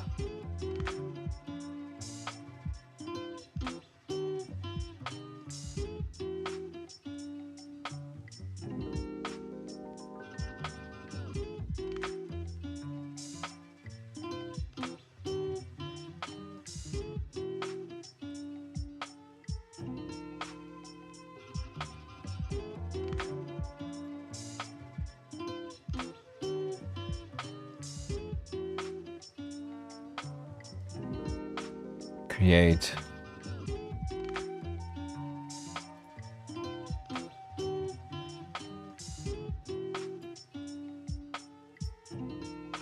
Okay.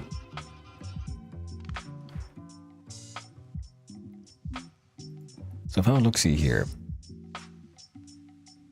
a little bit here on over Twitch's side, we'll see where's my tool is at.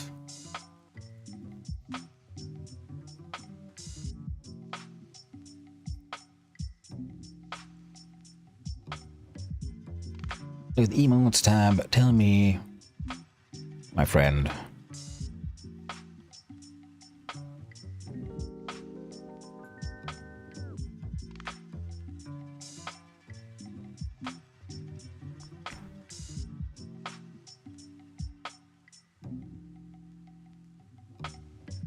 All right then.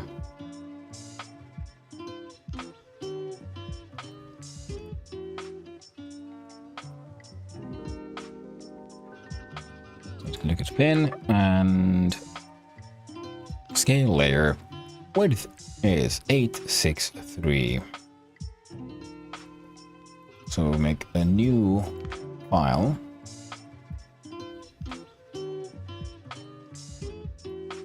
Template.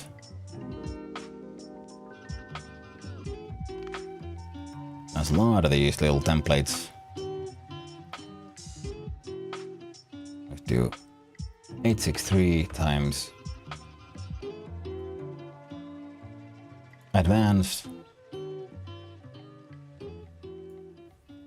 863.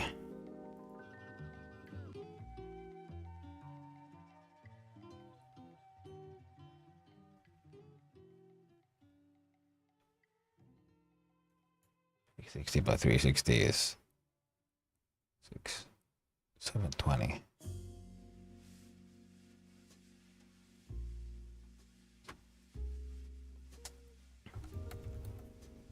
What have to 180? Wait, quick sec.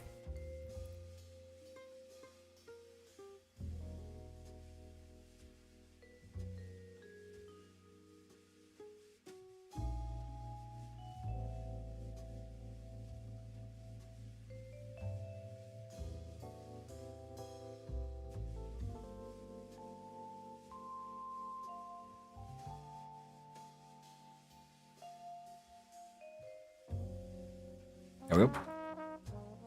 There was some dog maneuvering that needed to be done. Now half a 1080 is what? 540. Alright, fuck it. Let's say 863. No, but it'll be better if it's a binary. Okay, so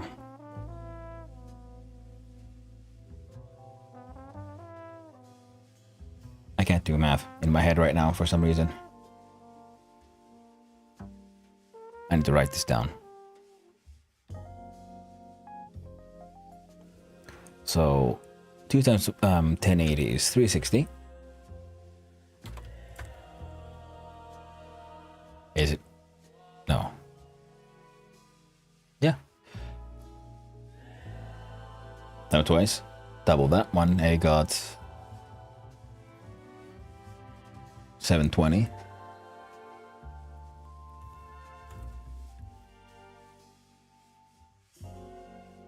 If you add 180 to that one, you got 900. Oh, is 900 one of those even binary numbers then? That doesn't make sense. Oh, it is what it is.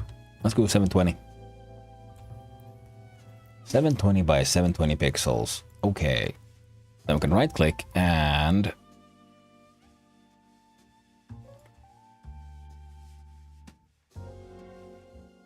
Right, can I just see Control V? There you go. Resize layers to the size of the image. Undo, you crazy bastard. What the hell did you do? Control Z. Okay, Control V.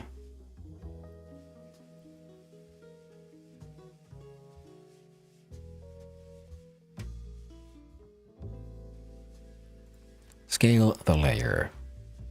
Width to 720. We say OK. We can hide the background. We save as... Not with caps lock. Bulk grade small. We save. We export.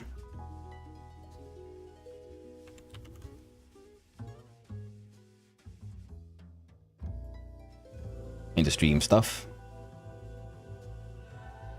As RAID PNG export. No extra information. Export. Now it should be fine, right? Okay. Then we'll look at Twitch here. Clickety-clackety on the update emote.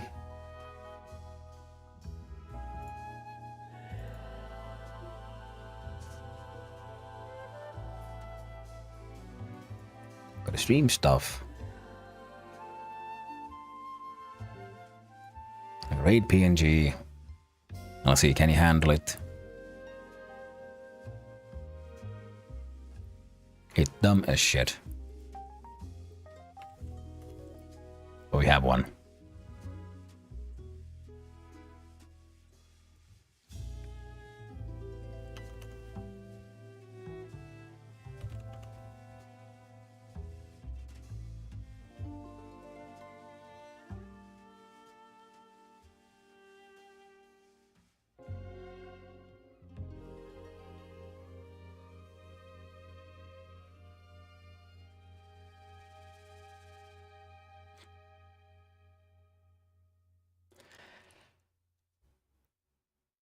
There we go.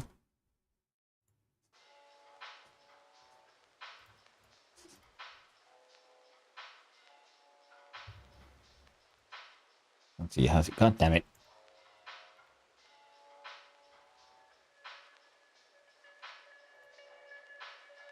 I'll close that one. Jump to here.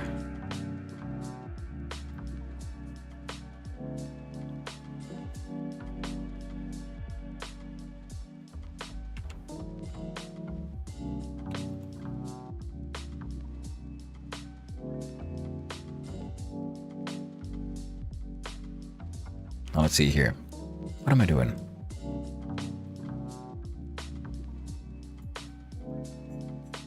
Reload the thing.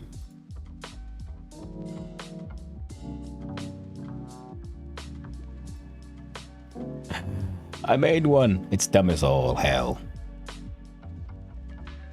And it's, despite everything I tried, it's still illegible. The lines, chat, the lines need to be thicker.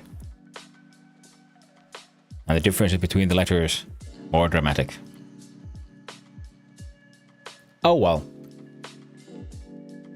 Now if we go here and look at this one. So we hide that.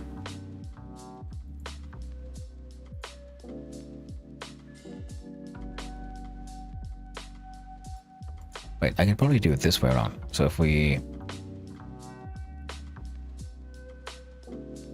Oh, I drew something on the actual thing? Holy shit, I'm dumb.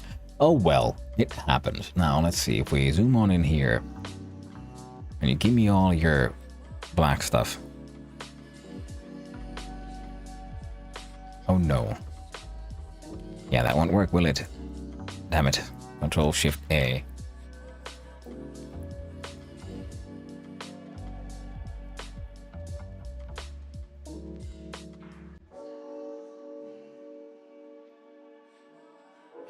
Ah. Control Shift A and choose to add all the black lines. Selection. Row.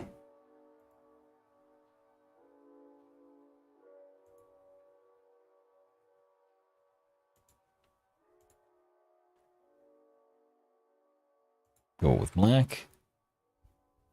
Where's my bucket? There's my bucket. Oh no.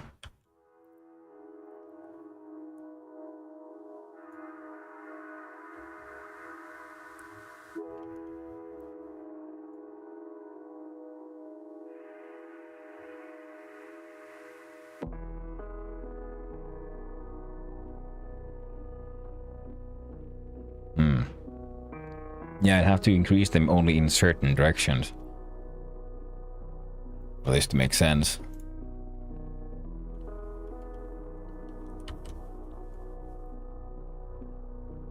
I think that might have been my mistake. Why I, because some of these areas are turning completely black. I should have only done the external borders for this to be legible, even when it's small. Oh well, we tried. And now what we have is a silly emote. Most silly indeed.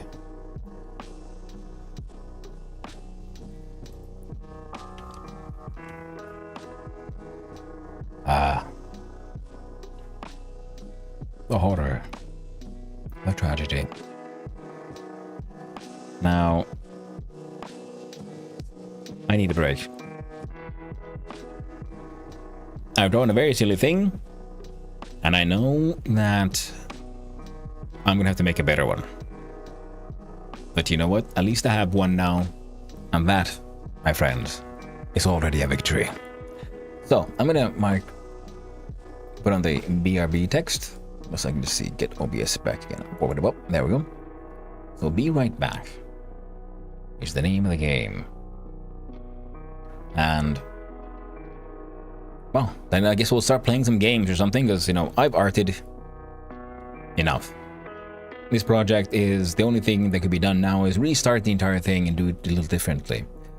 So I said, we're going to play some games, and then we'll have more art streams on other days, and see what more we can achieve then. But for now, my friends, I'll see you soon. I'll go have a little break, gotta stretch my legs, get another drink, and so on. And then we'll play some games. So, see you soon.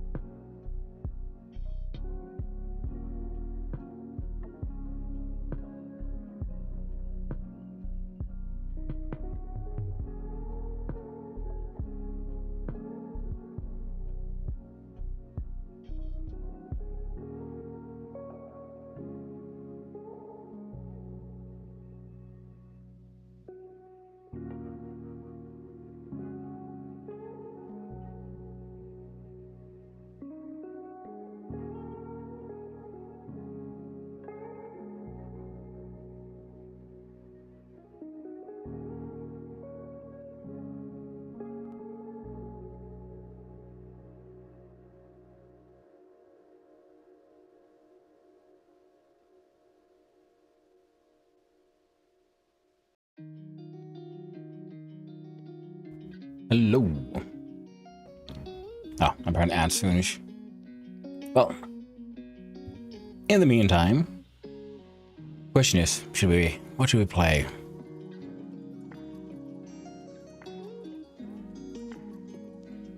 One option is always good old Valheim Kastheim.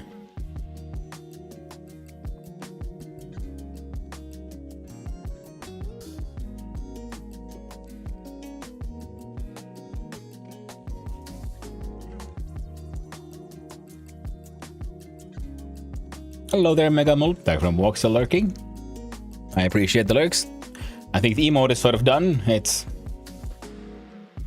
had the same problem as other ones I've made before. It's not quite visible enough, in my opinion, in the chat, but you know what? It's better than no raid emote, so it'll do for now. We can make a better one later.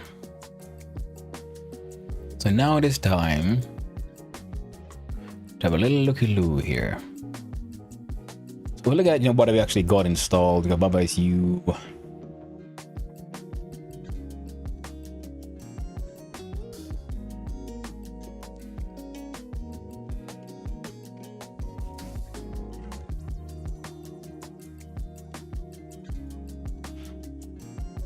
So,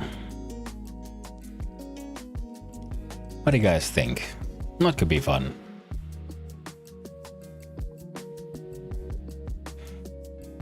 Is that a hello emote too? Ah, cool. Thanks. I'll have a look at it later.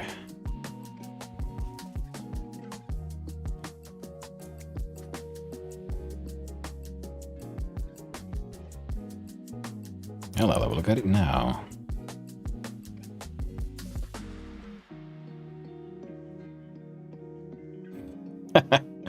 Nice. That is a fun idea. And we can have a closer talk about that one later on. What do you guys think? Should we go back to the Rim world or should I hum some bells? Because I've kind of feeling like dedicating a longer time for Valheim. But right now, we have a few hours left for this gaming fun time. And RimWorld is always good time as well. We do Void. Voices. We could do a good old classic Noita. Noita's always fun.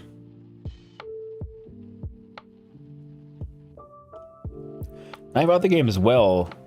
Not the many that are installed though. I played Rimworld yesterday. Yeah, but then that way, you know, it's a nice sort of narrative continuum there, isn't it? We could do an awakening. Rune Awakening. And I can't wait to start an abiotic factor. And also, very important point, Reaper pointed out that the current saves on Rimworld are gonna be wiped in 10 days. Come on. So, well, come on now, blip. There you go. That's better if I have OBS there. So I'm gonna be able to play a little bit more Rimworld again. We'll see if we can get the colony at least running somewhat.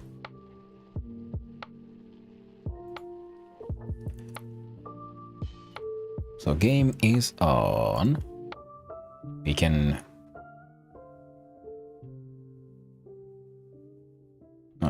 cancel, we do...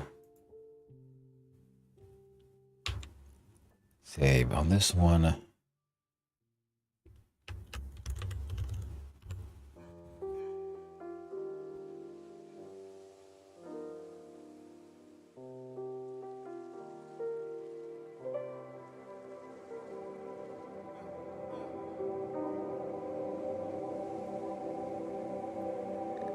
There we go.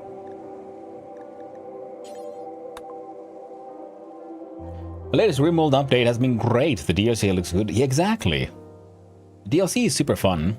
I don't have an anomaly because, you know, I've been poor, but then Odyssey came out and I had a bit of money and Odyssey actually looked interesting. I was thinking anomaly could be fun, but Odyssey looked like it'll definitely be fun. And I've been so far I've been enjoying it immensely. All the nice little details. As well as the spaceship, of course. But it's amazing when you have all these new biomes. But I guess I should...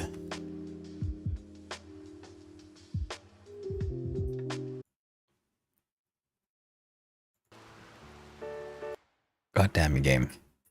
There we go. Enjoy the actual tunes. They were meant in the way they were meant to be enjoyed. Give me a quick sec.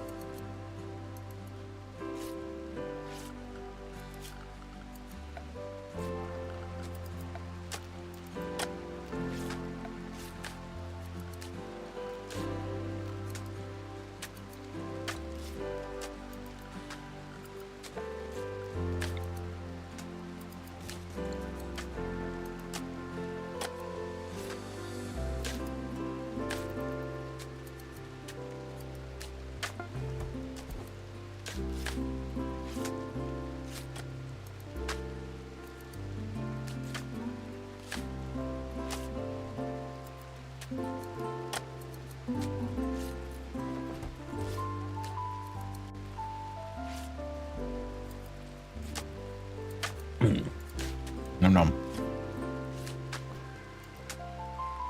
I have to finish my ice cream sandwich. Oh, on the food binge.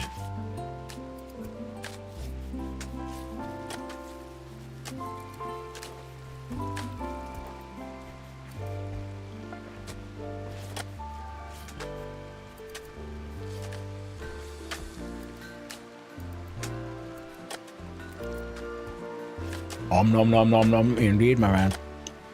Indeed. Okay, yeah, so we have a quest to maintain... Keep the Huskies alive and going. We have collected the bits and pieces regarding the spaceship. We'll need more steel, though. A hell of a lot more steel. And maybe some more bedroomy areas. And the problem was here, the ground is a little soft. So the orange parts we can't build with stone walls. On the red ones we can't build at all. I think we can build like bridges and stuff though, can't we? Can they support normal? Which animals are those? Oh, which ones? You see, we have peacocks. And a donkey, so we have male peacock.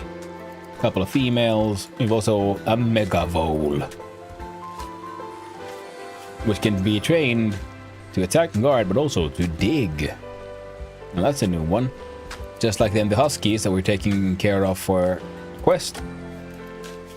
They have the trait to haul, rescue, attack, guard, but also to give comfort. The animal will be more emotionally supportive.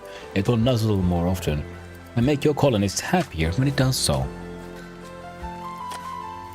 It's, yeah, a megavole. Where are you? There you are. A megavole.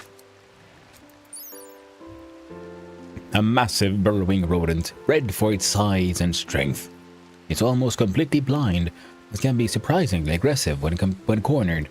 On some low-tech worlds, these creatures are trained to dig for valuable minerals. So they can be trained to be diggy types. And then we have a couple of these. Colossus Toad. A massive frog bioengineered for industrial farms, while safe to eat. Its thick skin secretes an unpleasant slime. They can also maybe become like attacky types.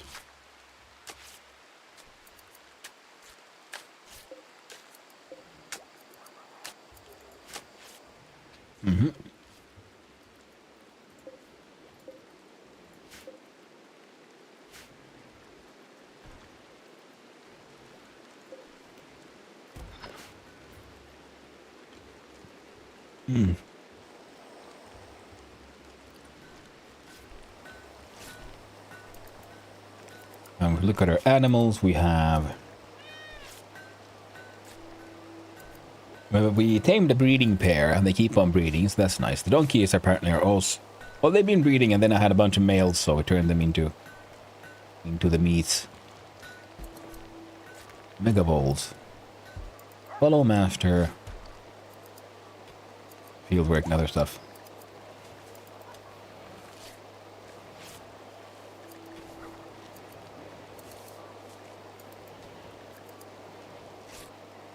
Why can't... oh, master is soul currently. That's...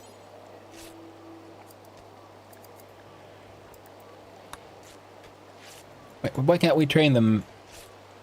Oh, because of this one. This is special training. Right, okay. They can be soul, and then we can train these for combat as well, our megavoles. Having a combat force that also doubles as an emergency meat source. Oh, that's just great. Oh, look at that. Look at that little bastard. There he is. Mining.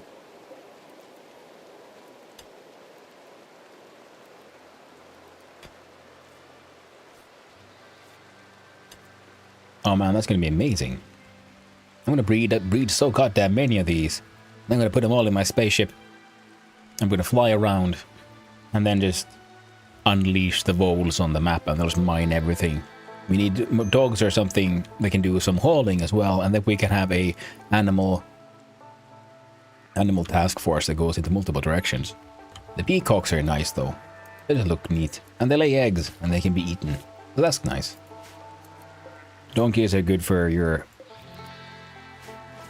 normal carrying around. And I love this biome. It's really cool, this sort of the fungal, the glow forest. So there's these mushrooms that grow, these ones, which emit willow gills, which emit some light. And there's the boom shrooms, which can be then harvested for chem fuel. There's timber shrooms that can be harvested for wood. And there's some silo caps. for your nice, easily just harvestable, all natural local drugs. Keep your colonists a little happy. A little, getting a little tips, a little high every now and then. Now, till them up.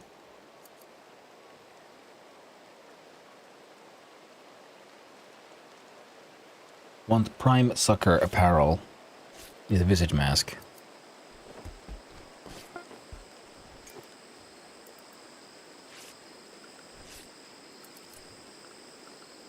Look at schedule. What time is it in game? It is...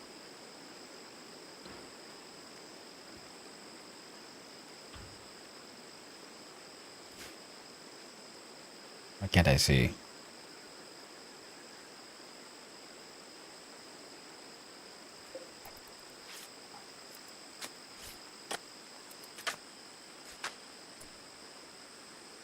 Okay, so it was 3 a.m. So round 3. There you go. She's our vampire leader, and as such doesn't need to do that much work. Yo, B. Hell no.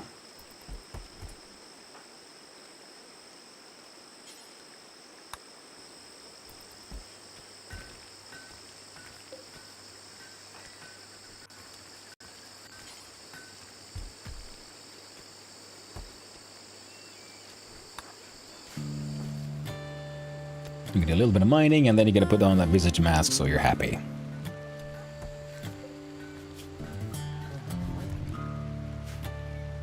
Got a bunch of cowboy hats for those who want them. Ooh, exotic goods trader. Oh shit, we're low on food. Wildlife. There's a bunch of boars here.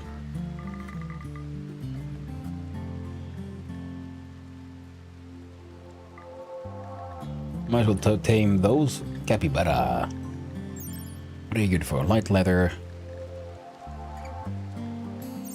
That's about it. Cassowaries are just murder machines, but you can't really train them. Same for those.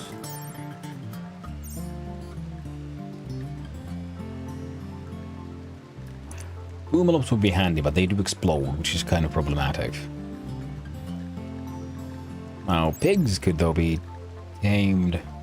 Forage. This animal will occasionally find berries, mushrooms, or food. Animals will find more food in biomes with higher forageability.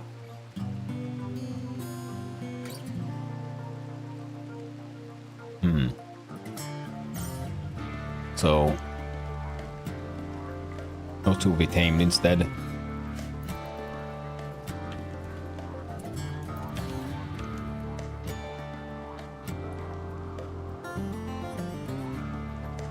Yeah, farming is difficult on account of the whole nothing grows here. And I keep on forgetting, yeah, but I can still make my own mushrooms.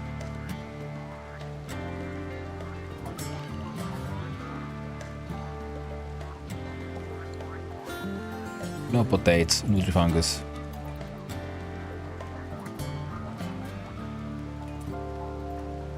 Now until them up. Show me your needs. 8 fungus cooked. Too bad. Go speak to the raider.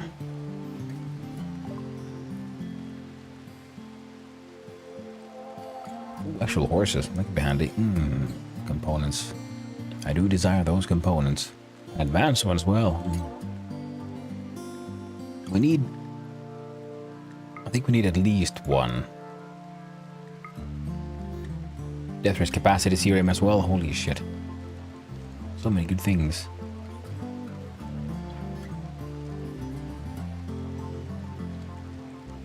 Plant skill. Mad roulette.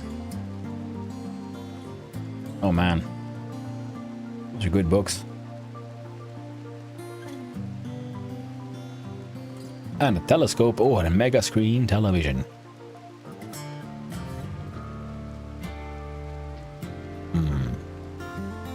What do I have that I can actually sell? I could sell the dogs. I think that might fail me the quest though. Um,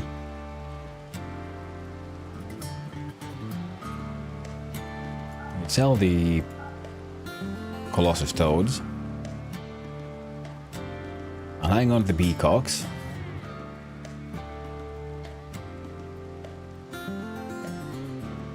And I think I'll have to hang on to the Mega Voles. The 2 young females, 1 adult, and then 1 male. That's a good breeding population, but they're also probably the reason why I'm losing so much food. Yeah, then that we got nothing we can sell, so.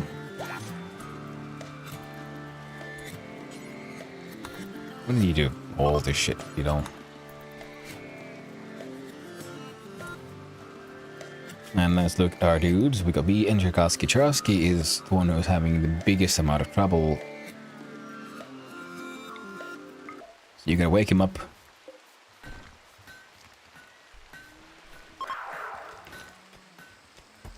For some conversion therapy. Look at work. Do I have anyone who's good at plants? Rare. God damn it, Rare does everything right now.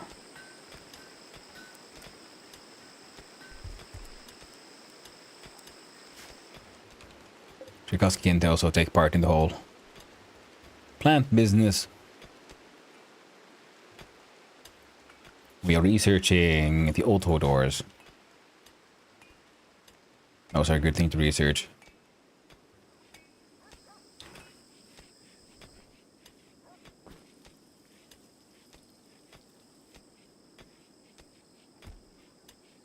I need more space.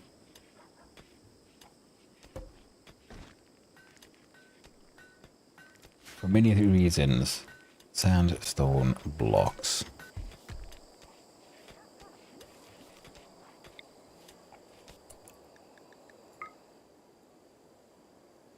Two, three.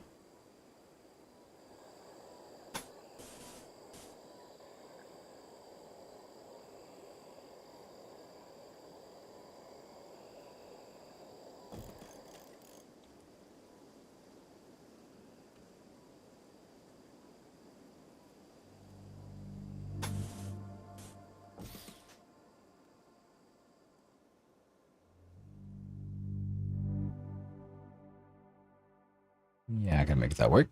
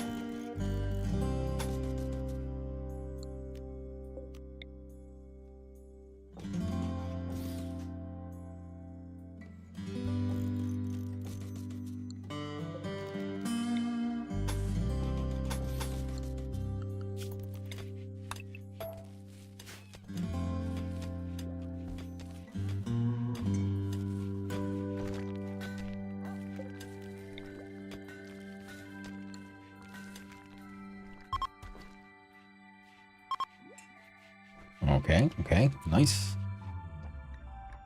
So I'll try to compare Cherkasky, which, oh, so natural conversion. Excellent. This going down. Slowly but surely.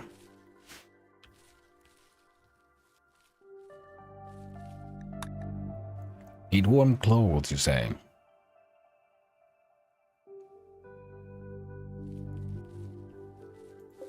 Well, I have random assortment of leathers. I'll probably get some more soon, so...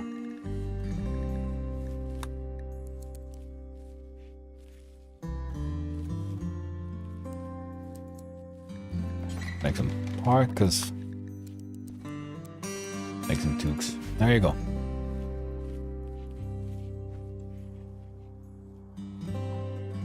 Yeah, they don't like the fungus.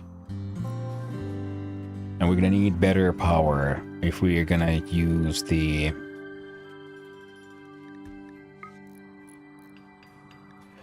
But this is very fertile ground, though.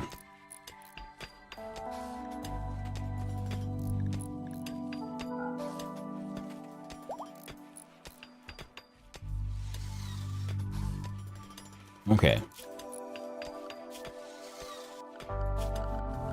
Because there's the furniture we could do, which would be the sun lamp.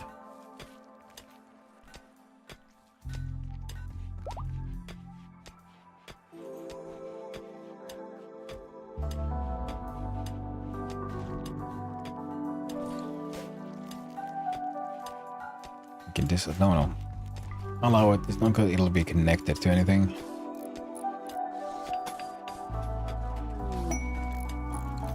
New lovers. Soul has formed a cyclically bonded romantic relationship with Teddy. Teddy tried to woo Soul by subtly complimenting her accent. Soul was attracted and is now Teddy's lover. Instinctively seeking a mate, Soul has formed a psychically bonded romantic relationship with Teddy. Teddy would benefit psychologically from the connection to Soul, but if they are separated onto different world tiles, both will suffer from psychic stress. If one dies, the other will be driven to madness.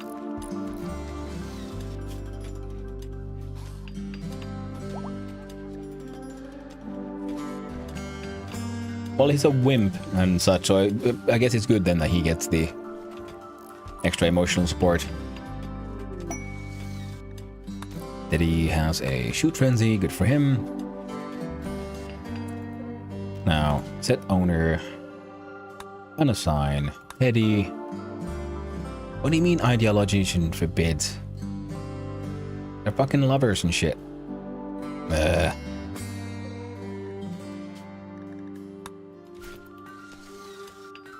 have to do some more.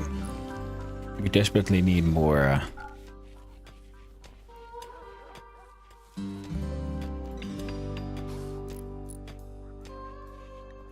More tasks. More ideology points, because we need to reform this religion. Maybe they need to marry first. I think they do, yeah. That's what I'm thinking. I need to reform this ideology as soon as possible.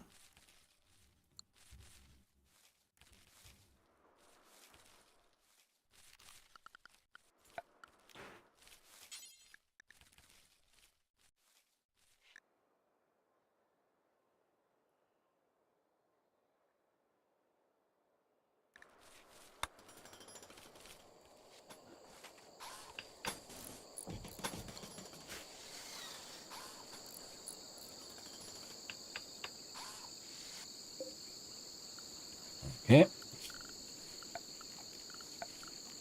Wall, granite.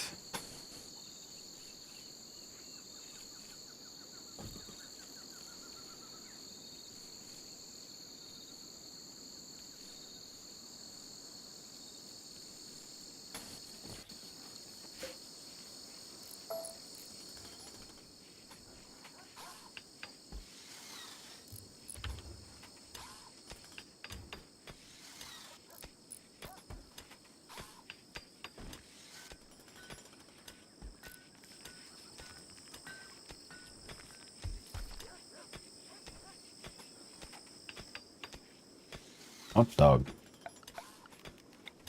No one would again.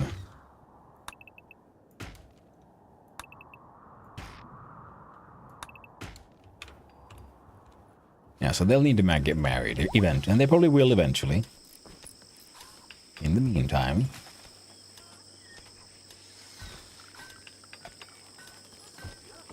we'll make a marble tile floor there.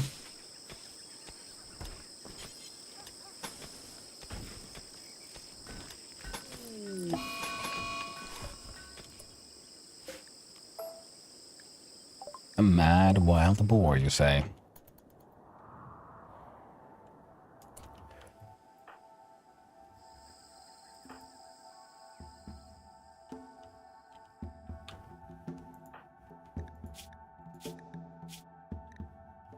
You should be good at shooting.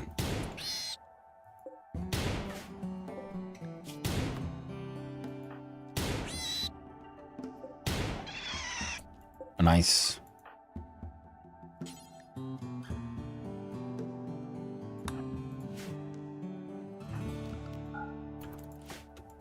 Well done.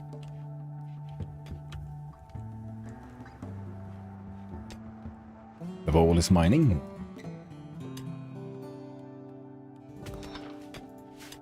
This is good. B is crafting. We need sandstone.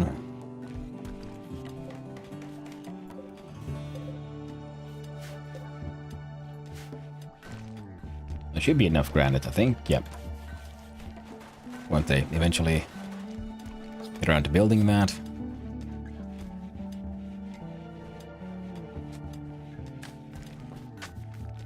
For whatever reason, this thing is waiting, but that's okay.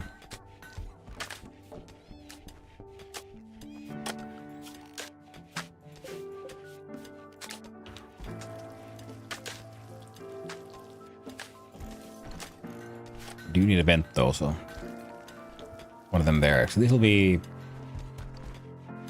I don't know, bedroom, hospital, prison. Yeah.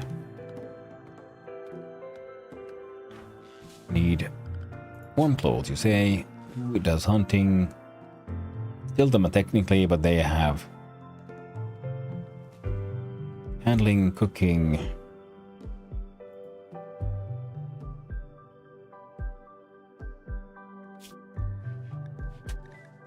Oh, they're all marked for hunting. So tell me, why were you doing that other bullshit, friend? Harvesting timber shroom. Ah, that's why.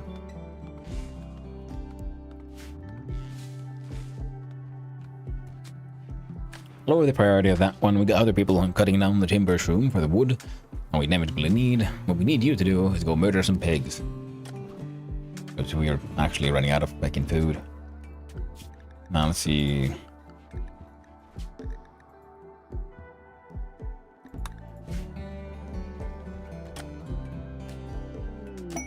Bioluminescent spores.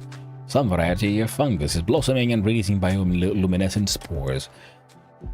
The spores pose no danger. Let's do hydroponics.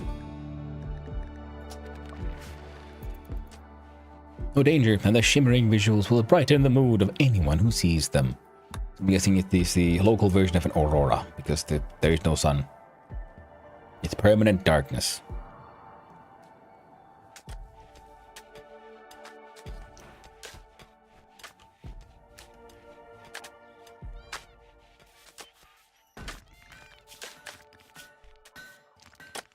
Rebuffed by Sol. Heh.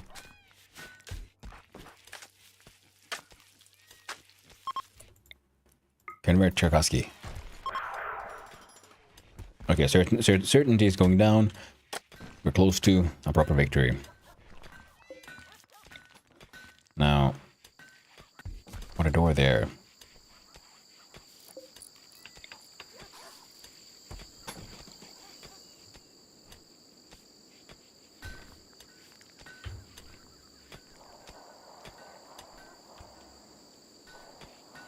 Okay, excellent. Hunting is happening. Harvesting is happening. People are cooking food. Oh yeah.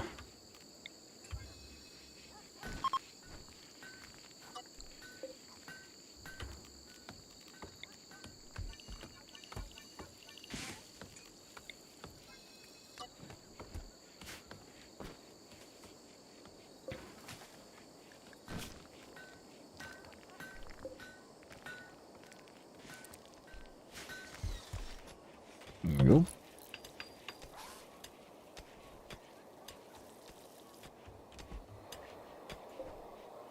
For this one.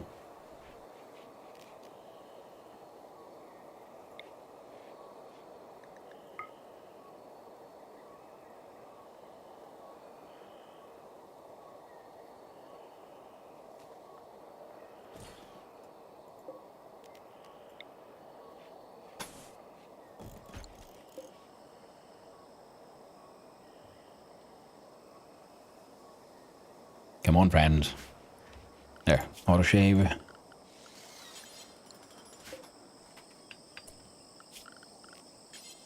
That is a 5 by 11.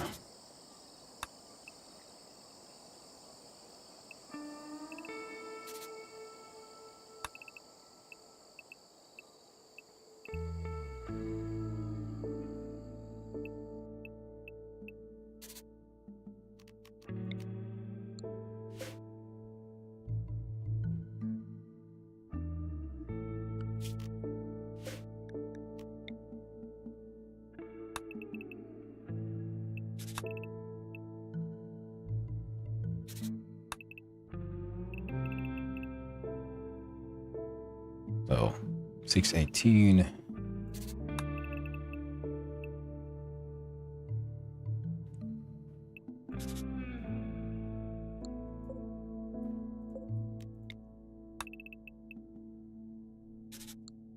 There we go.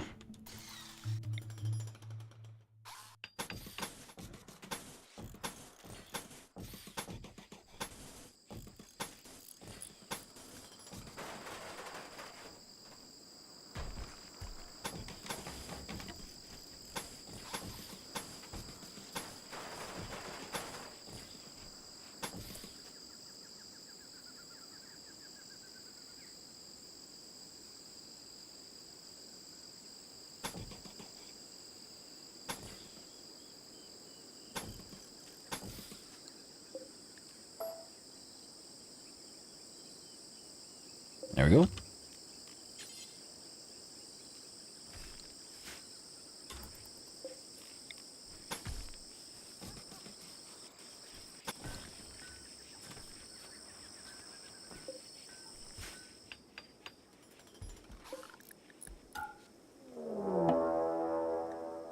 Raid of random faction. It's probably the party. It's always the party.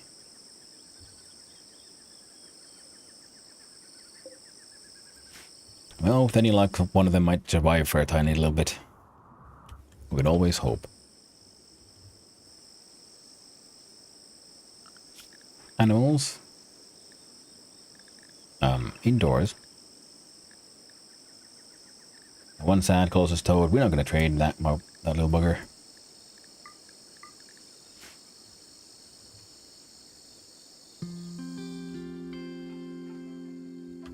Animals are indoors. All of you as well. Attacking immediately. We got Tildama with her sword. Rare with his gun. Teddy. Nothing.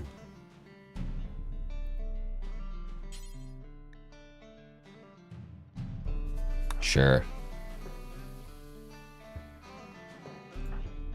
B with a bow. Soul can't do anything. You'll be by melee as well.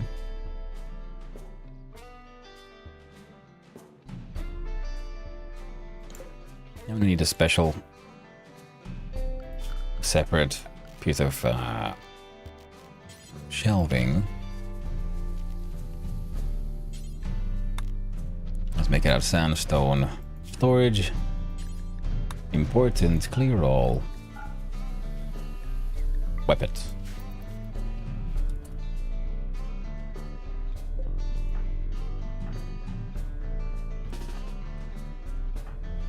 So Teddy, by the way. Got a shoot frenzy. Well, we ain't got no guns. So that sucks.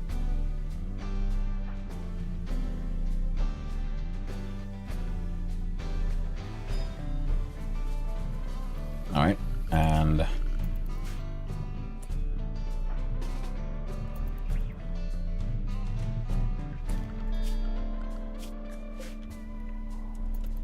Come on, Sky and Zach.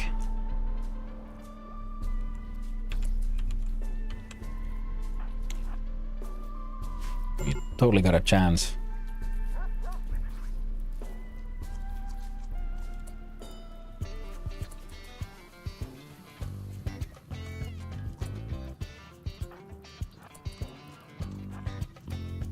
Look at this guy. Boogly, boogly, boogly, boogly.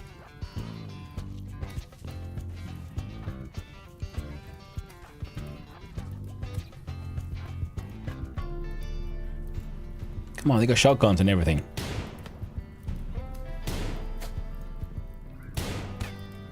Wow. Hey, no you don't.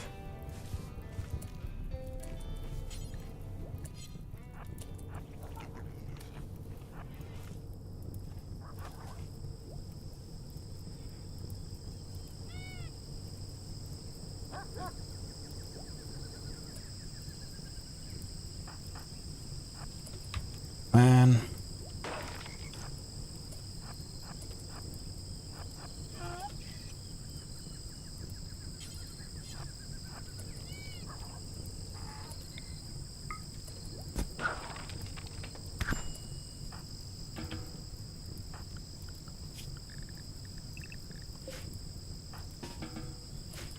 Set up the fire. Tell them to fight Zach. Holy shit, they survived.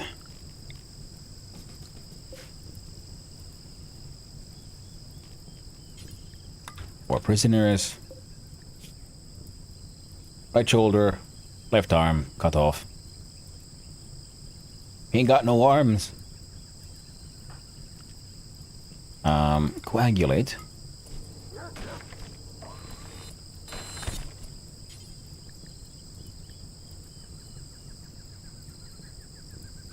My mistake. I should have arrested him first. So now I just wasted stuff and he's dead. Very tragic. Very tragic indeed.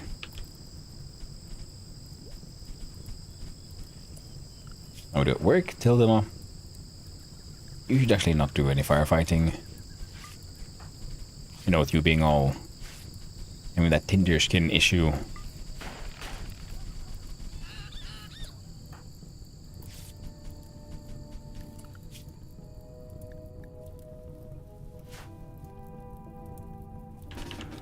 There you go. It died due to being exposed to light. You can ignore the fact that it was on fucking fire. Oh no, the donkey is on fire too. Holy shit. Now, how's your health? Mostly fine.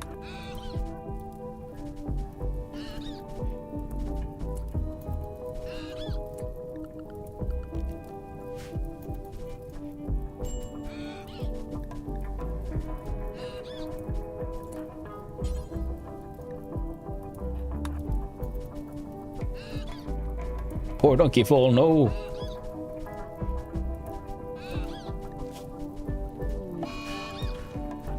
Well, unfortunate. They're very afraid of fire, you know, being a extremely flammable type of a creature. Oh well. They'll get taken care of eventually.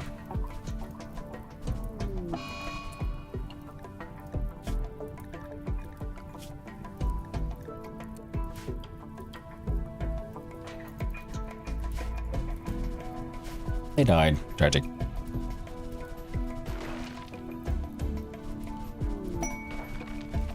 Oh, the Supreme Prisoner. Sandra Lerman, High Chief of Bringer Kinship, wants you to stash a special prisoner for him.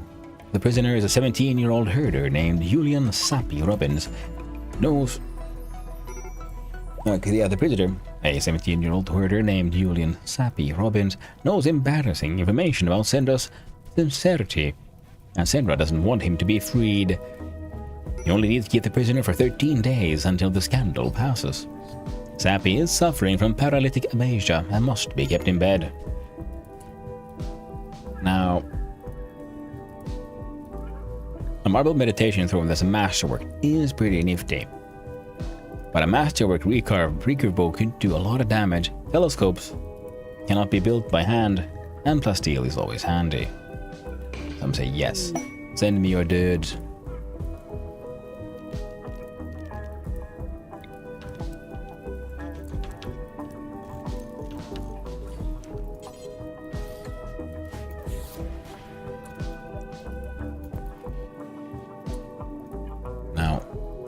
Teddy. You should capture Sapio. Hello, prisoner. Still them us awake. You should probably prioritize getting the fence fixed, you know? Just saying. A mad peacock.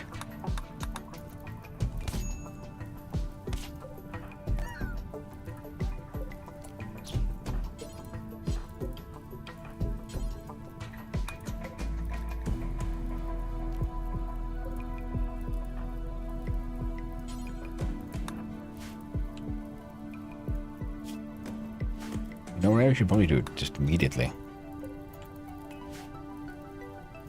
Now, Sappy, my boy.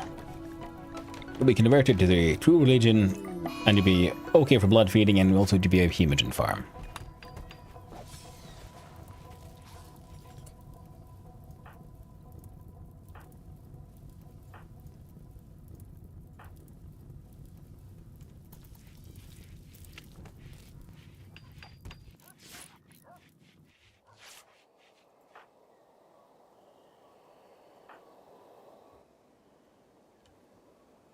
Collecting a whole bunch of fungus and shit, and there we go. We got 5 meals and 6 dudes. That math ain't mathin'.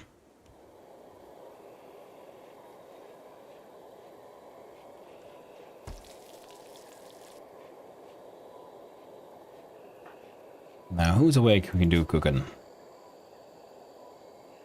We got Soul, V, and Rare. They're all asleep. Maybe you should focus on some butchering, would ya?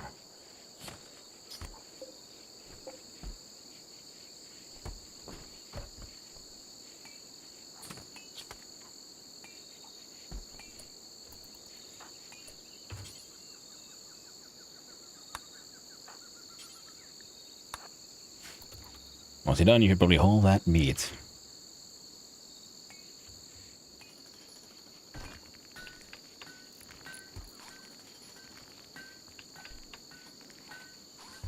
With these, we should now be able to get some more bags.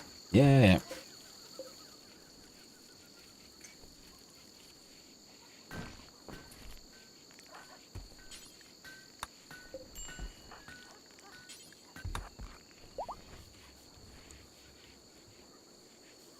You need to focus on these.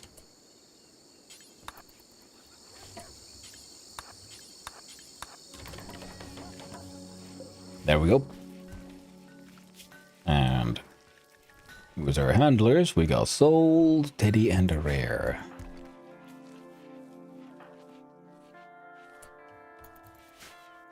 Oh, bees on it. Excellent. Major break risk.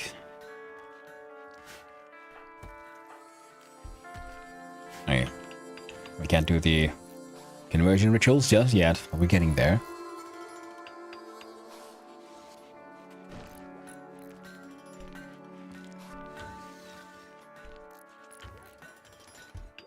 Now, then once this thing gets built, I'm probably gonna have to just farm a ridiculous amount of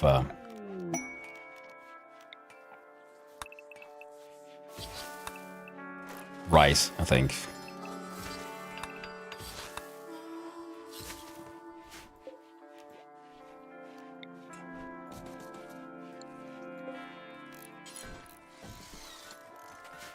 Hunt for the Hemo artifact. Accept. Yes, our ideology is the Neo Suckers. We revere blood feeders until Dema is the leader and main sucker, the prime sucker, if you will. You see, there's the actual title for the Neo Suckers. And Sol is our Abbot of Suck. And this is our holy space, also known with a nice small altar known as the Suck Station. In our holy room, the Suck Room. This is where things suck. 3 days for a suck party. We can have a suckers festival. Oh, we should have one. Everyone, have a party.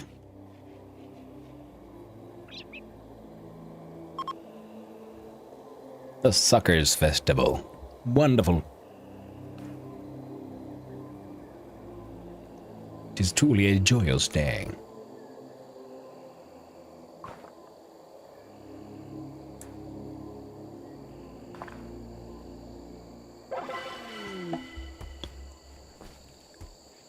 Ooh, a child of 9 years wants to join the party. Accept. A fun Suckers Festival. Hello, child.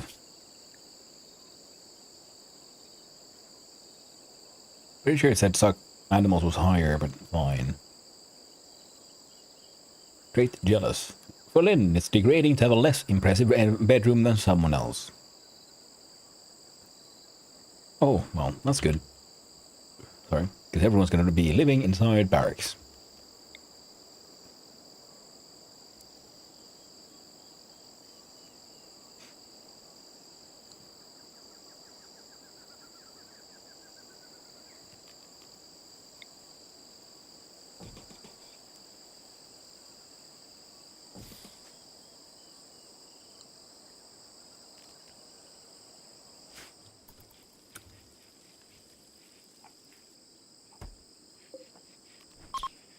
Someone should hunt down that cobra.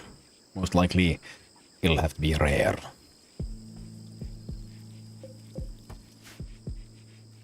That's excellent, because we're getting training for the social skills.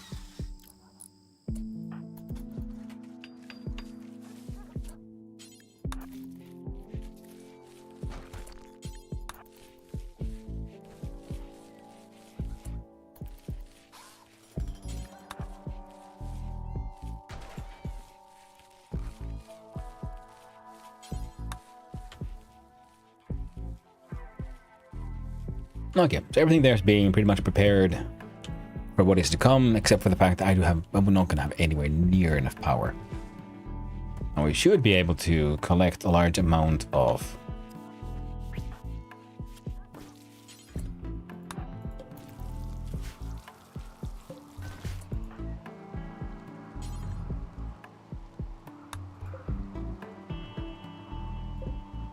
that's tainted.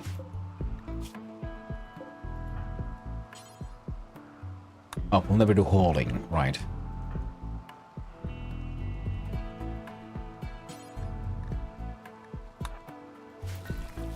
A whole bunch of tainted crap that needs to be taken away.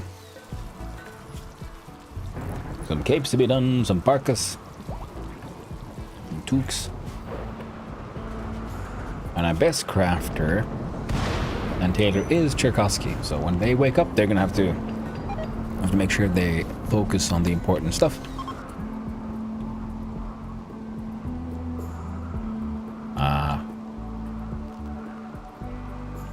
Convert Cherkasky. Actually, cancel that one. Where is everyone? How far away are you? So, not too far. So if we have a we had a ritual already. Didn't work out, so yeah, just convert him. Has converted them to the Neo Sucker faith. That's good. Those will disappear soon enough, and then they'll be feeling all nice and better. Soul has inspired taming. I mean, if we look at the wildlife, and if anyone here we'd really want to tame. Cassowaries are murder birds. And they could just be handy having a bunch of cassowaries in case someone wants to fight them. But there's nothing here we really want, you know. We could go for one more female peacock. That's about it, really, to be honest. Also,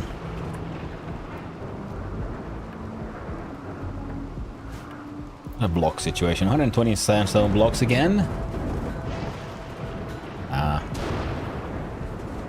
Things pretty much finished. Rare, you have a poor revolver.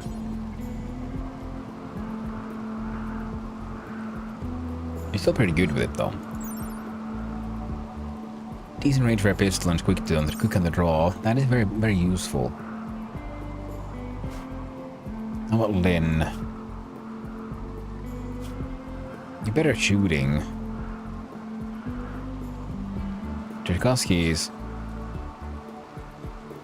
best at melee, so we should actually have this spear. Soul can't do shit. He's better at melee, but okay at weapons, so having an excellent recurve bow is acceptable.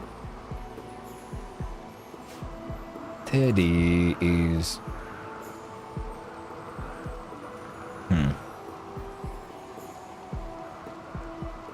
I think training more shooters would be valuable.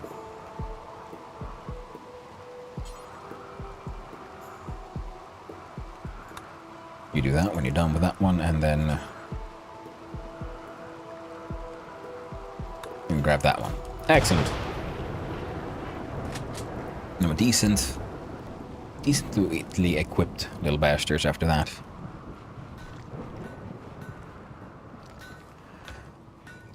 Right. To orders, chop wood. Taking all of it.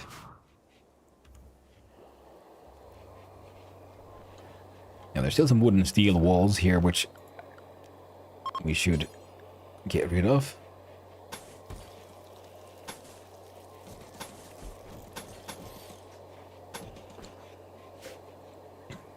No longer inspired with the shoot frenzy. Well, that's tragic. Taming would be just so handy to make use of. Raccoons, do you have a special skill? Forage. Neat.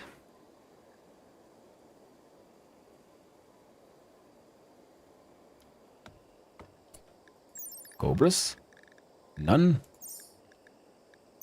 How about a rat? No. How about a capybara? Nope. Largest natural rodent, the capybara is well adapted for steaming jungle environments.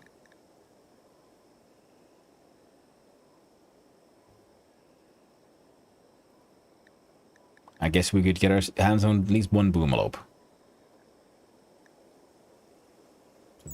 Okay, let's see, where are the closest boomalopes? Closest are here. Are you male? Female. Tame. Soul had inspired taming.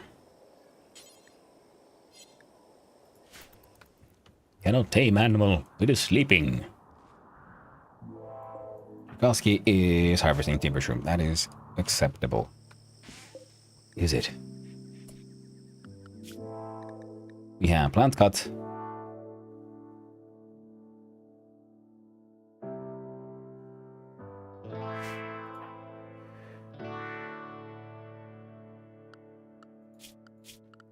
You know, you are our prime manufacturers. You'll do the both those. Tchaikovsky might even be... I think they will make him the mechanitor. You know, eventually. All in due time.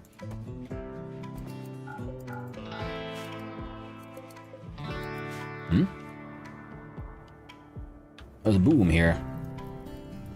Oh, it's probably a boom shroom. Oh no. Now these burn, do they then explode? I'm assuming they do. Dying because exposed to light.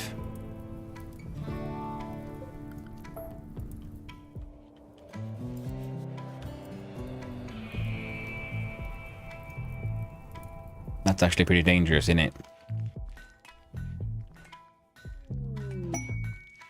Inspired recruitment. Nice.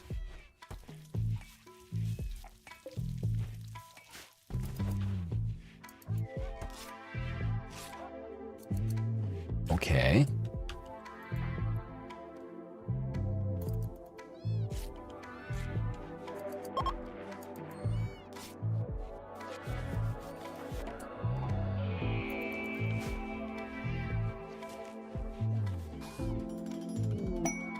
Marriage is on. Teddy proposed marriage to Soul.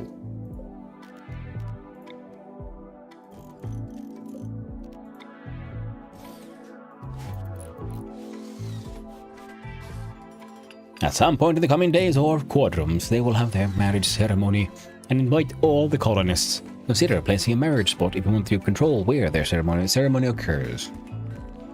Soul Chef will change her last name to Drew.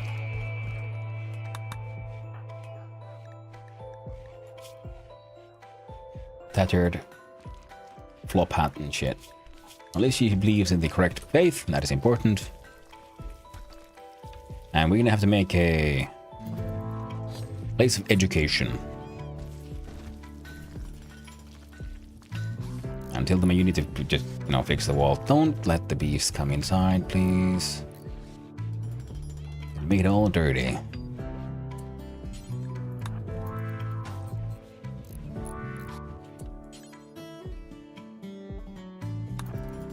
There you go. Now you can do some hauling.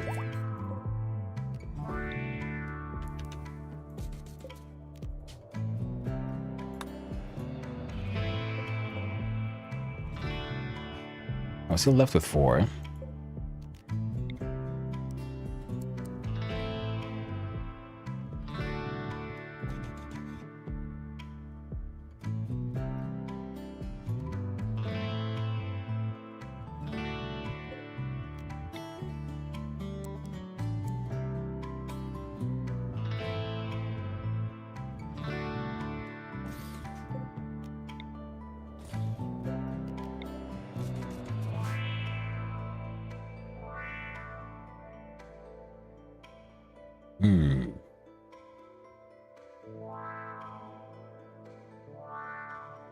Barracks are perhaps a little tight.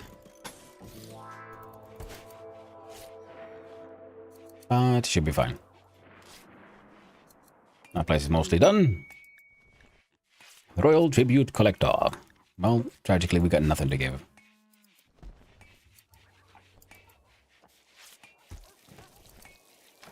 Oh shit, animals. Indoors? No. There you go. Animal space. You can head on out and do your business.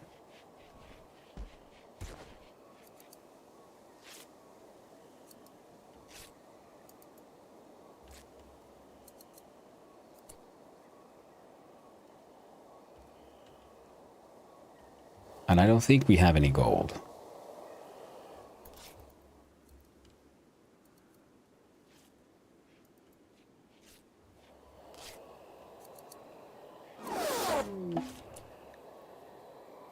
Richard and Walter, auto load. Nice.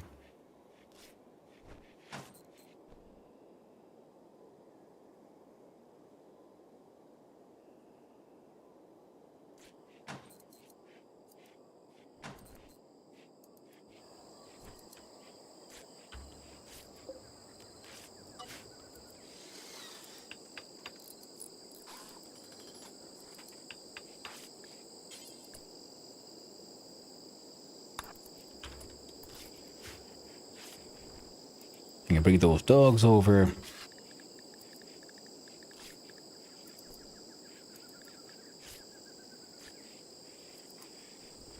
Oh. They can be trained to forage. Conversion. Till mouse tried to convert Sappy into her own ideology, and Sappy has been very convinced and changed his ideology. Tildema successfully turned Sappy away from the dark way and towards Neil suckers.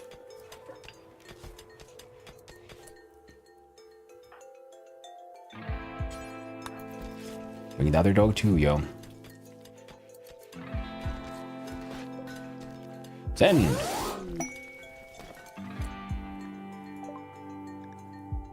Quest. Oh yeah, we got honor. Quest available. Tildema's Acolytes ceremony. To accept this quest, you need to assign a throne for Tildema. Yeah, we'll get there.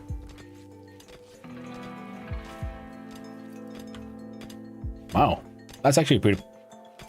That really is powerful. Holy shit. I mean, yeah, they're not the best miners, but they're still, technically free miners. Double checking, yeah. Yeah, I got nothing. Okay, man, you do you. Blue on the outpost. A gift from the Empire of Bopito. Ooh, hot diggity dog. Herbal, which pretty much means no one gets anything. Health, herbal, lavish, yeah, sure. Okay.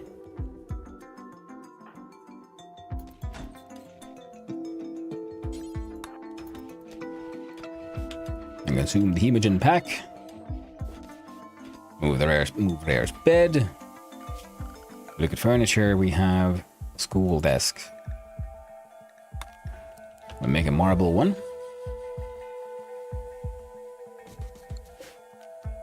And we will make marble.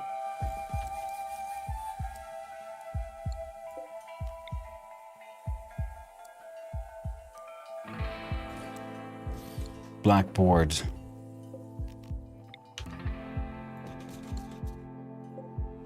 Now what can it... Wait, how much leather do we have? Nowhere near enough, apparently. Okay, there's some pig skin, which is for some reason just hanging out here. Also, yeah, Lynn.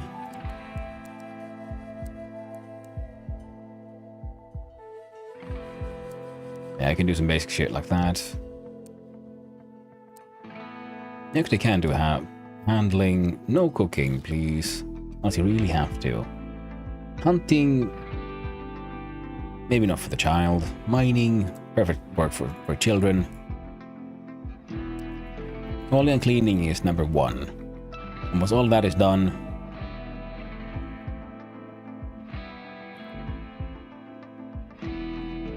relevant skill is crafting for all of that. So crafting actually is something you should also focus on, because you should be able to focus on just making blocks, which is really, like, you know, cost efficient. Should let them get that job done. We do orders, chop wood. That's a little bit over here still. Oh, and yeah. Oh, quest. Blue on the outpost while talking to the trader Koskela. Hildama learned of a location of a camp controlled by Pizikach. The camp contains hostile imps, but you don't know what defenses they have. Neat. A couple of bits of kick-ass medicines.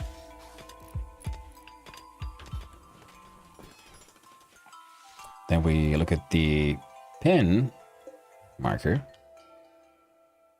And we're gonna need more.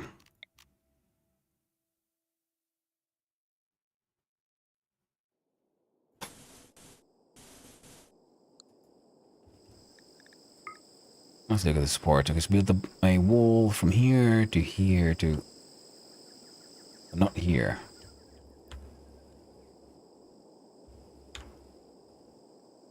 Build a wooden one. I'll just make just the pen as is, just bigger.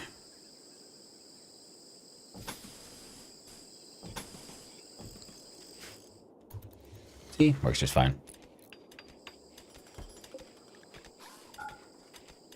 There we go.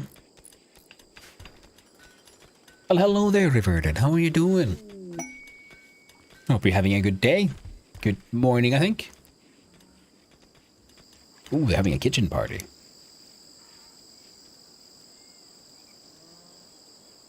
Isn't that nice? Oh no. I'm fueling that thing. That one as well.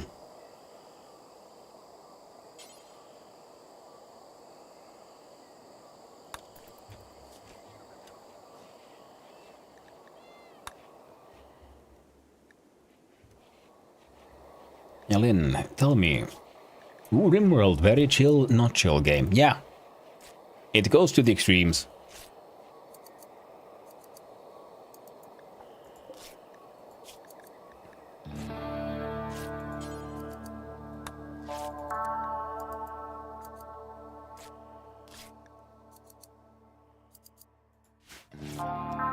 But it's still quite enjoyable in my opinion. Usually play on a not so hard difficulty. Oh, yeah, makes sense. Absolutely valid and a sensible thing to do. I'm going with slightly harder. Like medium plus-ish. Just because, when one streams, one should, strive to help create content by just suffering a little bit.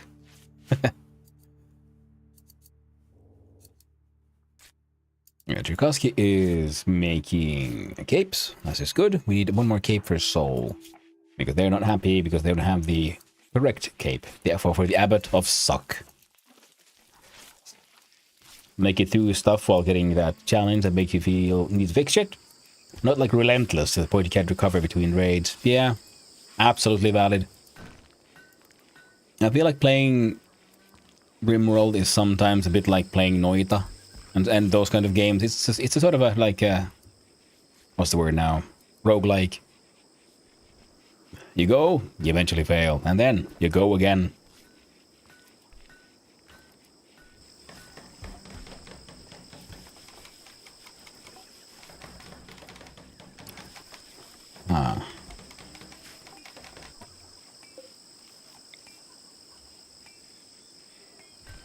I've got to take those two out.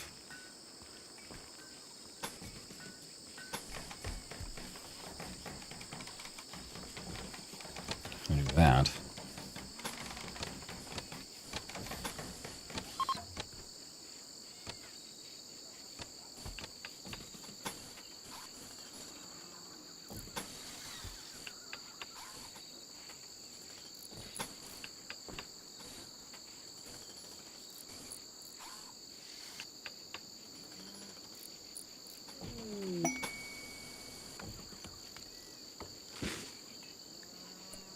While fishing, rare but unusual catch. Plasteel. Oh, that's quite the find. People be going crazy on the extra hardcore, one man, one life perma shit lol. Yeah, that's very true. I mean, I understand some people like say, like, Killitrix, he's played, thousands of hours of the game, so it's a very different challenge for him, For me, I do not have that experience.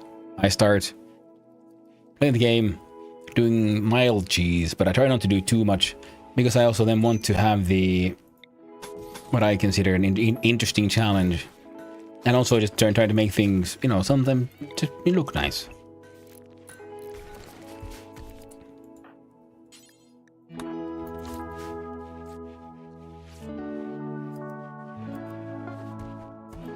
But it's similar to, I remember we were discussing some while ago about, the Valheim servers, and Valheim runs people were doing, like, adding all the difficulty, extra difficulty, so much maximum difficulty, everything should be like, freaking through the roof for no real reason.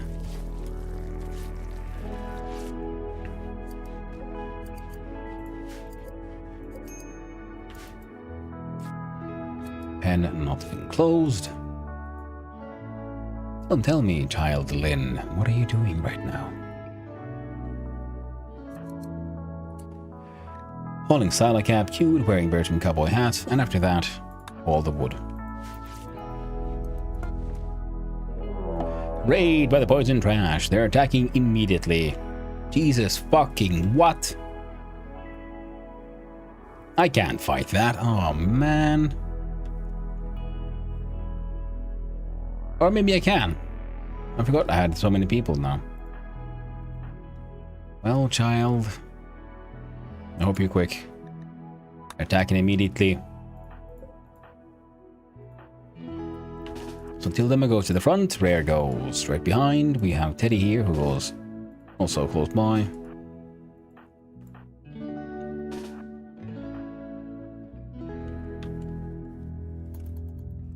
Put on the hat. And we'll see if the child's gonna make it. Run, child, run!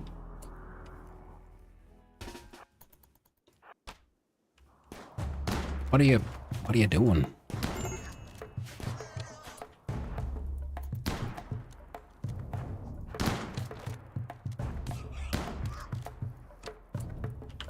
And they're attacking from like random bits and pieces, random places.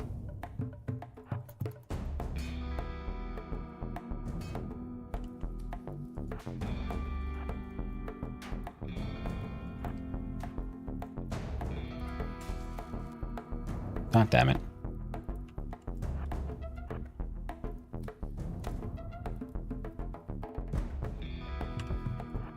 Oh no, the monsters are trying to go for the child. Ignoring my murder box. Okay. Kill them up. Go kill Paul. Tchaikovsky, go after the anarchist. Eddie and Rare, you back him up. B. You go after Ghoul.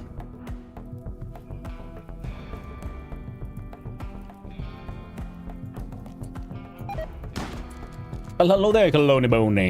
Morning for me. Yes, it is the afternoon. Well, evening for me as well, I guess. Yeah, almost 4. That would be evening. Newt fungus rotting. Yeah, well, it happens.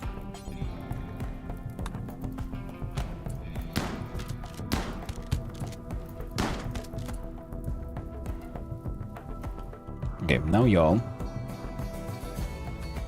come here, deal with this shit.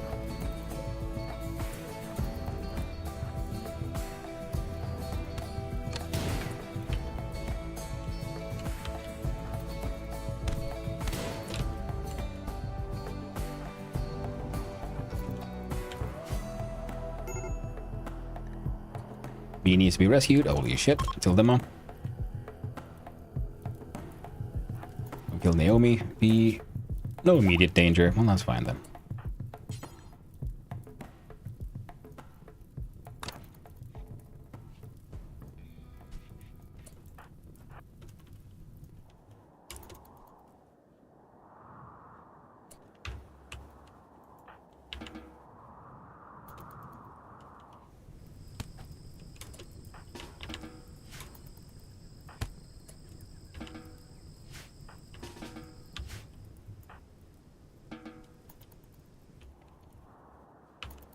Okay. They keep on setting fire to my fucking bungus, man. I don't like this. Very rude.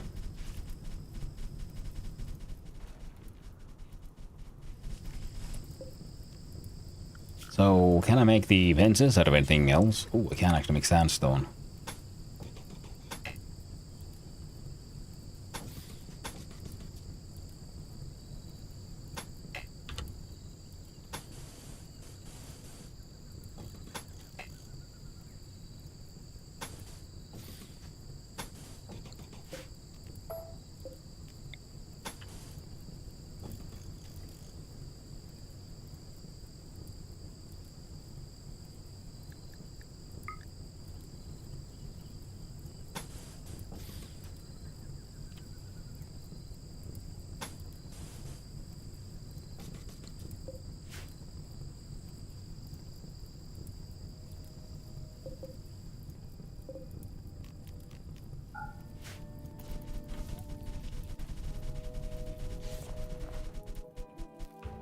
Okay, put out the fire. Good thing is we got some more meat now.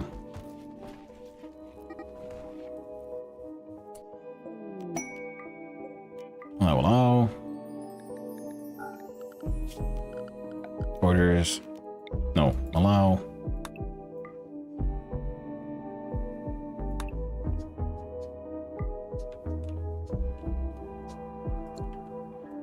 Hello, Swick. How you doing? Category alert. Hotly. God damn it. Thank you for pointing that out.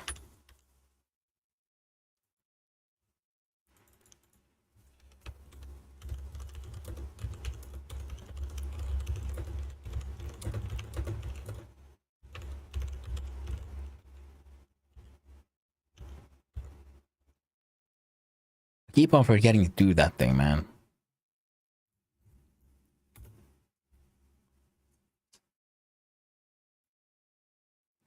There we go, and there we go. Thank you, Swick. Also, guess who has the fancy copper bars? Ooh, nice. Very cool, my dude. Very cool indeed.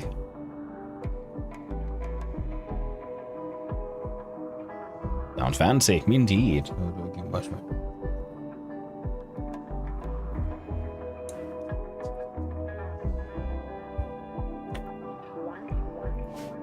What up, you all doing good? Hope everyone's having a wonderful day. Black cores? Oh, man. I want some black cores. I want something so bad. I want to make that sexy forge.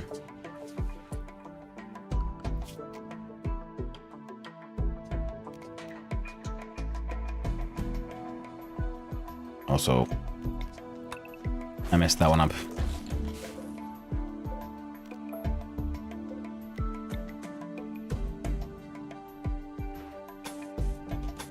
It was supposed to be here. Then that one goes there.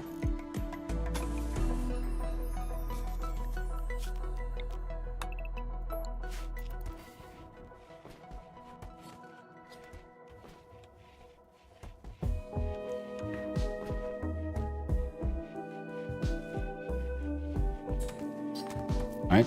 Cooking is happening. Long pigs are pigging. Ah. Got 36 of the fuel.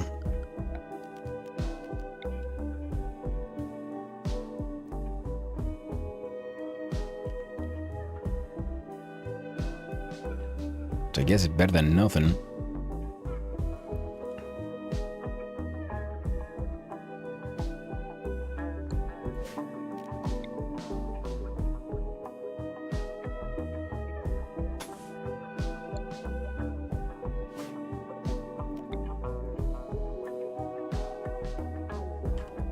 I guess where to put the generator in a way that makes sense.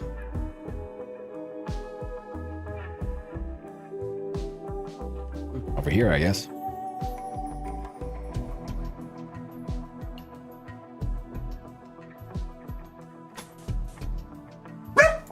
Is that sick?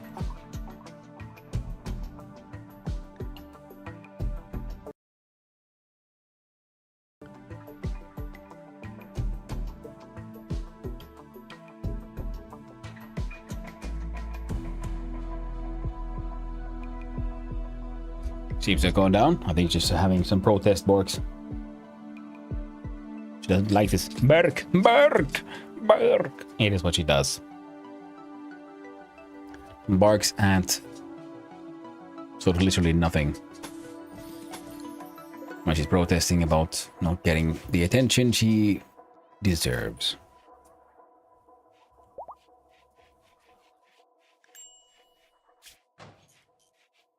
Yuaguja Ito, High Chief of the Covenant of Fuwaba, has sent us a message. She wants to talk with us in a nearby location. It could be a great opportunity to improve relations with their faction and receive gifts, but beware, a poor negotiator can cause more harm than good and may even anger them. Other factions will respect you more if you send your leader to handle the negotiations. Prime Sucker Tildema Kartikeya will get a bonus of the offer to the chance of a successful outcome. Whereabouts are they on the planet? Not too far away. That is something we can do, actually. Especially because I can trust her to take care of herself. You know, being a kick-ass vampire and all that.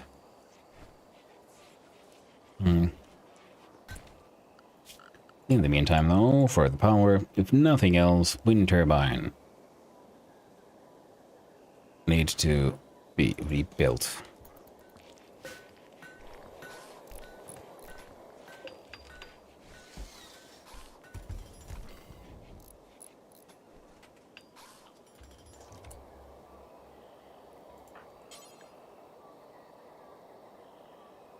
Oh.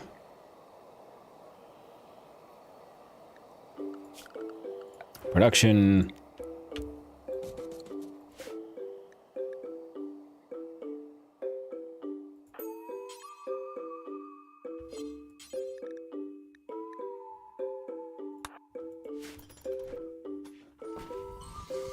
Got shit to burn, kid.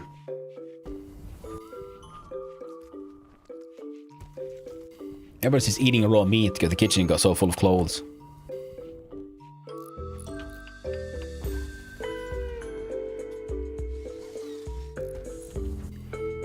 B has a major break risk. Why?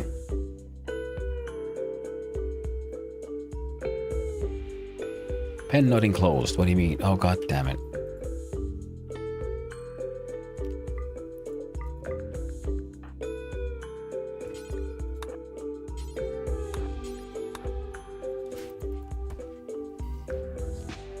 Rogue ate without a table. It's true, she did, actually. I mean, technically, she might have eaten a little bit with the table, because she ate underneath the table. Table adjacent, if you will.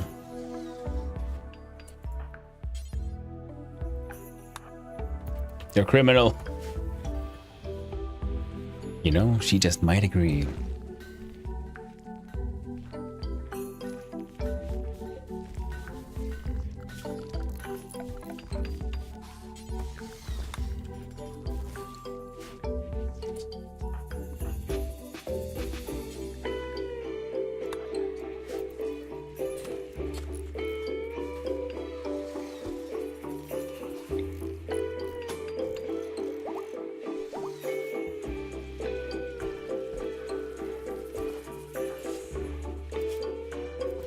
Human meat, butchered human. Oh, right. So, how are you doing on the conversion? Feed them. And convert them to the correct faith.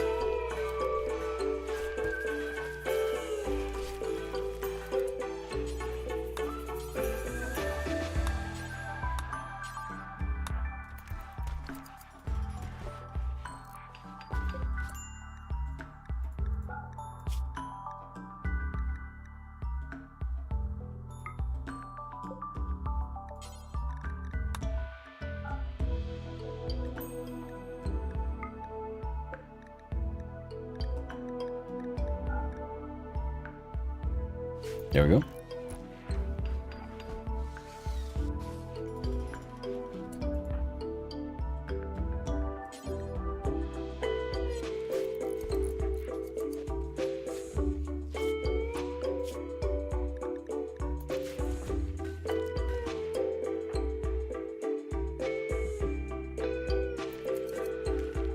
Okay.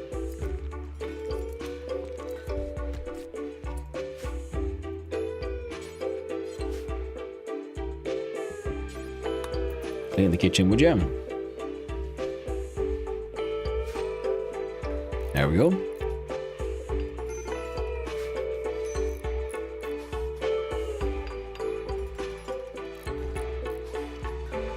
Low food again, you're saying?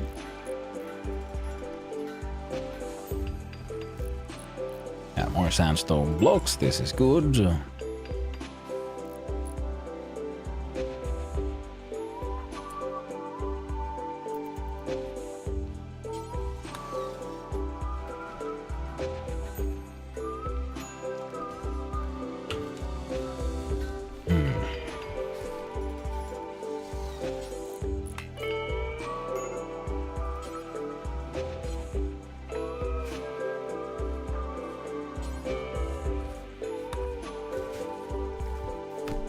Oh, see on this game? Yeah, it's pretty goddamn good.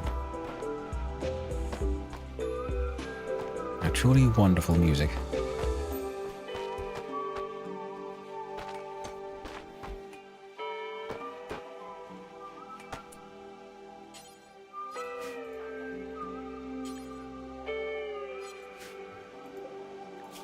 No, don't tell me. Oh, you dumb bastards.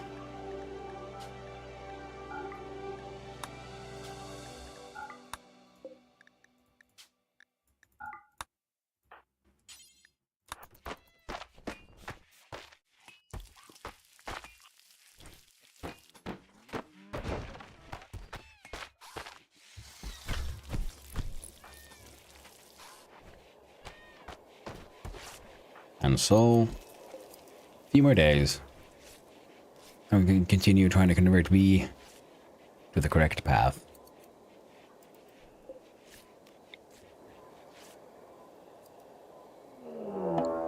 A manhunter pack.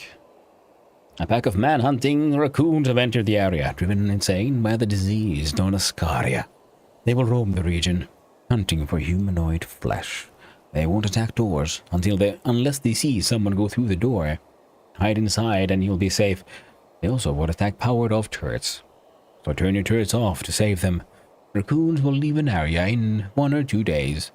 You can hide and annoy them out, or fight them. How many? Like 5. You can fight 5 raccoons, I think.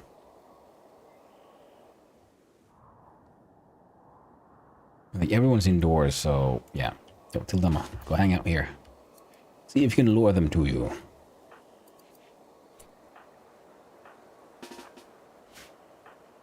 Rare and Teddy as well. And Cherkowski.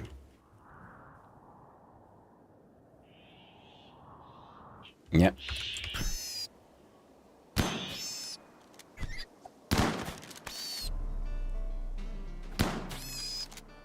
Last one. Well done, team. So many mushrooms. Yeah, this I love the new biomes in the DLC. Like this, the glow forest. It's all mushrooms.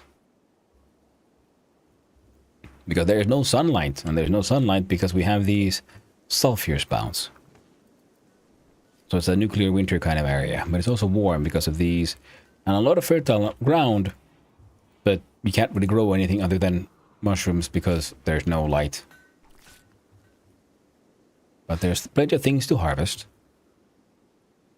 including psilocybin, silo caps, which can be harvested. View silo cap. No matter the fruiting body of a hallucinogenic fungus. When eaten, it produces vivid sensory experiences and lifts mood. There's a small chance of it to immediately induce a catatonic state, or creatively inspire the user. Silo caps are not addictive, but can cause overdoses if eaten in large quantities. Some cultures use silo caps for religious ceremonies, while many others have outlawed the mushroom entirely. The legit mushies? Yeah. Thought you were just memeing. No, actual. It's called the silo cap. Psilocybin is not. It's hardly a obfuscation. Shrooms. Hell yeah, that's fantastic. I mean, they have weed in the game. Yeah, exactly. And, you know, yayo, cocaine.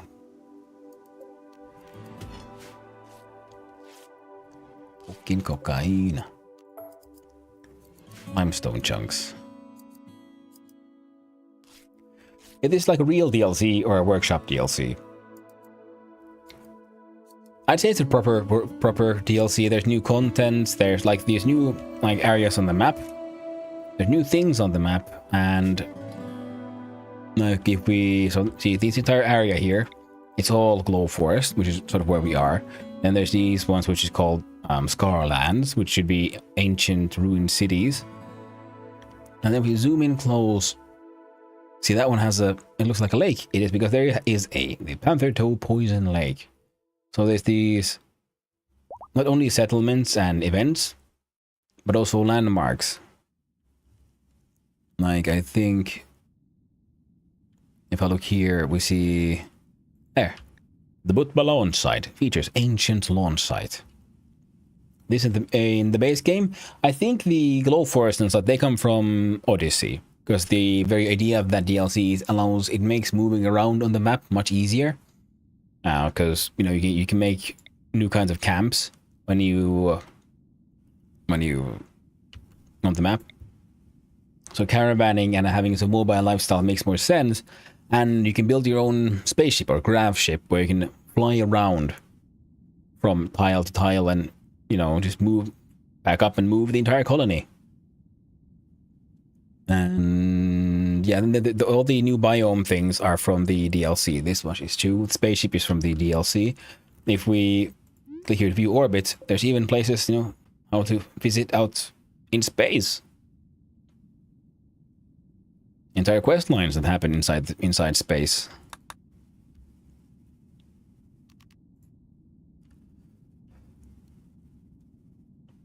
And there's some new factional things like these trader platforms, but I haven't really figured out how they work yet. Now here we have things like glacial plains, more Scarlands. So there's a lot of a lot of new stuff to find. And of course, with the new biomes come new animals and so on.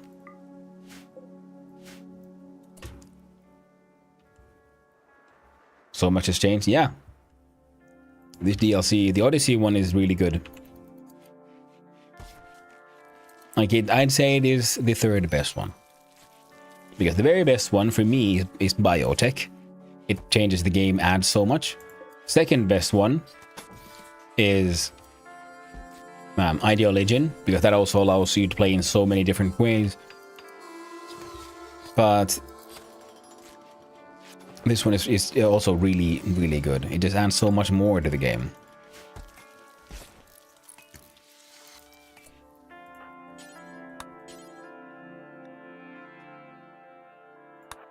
Screw meditating. Build this wind turbine, for Christ's sakes. I asked you to start more than once already. Or is it because the animals kept on getting in the way? We're about to run out of power, and then we're gonna have a really bad time. Royalties content felt optional. Yes, I agree. It's fun, but it wasn't that special. Blocked by Willow Gill. Ooh, better cut down those plants then. The Dusty Complex. Break into the structure to hack the computers inside and collect the information. Yep. And let's look at the chem fuel powered generator. Slap one on. Yeah, it's fine. Hidden conduit. There we go.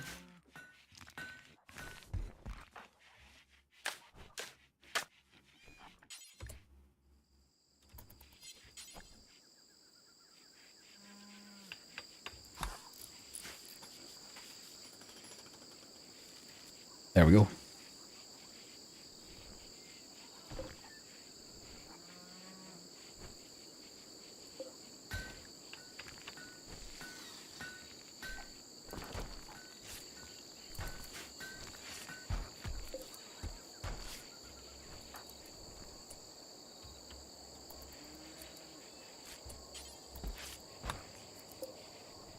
There we go. Now we're producing power.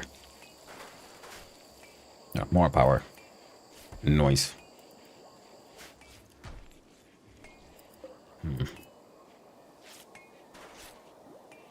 I'll wait for the batteries to be filled up, I guess. I think that might be for the best. And then, well, we can now finally connect the sun lamp.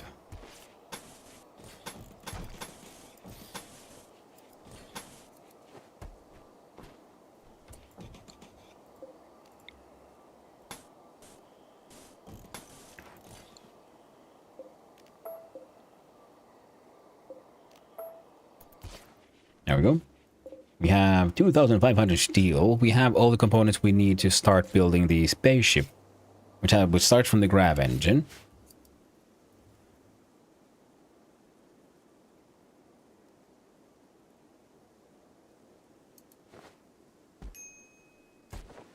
And the thing also with royalty is,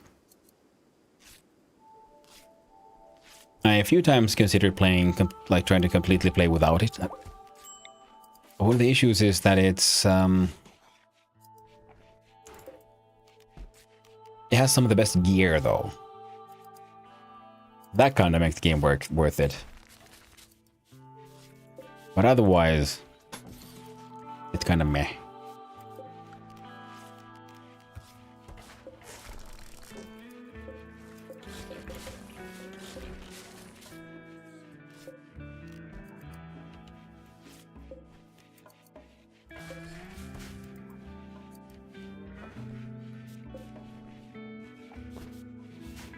Alright.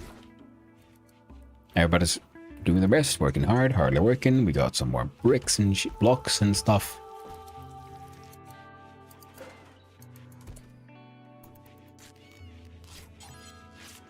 Can't make a granite door. We could make a sandstone door here.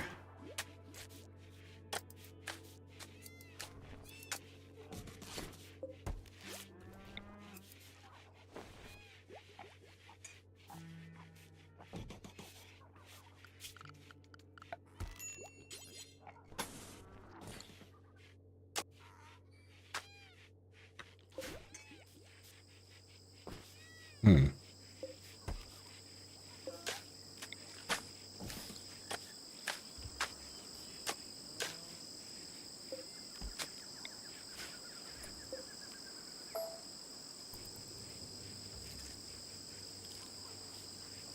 vampire doing vampire business. I'll say okay. Do not keep that fueled.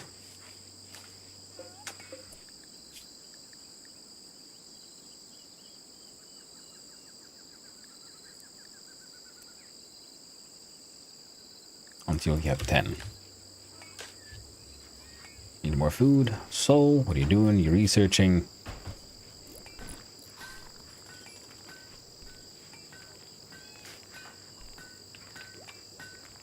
Oh, because there's no food. Right, everything was eaten. Heckin' raw and shit. Okay. Zone. You build a roof pretty much here. Remove the roof here, though. And there.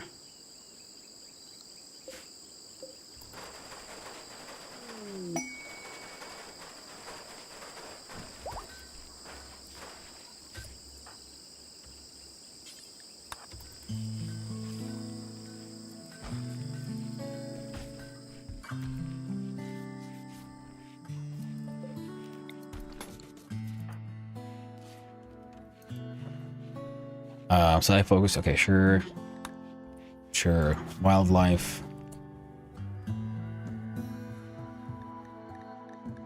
Hunt down all the capybaras. Monitor lizards.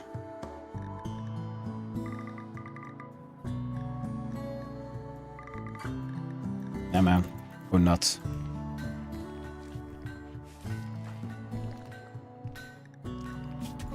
Rare has 10 shooting. There you go. Wild boar 1 found raw fungus while foraging. Ooh. Well, that's neat.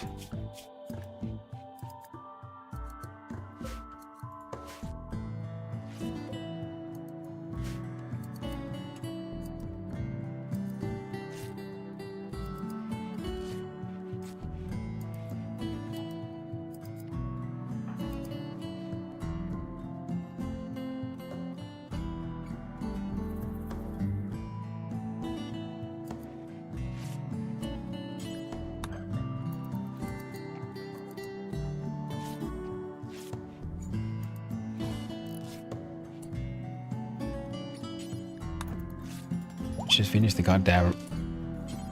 Man, I hate building with animals nearby.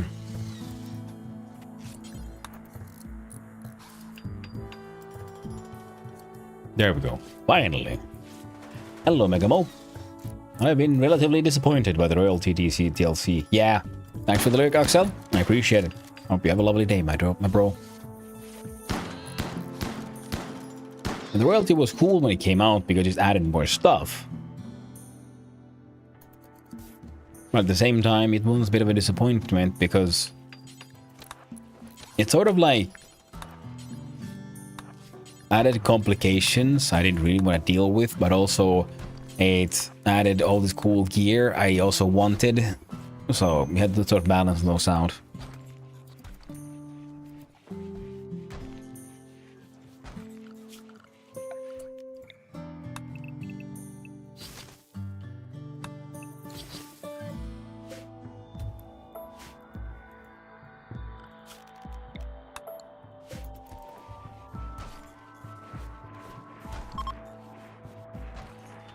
Yo, so, you know what you're gonna do? You're gonna convert our little V here.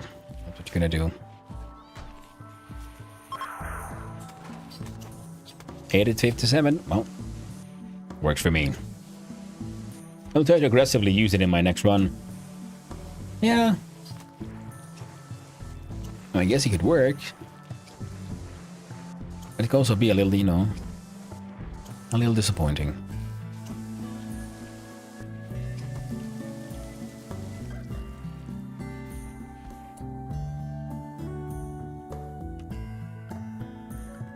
Now let's look at growing zone. Grow zone maximizing. Make rice. Endless heaven rice.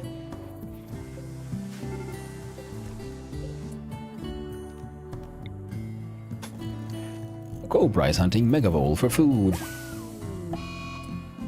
Death of Megavole 6. So who's... Well, yeah, you gotta go punish that Cobra.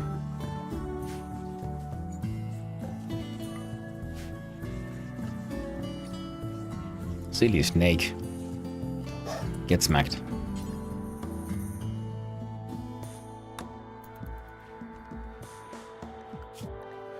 Animals.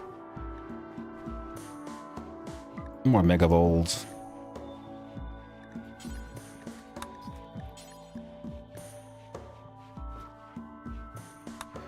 One for rare. One for V. So I can have one. At least that soldiers would feel more appropriate. I'm too soft on my pawns. True. Started playing Valheim more hard mode with map though. Yeah, I usually play with map. This is the very first time I ever played Valheim without a map. It's a wild experience. I don't think I'd ever want to do it in my life of single player runs. But it's pretty fun though. Ooh.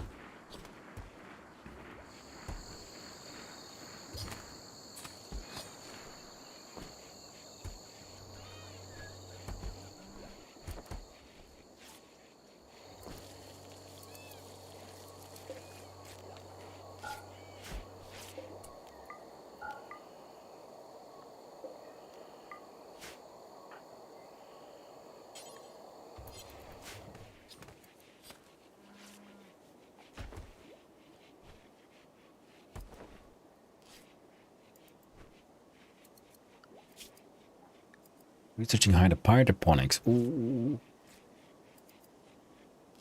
This is being researched very nicely.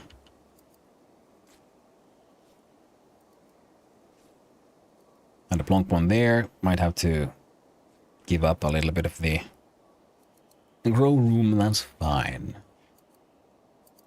At least the sun lab can function normally. Got a better armor. Hate Scalius? Yeah. It's it is a technique. It's a, you have to get used to it, how they work, how they function. So grower and grower both go number 1. No more sowing. Lose cache of valuables. That's okay. I don't rightly care.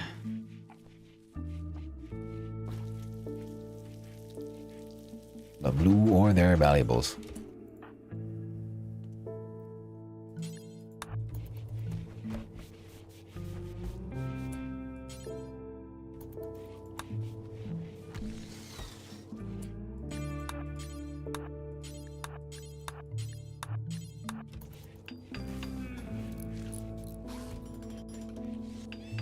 Oh, those peacocks trying to run.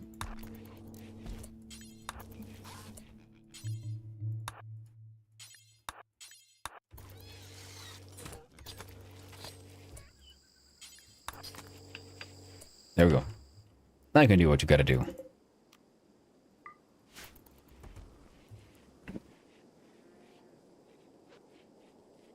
And the animal handlers can retrieve the lost animals. Wonderful. We can feed the animals Nutrifungus if we need to.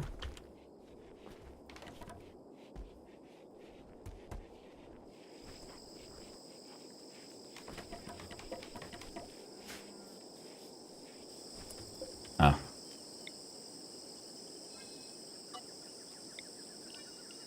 Make a new plant zone for... Oh, can't do that one. Can you do cotton though? Yes.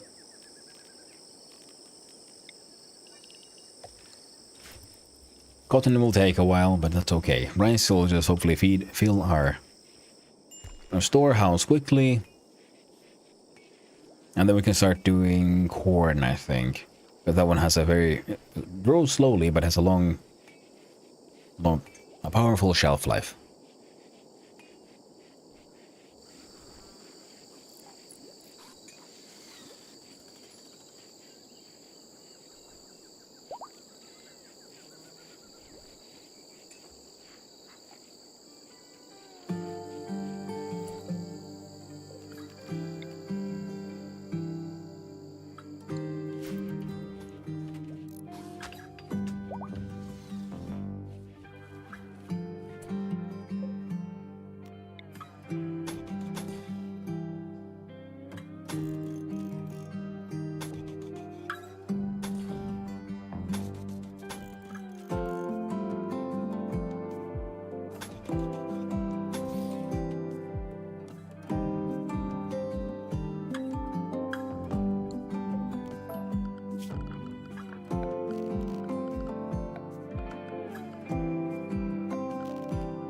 Now it's tricky here because we can't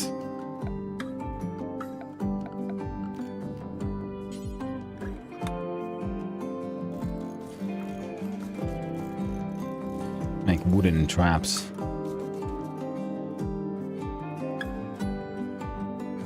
Like I normally would.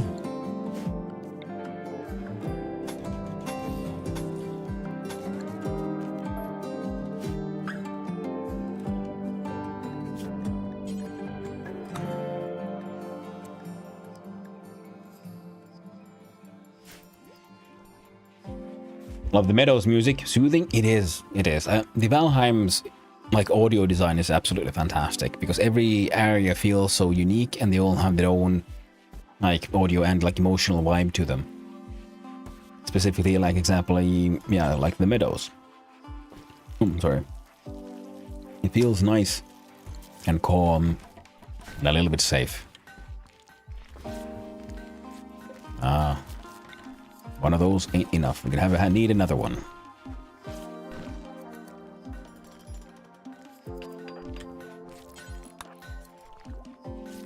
Once you're done with that,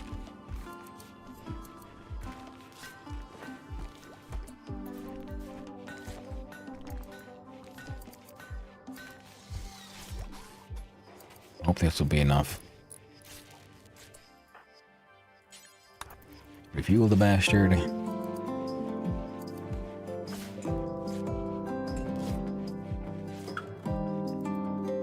And now I think we're getting another little bit of excess. 2 batteries, not really enough.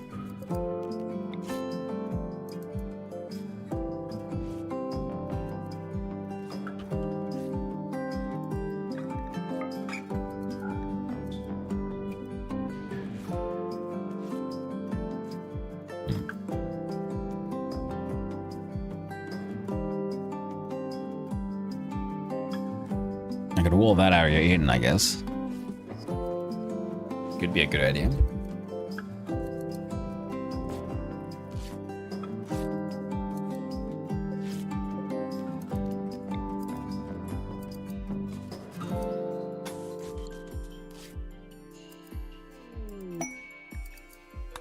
Oh, inspired recruitment, you say? Well, that is neat. Okay, with a whole bunch of people here, we could do with some more. And childcare.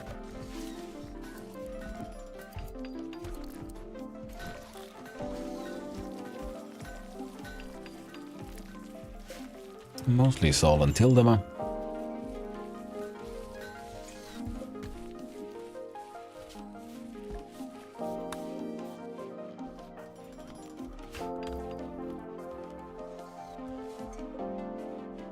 And even with it on, we have access. Heck yeah.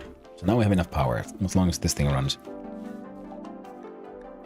Hydroponics, well, pretty sure we can't have all of that and hydroponics. Solar power would be nice. Steriles. Biofuel refining, very important. Now that we're going to use a lot of that. And then probably have to look at harps and stuff.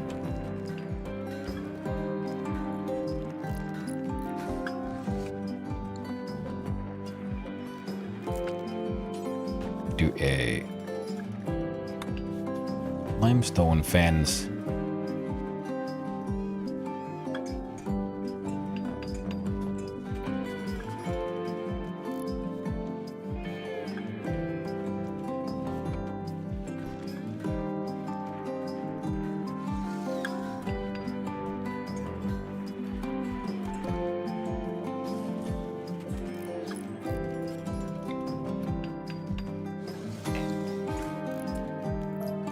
Gate. Fine, we'll have to make a wooden gate there then.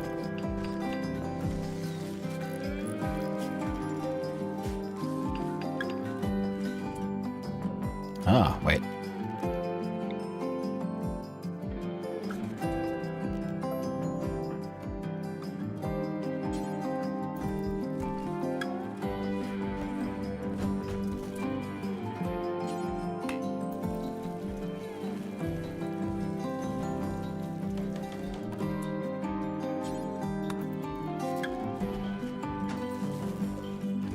There we go.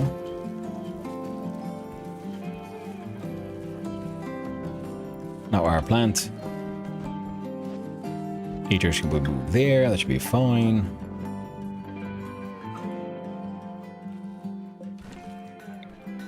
And we can turn this into a sandstone wall. Yeah.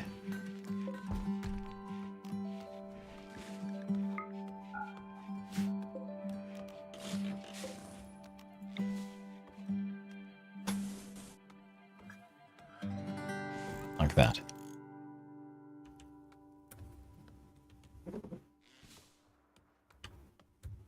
Another enclosed space, that'll be fine. Oh, Lynn has a growth moment.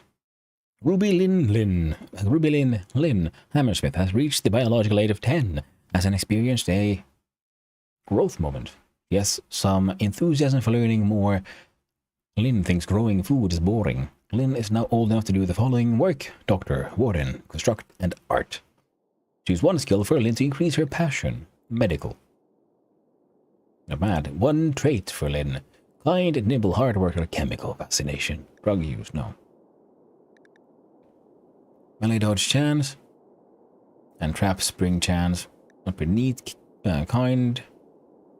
Lynn is an exceptionally agreeable and giving person. She rarely insults others and will sometimes offer kind words to brighten the mood of those around her. She also never judges people by their appearance. Her agreeableness also makes her more likely to conform to prevailing opinions. Hard worker. Lynn is a natural hard worker and will finish tasks faster than most. Global work speed plus 20. Hell and yeah. Oh.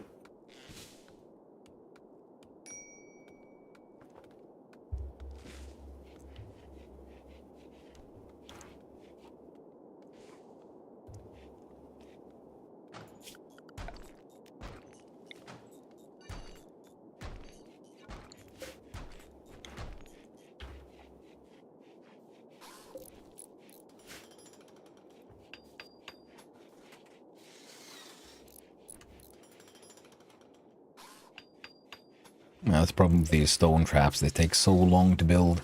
They're very efficient. Well, they take a while.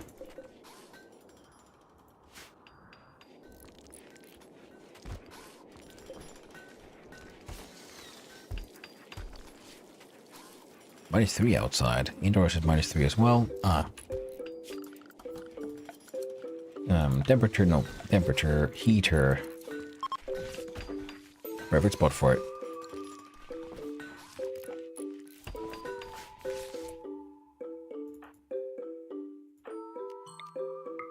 Convert VEO. Certain 50 fell from 58 to 50 to 35. Excellent. If this goes on, we can have a proper conversion ceremony. Hopefully we'll push her over the edge to accept the true faith.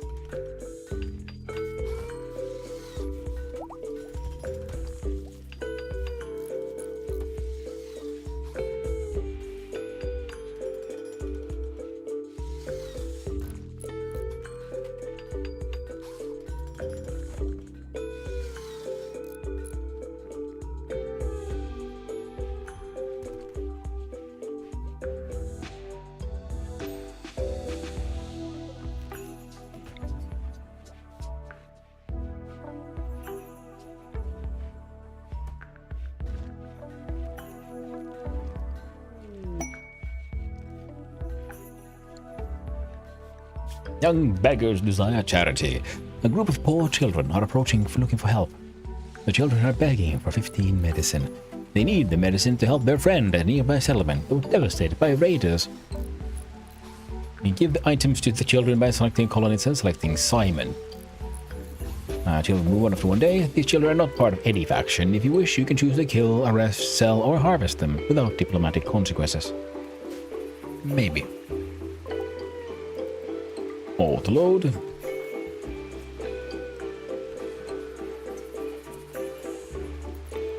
Fantastic.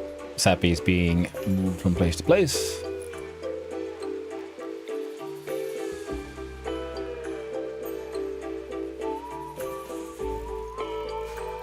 Free children. I know, right?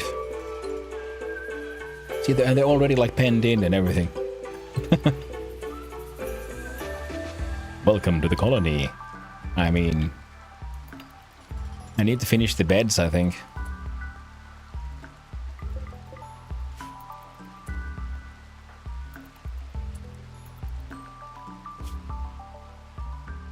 Come on, tell them you don't need no rest. Wait, where do you have a bed anyway? Ooh, we need a death rest soon as well. Okay, so no sleep for you.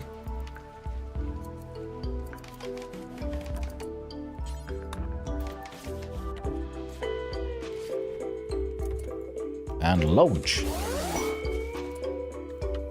Pods have arrived.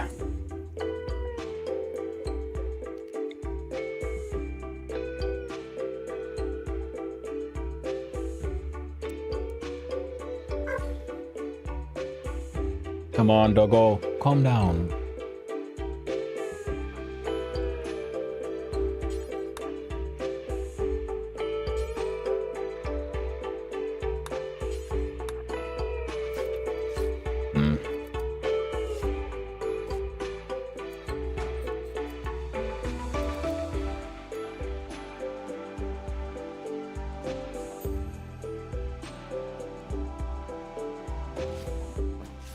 Yeah, you gotta calm down.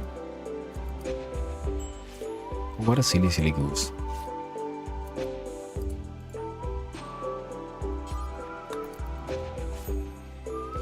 I'd like to see you finish this heater. Thank you very much.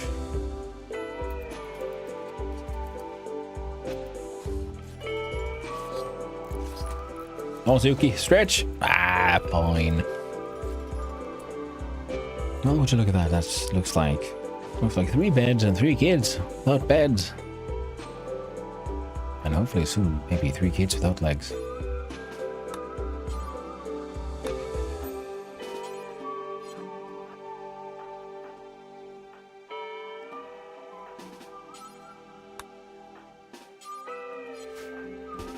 No.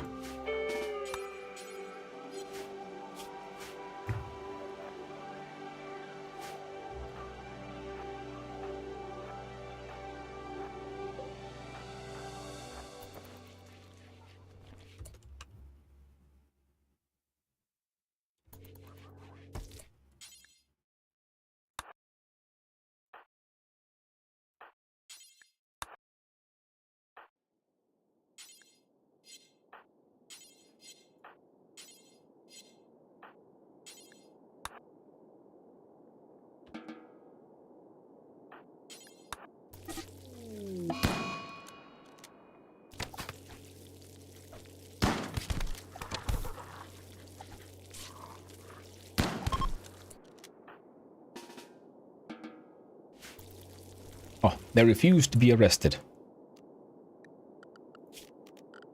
Orders. Allow. Oh, there we go. Anhydrate huoltotauko. Well, yes. Thank you. Gotta wait for Tchaikovsky, get that kid in bed. Unwavering prisoner. I was okay for what? It's a Neanderthal baby. That's okay, kid, because you know what? You don't need no legs.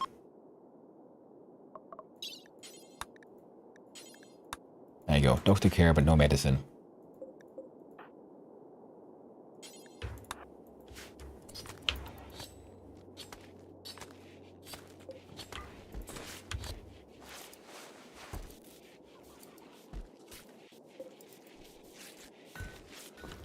With everything on. Yeah, okay, these. Out of temperature growth rate. Oh, shucks.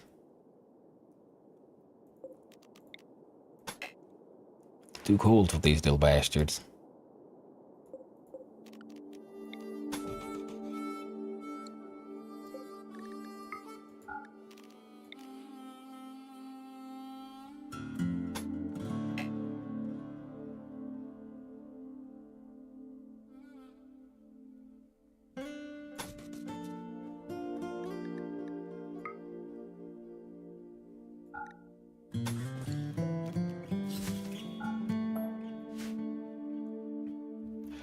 I'm off, man. Take it easy, bud. Thanks for hanging out, Swick. I always appreciate it. You're a cool dude. See you around, dude. Hope you have a good time. All right, I'll do that stretch for you.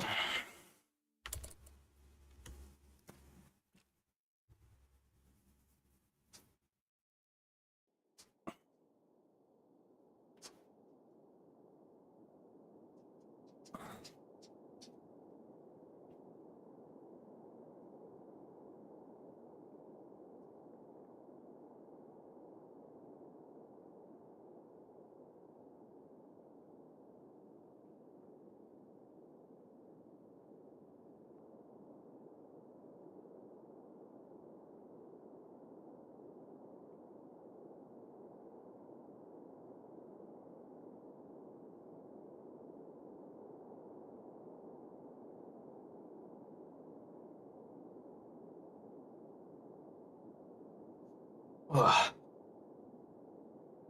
I'll go fetch that drink. Be right back.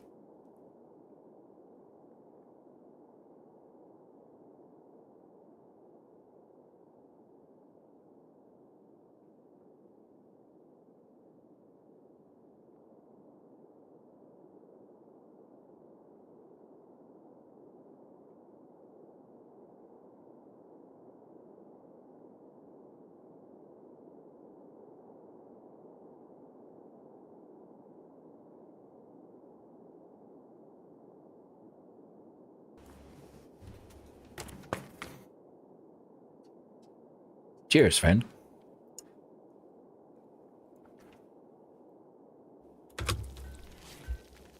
God damn it, I thought I left the game running.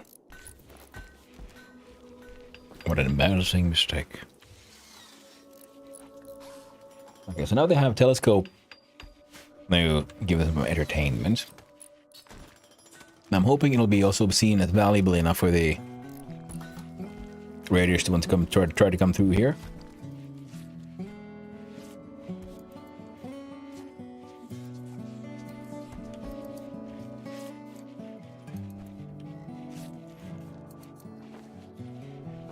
Okay, so everyone's working hard, or hardly working.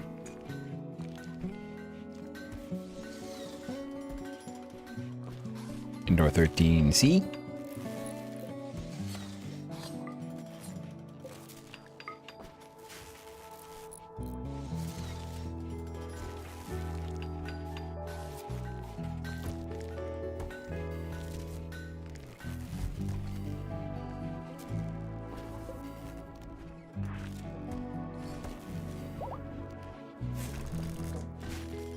Mega 1 is pregnant.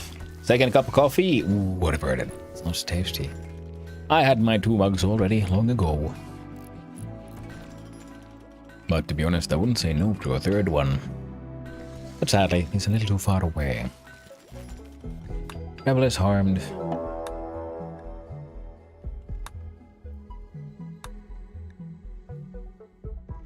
A group of imps from Pisikach have arrived nearby. 5 little bastards. Okay.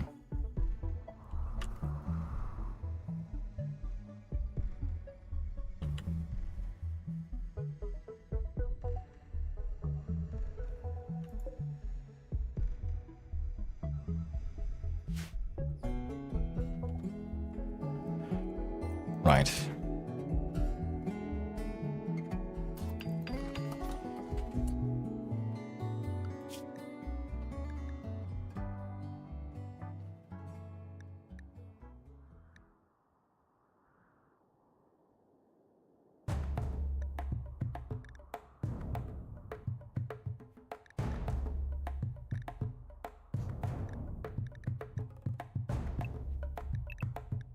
You're all now trapped indoors, all the animals.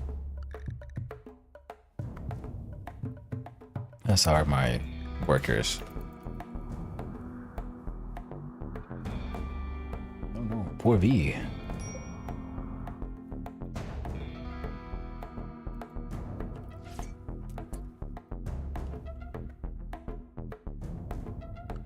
Oh no. Okay, let's see here. Manage areas. Indoors. Shrink. Yeah, that's no longer an acceptable place for you guys. Manage areas. Indoors. Expand.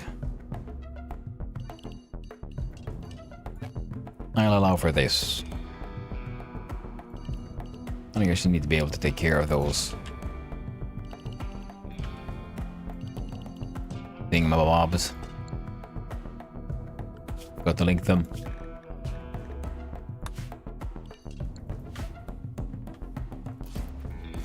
Okay.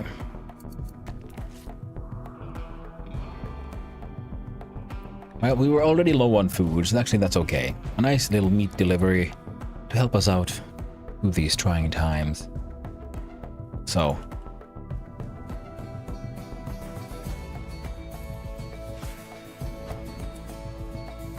That'll help them with the temperature issue. Rare here has a shotgun, can go here. Teddy here is also a shotgunnier. V is making their way back. Second melee, Lynn.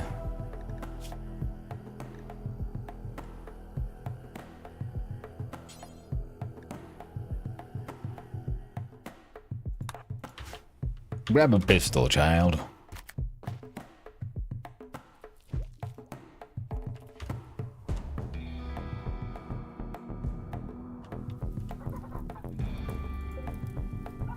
Oh no, my Mega Bowl. Why are you slow, by the way? Oh. High on shrooms. Fair enough.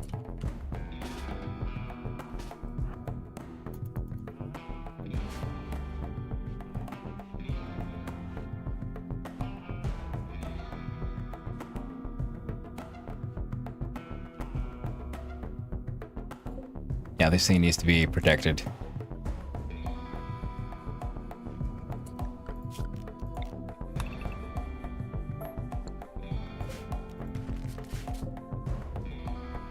Move further back.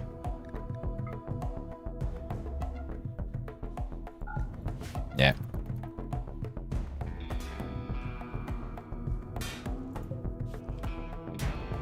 I'm losing so many components on that thing.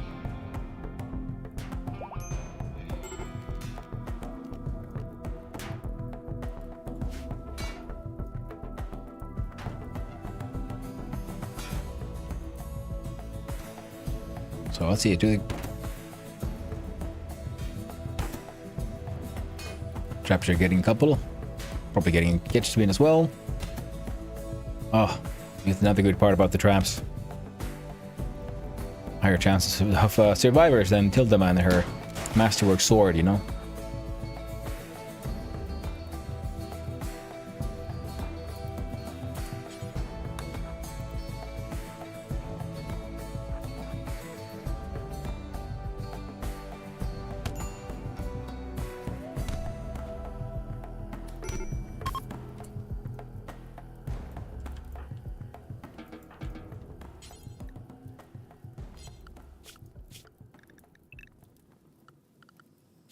Unrestricted. Animals for animals.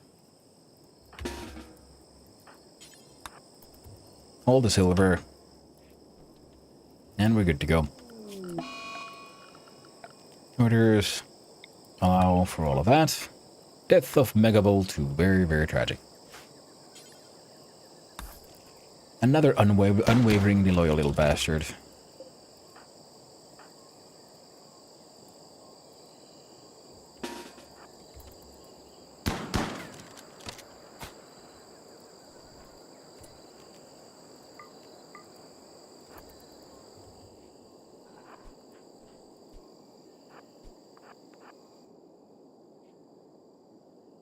Nah, it's too fast. You do you, guys.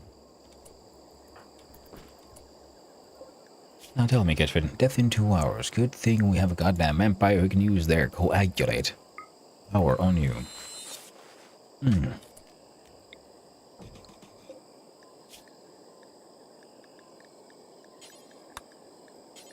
And operations. Couple of egg legs. Now, our growing skills, highest would be 5 and 4. We'll need some with more power.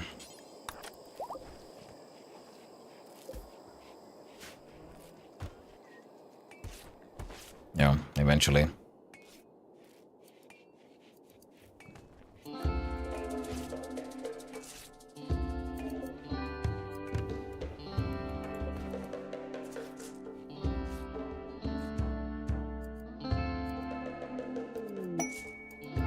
Hidden structure investigation. Tater, holy starborn of Merchant's Guild, has discovered an ancient complex a long distance away. He believes it contains information about the relic known as emote. Tater cannot spare people to look into it, but hopes you can help by supplying exactly 5 colonists to carry out the investigation. The complex contains unknown threats and is also being sought by Tater's enemies, Hoing Up Lom. He will send a shuttle to pick up your colonists, bring them to the complex, and take them off home afterwards. They'll be fed and tended to en route. Once you've landed, you must hack all terminals in the complex within 4.5 days.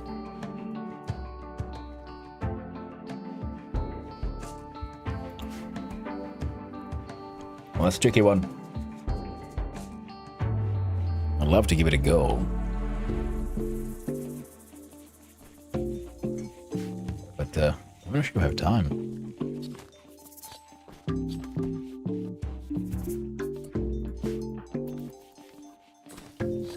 Watching work performed. Tell me, Teddy, what you do in cleaning blood, you say? How about you focus on burning up some apparel? Medically, we have 25 normal medicine. Our best doctor will be Tildama at 9. Ketchvin has an infection, you say? Oh, on the torso. That sucks.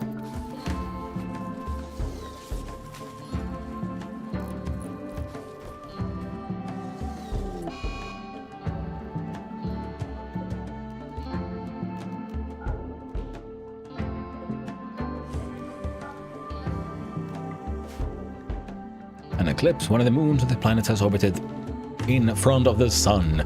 An eclipse has begun.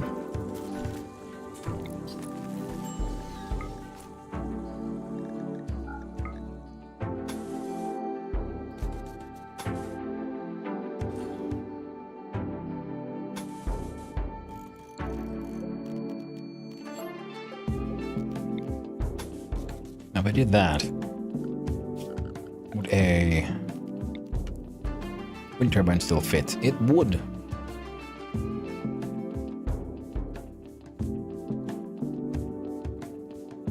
That's pretty great.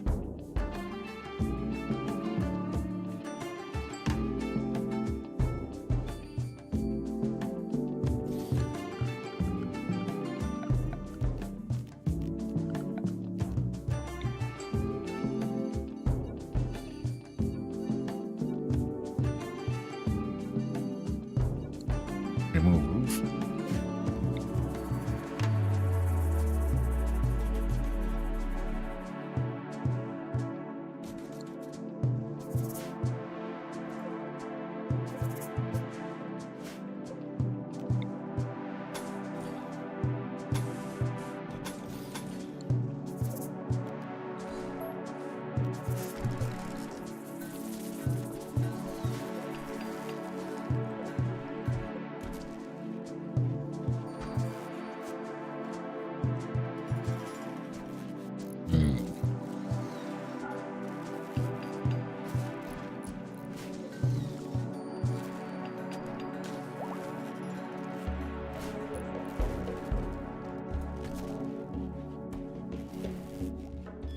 Well, it's slowly but surely growing, but, you know, very, very slowly.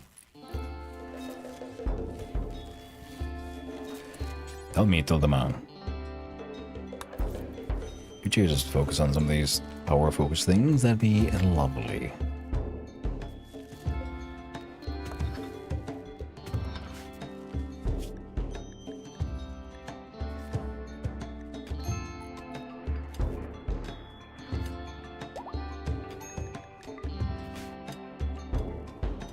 Construct compacted machinery.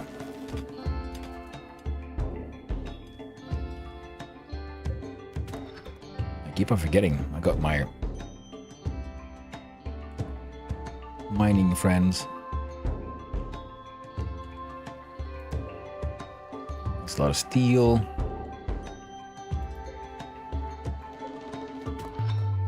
Jade is very valuable, so we'll not touch it until we're ready to deal with the consequences.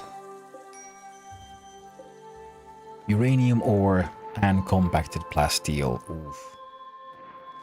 I do want the plasteel. Tilda needs death rest. Yes, that is why she should be focusing on actually important tasks here, okay? There we go. Like getting us goddamn power.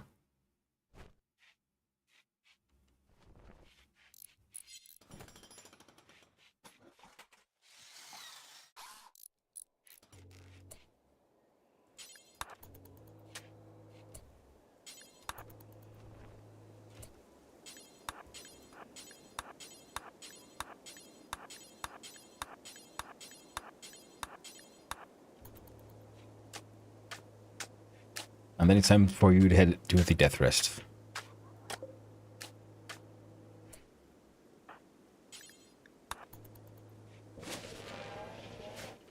There we go. Still low food. Huh.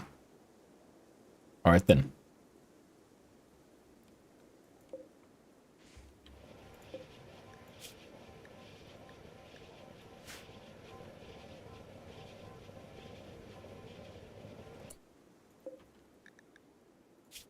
Oh man, Kelsey.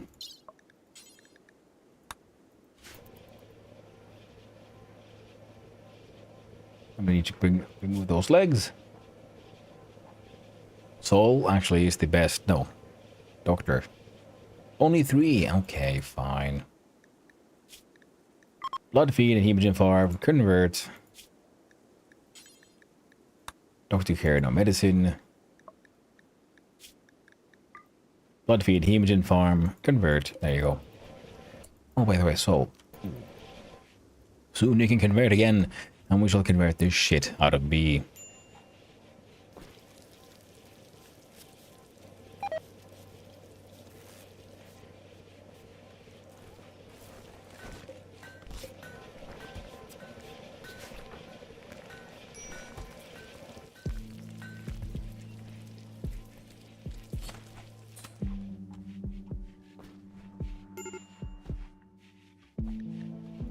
A medical emergency.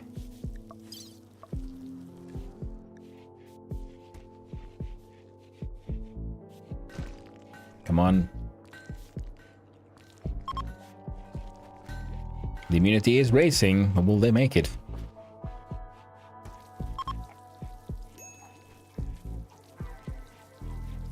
It's looking a lot like they probably won't survive, I'm afraid.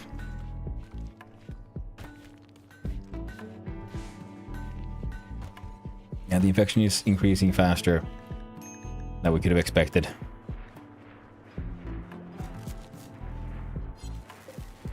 Oh well. Or meat. Or the kitchens, if nothing else. At least Kelsey can continue being a nice little blood bag. Blood bank. Bank? Blood bank.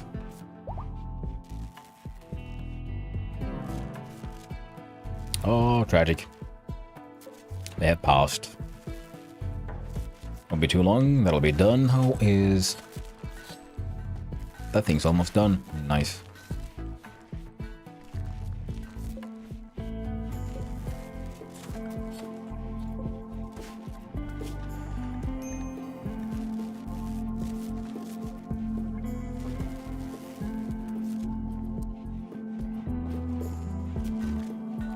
Got 2 good cooks, so you can actually reduce that one. Now, there's no handling, they're in hunting. If there's none of that, then it's time for you to construct.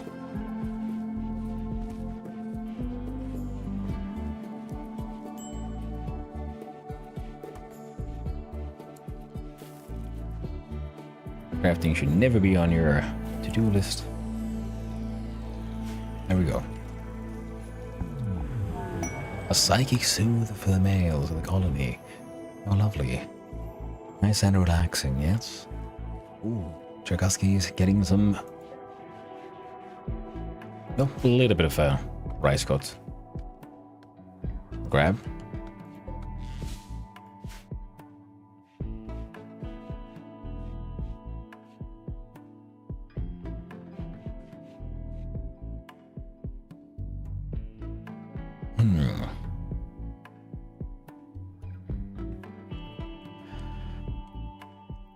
Okay.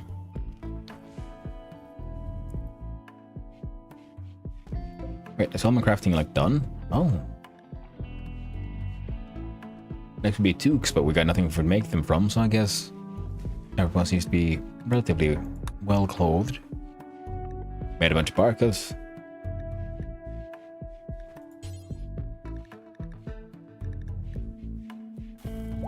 What a sash. A long strip of material worn over one shoulder. It offers minimal protection from heat, cold, and attacks. Due to its minimalist nature, nudists won't complain about wearing it.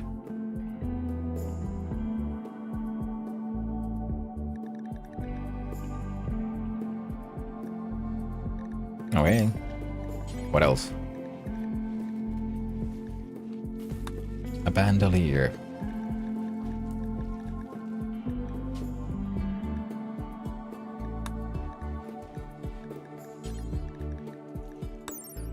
A heavy bandolier. A heavy shoulder belt for keeping spare munitions close at hand. It allows for quick access to bullets, grenades, arrows, or whatever the user needs, reducing their weapon's range cooldown. Due to its bulk, it can't be worn under other clothing. It doesn't cover the body, so it can be worn happily by nudists, and it can...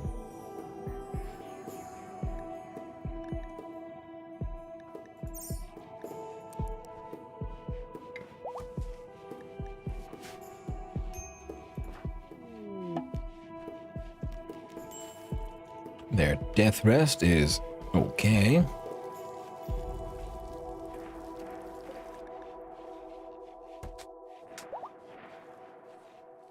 There's a mech hive signal. You detected a massive ground-type energy reading indicating that the mech hive is hidden somewhere in orbit. If you could find it, you could shut it down or make use of its power. Mech hives are production and control platforms that birth mechanoids and coordinate their actions around the planet. They're powered by a persona core. Bum.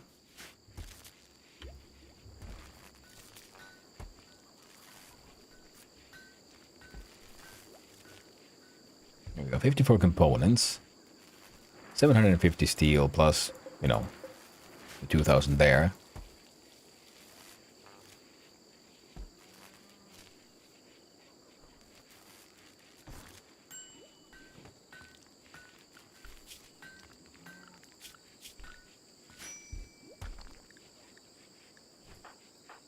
So, can it be avoided 17%? Oh, what nuggets.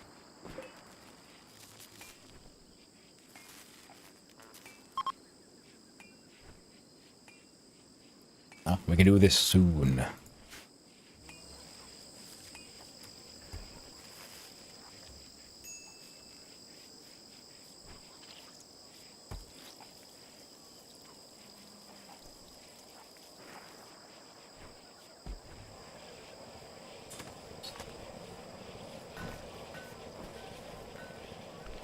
We're gonna need more furniture, apparently. We're gonna need a marble shelf, because we're gonna use shelves. Might as well make them stylish.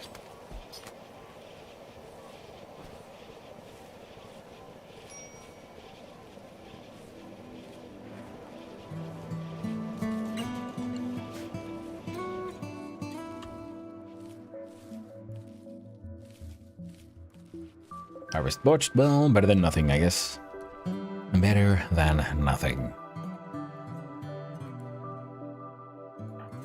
So Dema, how you doing? How you doing?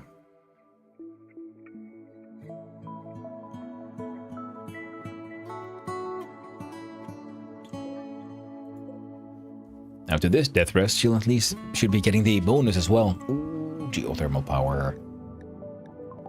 Heck yeah.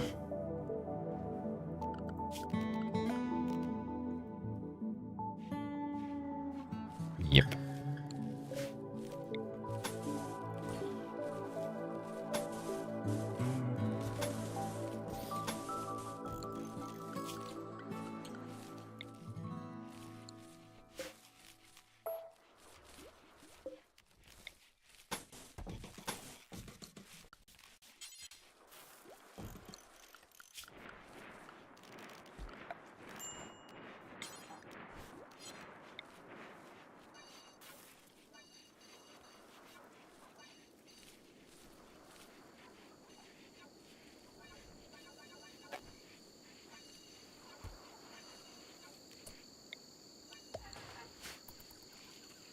There we go.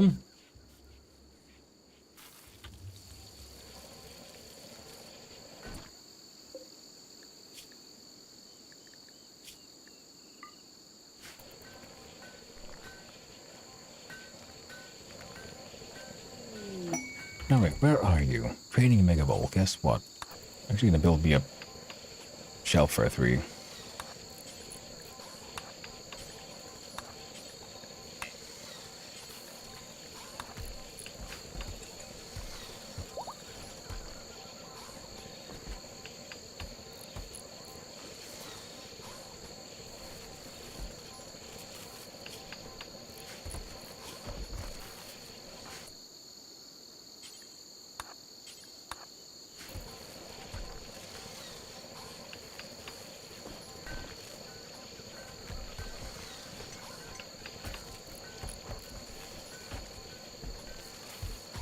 Hold on, Lynn.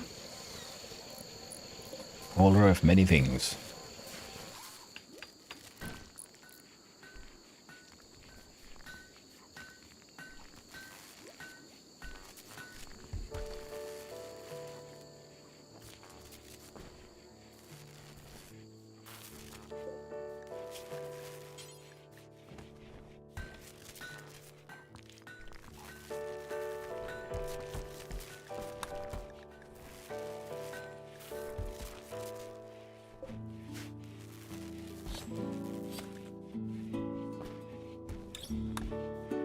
Alright. Kelsey has been converted before V. Damn you, V. Damn you all over Europe. Bye, Levi's. If we just get this thing running, I'll be doing A-OK. Tell them how you doing, how you doing. Not long left.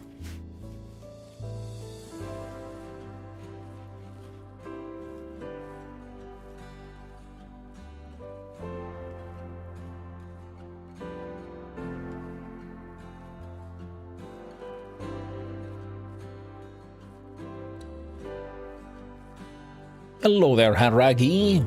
I'll be the rimming. Ribblicious. I am rimming, son. Yes. Yes, I am. The amount of cannibalism going on here is pure, like, peak Supreme content, if you will. If you're not eating your enemies or your fallen comrades, are you even playing RimWorld? Let's go. Rare is hunting capybaras with a shotgun. Ooh. Rare has... Yeah, but they got no skills though. It's always nice when someone gets a, like, an inspiration for, like, oh, you can craft amazing things, but their crafting skills is just none. They got none. Hey, till them has awoken. Our little vampire cult doing A-OK. But how about you, Raggy? How you doing? Mask gonna eat? Very true. Very true.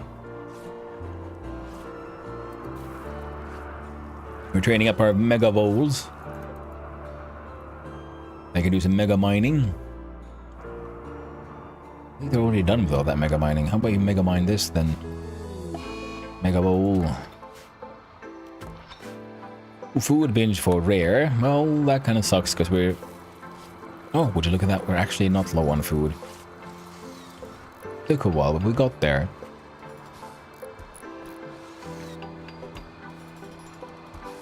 Okay, Tilda, sure. If you, okay, sure.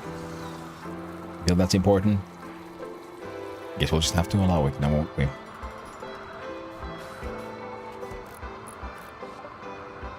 Biofuel refining. Wonderful. How about some sterile material? Or...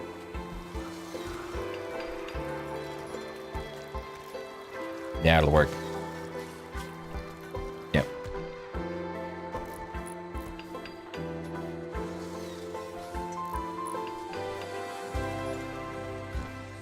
No, Tildemum. I'm gonna have to say no.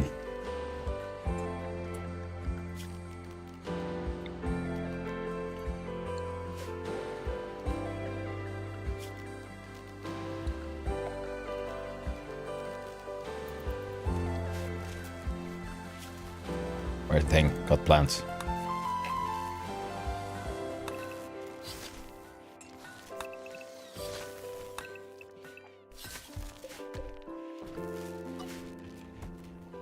School. God damn you, vampire. Why are you meditating again?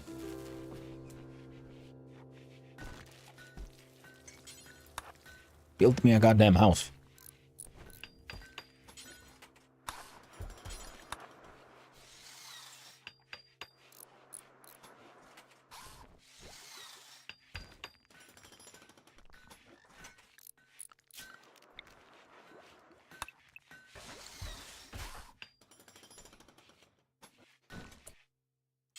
There's no rest for you, you undead monstrosity.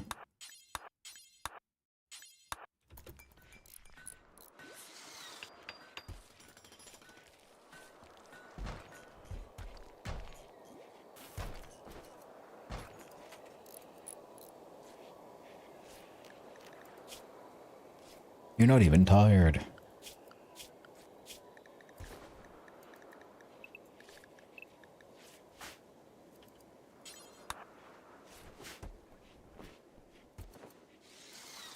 Goddamn crazy vampire, you so goddamn fast. Inspired recruitment for Tchaikovsky. Jerky jerk. Jerky McJerk. Burke. Cheers.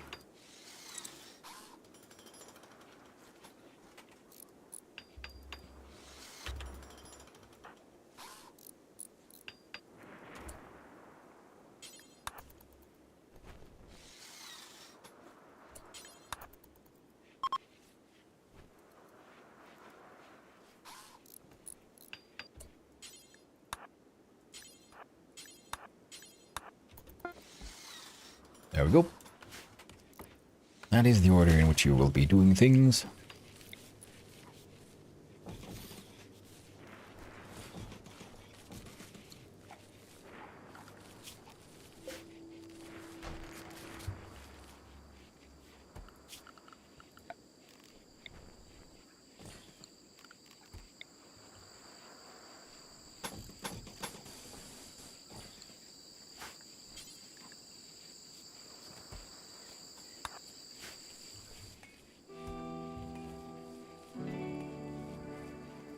Yeah.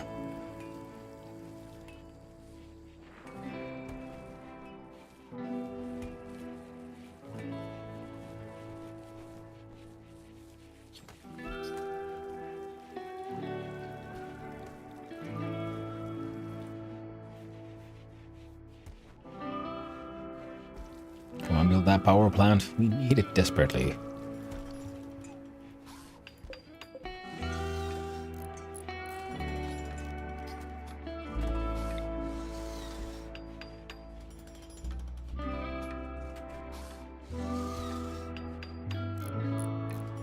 Almost done.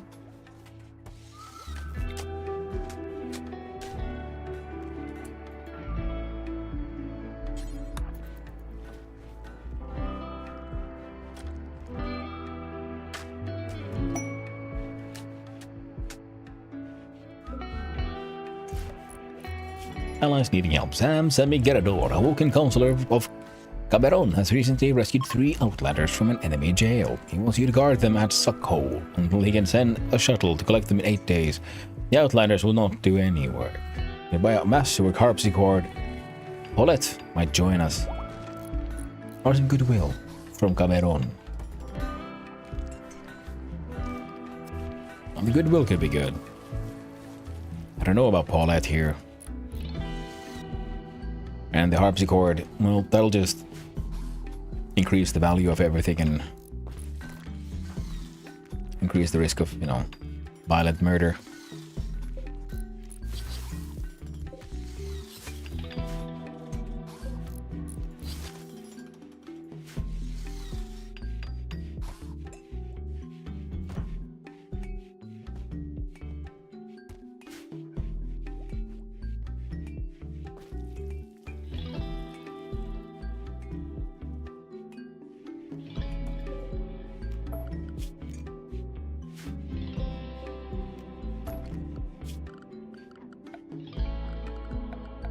Security, sandstone, wooden spike traps.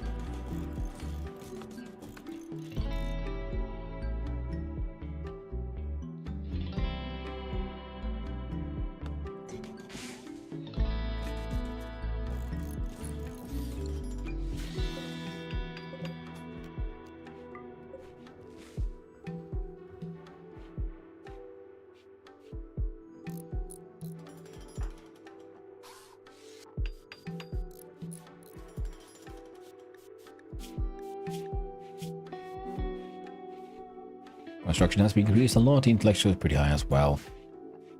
Our vampiric leader is indeed worthy of her position.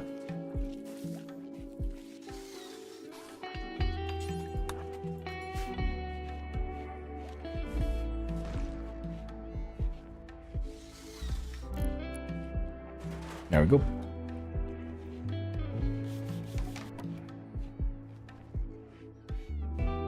Goddamn, she's fast.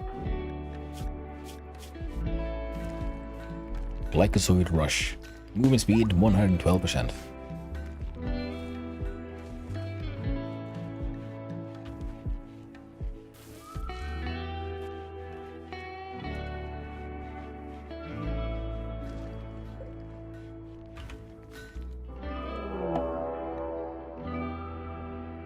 Oh no, wasters from the poison trash have arrived nearby, approaching from multiple angles.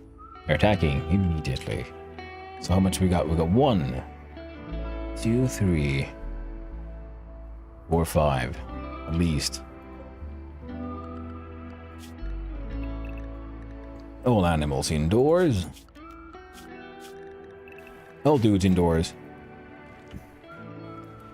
None of the traps really got finished, but you know, it happens. All them are sleeping.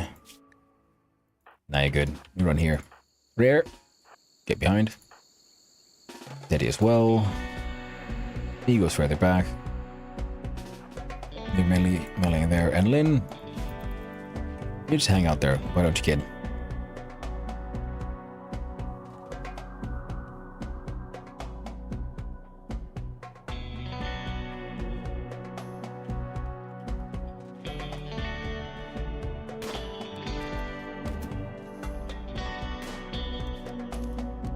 What are you shooting at?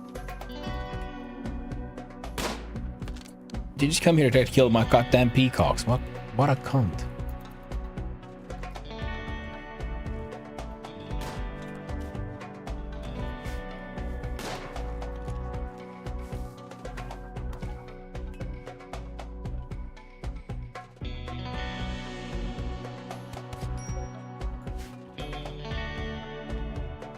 Oh, there I need just heckin' died. How about the rest of you? Come here. Walk through the alleyway of doom.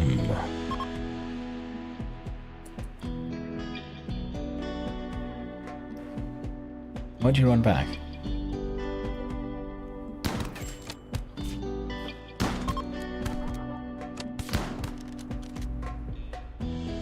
Okay, they're fleeing.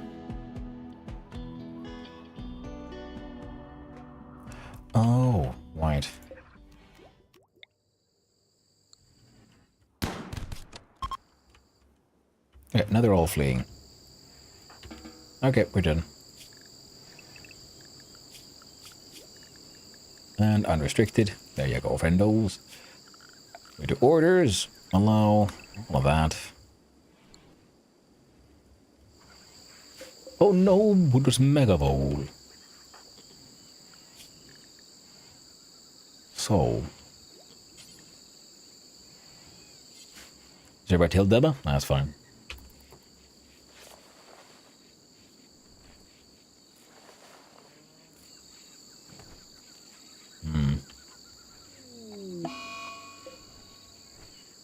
Oh, Megavolt died. How tragic.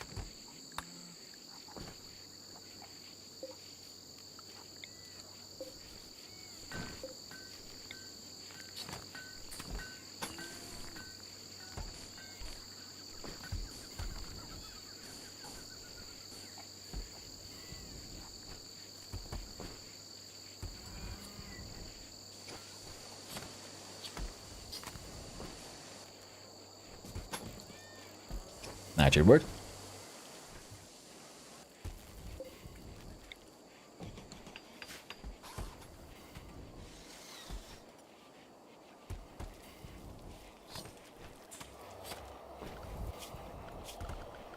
Now, in production, huge stone crematorium would vaporize the corpses with extremely high temperature. No one needs that. A smelter. Smelter could be useful. A manhunter pack. Man-hunting wargs. Holy shit. That's actually dangerous. Oh, there's 4 of them, too. Oh, dear. Indoors.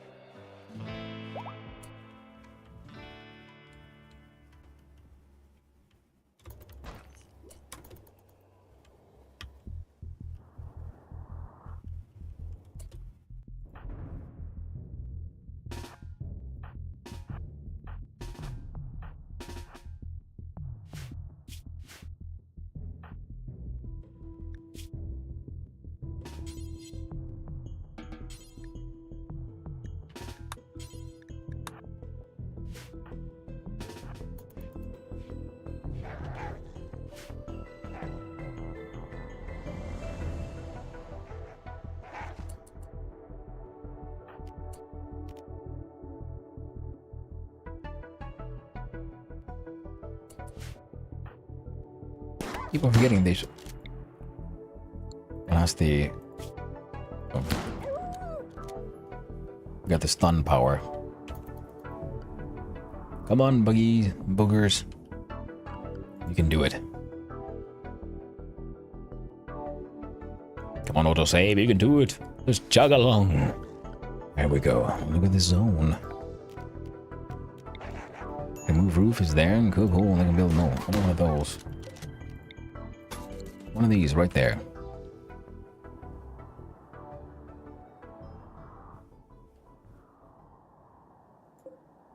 And there's the last one. Good.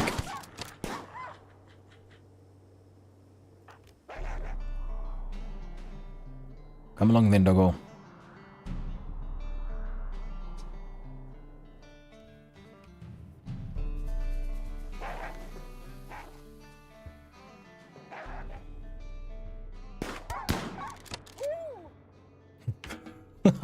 Woo. Look at your health. Yeah, no, they got scar you. Can't be helped. So, there. Melee attack it to death.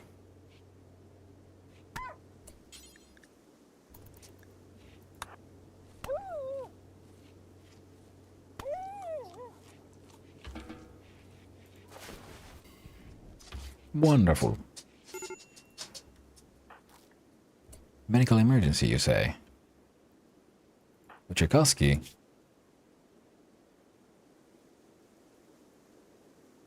Oh dear. Well, good thing they're all being dealt with. Soul here. Oh, right. Schedule unrestricted. Well, no, animals in animals. Zone. Oh, butcher. Some of those are still relatively fresh.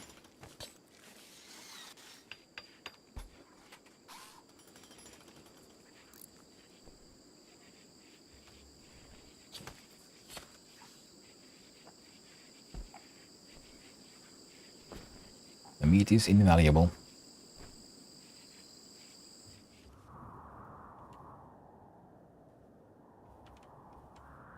We do a storage area somewhere for... Here we go. And in all rotten crap.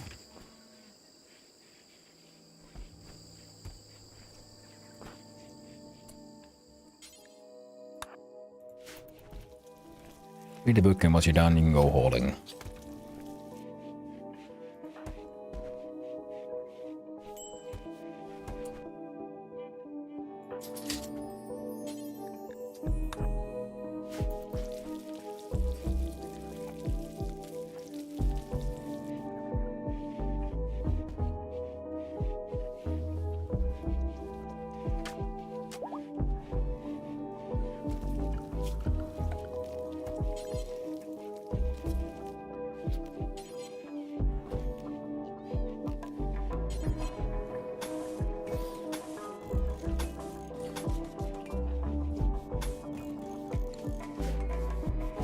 There we go. So. Colin has food. Dilemma. About to wake up.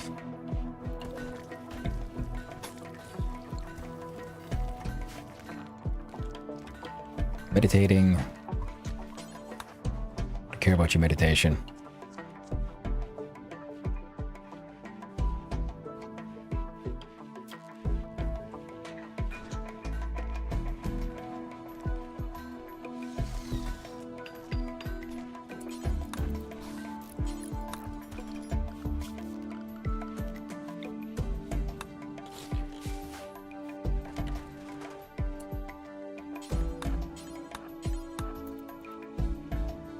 I wish you to break those down.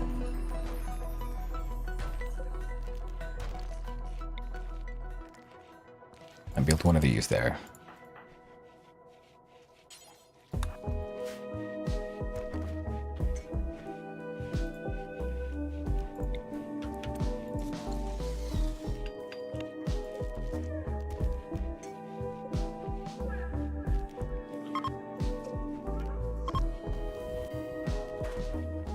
There we go. So now it's not too cold for the plants. We got food on the way. We got larder full of meat. Chef's ready to cook. Storage, well, we need more storage.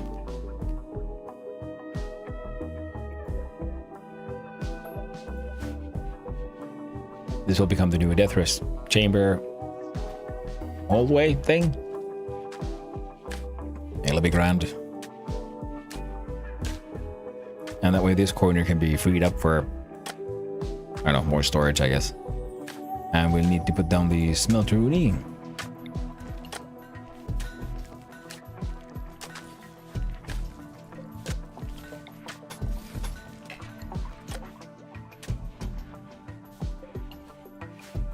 And also it's about time for us to have some more of those religious festivals. We need those idealism points.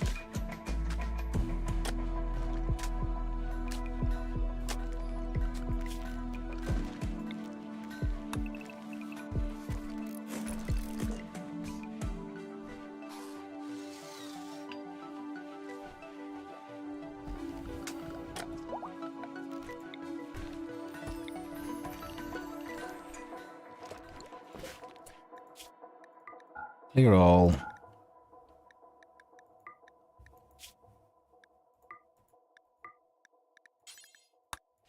There we go.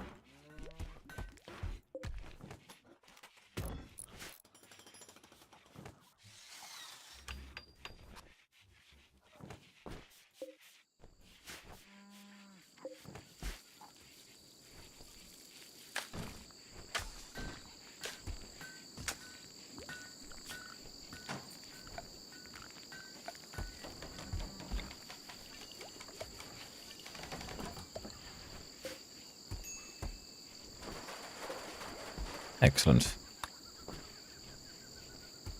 I would also put like proper planting happening so we can train up the planting skills. And eventually, hopefully, we can get our hands on some more medicine. At least herbal medicine. But hey, I gotta go. I mentioned earlier I had a semi-hard out, and well, it's hard on now, ain't it? We should sterile materials.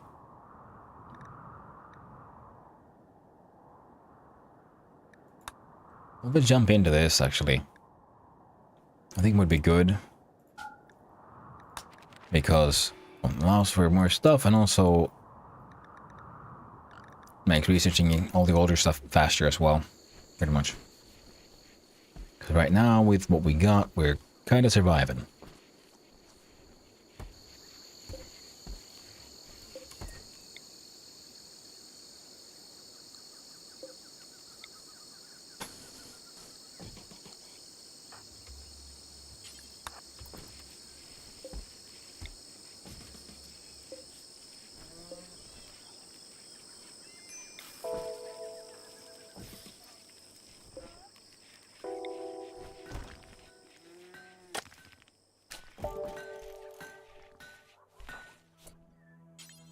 Just stop with your heckin'. There you go.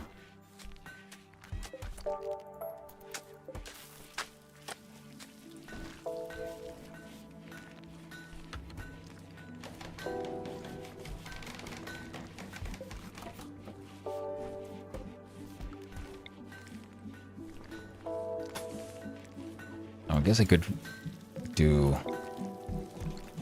that as well. Wait, didn't I just say having a bit of a rush? And here I am. Making a mess of things as I do. Again.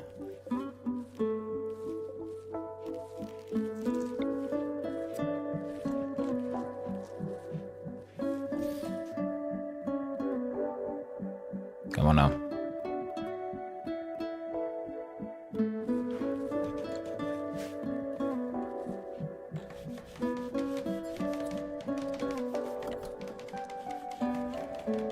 I'm gonna build a throne here, so this'll be a little throne room. It'll be fine. It'll be fine. But, like I said, I gotta go. I gotta walk those dogs. I gotta drive people around. And I'm gonna hopefully get a chance to buy a new microphone. So, I'm gonna swiggle swagger here. I'm gonna click on this button. Let you all know that we had a good time, but it's over. Now, thank you, Mega Mulp. It was fantastic. Now, let's see. Who's out and about and what are they up to? And I think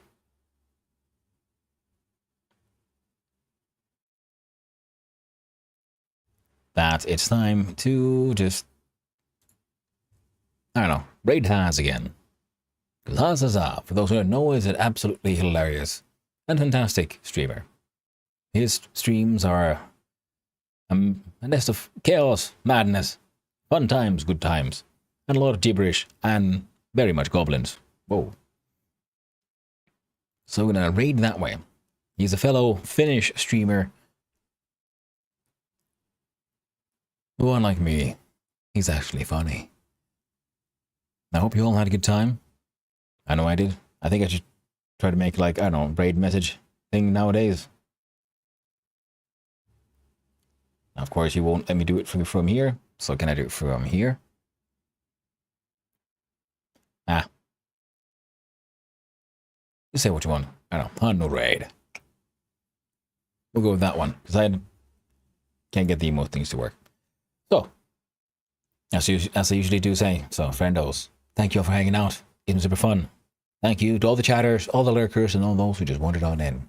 Hope you all had a good time. I know I did. We got some art done. Wasn't the best, but we got it done. We got some rimming done as well, which was also super fun. So hopefully I'll see you around next time. If all goes well, tomorrow I'll have a new mic and I'll be trying out Peak, I think. Because I heard it's a silly fun game. And it very seems like that. So, until then, my friends, until next time, hope you all have a most wonderful day. Ta-ta.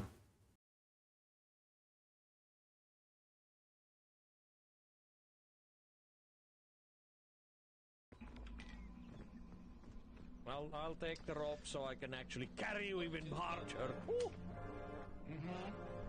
I'm already freaking hungry. Son of Hannu sending a shady rainy shadow. Legend sound the alarm.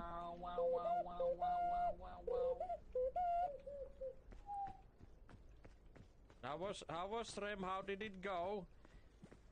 Did you have fun? Were you Valheimin? Were you game? Oh wait, it's game development. It's game development day for Son of Hannu today. Yee. No, that was yesterday. Was it yesterday? Isn't it on Mondays though? No, No? it's on Sundays. Nice. He did art today. Mega mulp greeting. Feels like I'm gonna need this, but you're gonna complain. Nice and arty, beautiful. You might have never heard of it. Oh no. Oh no. Oh, yeah. Are we gonna believe that?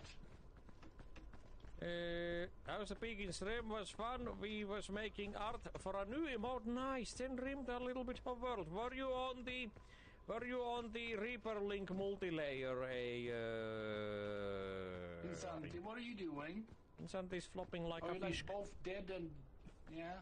Vincent I is didn't know you could do that. Vincent is embracing Playing the this thing. inner Look, fish. Look at that one, and look at me. I'm cosplaying.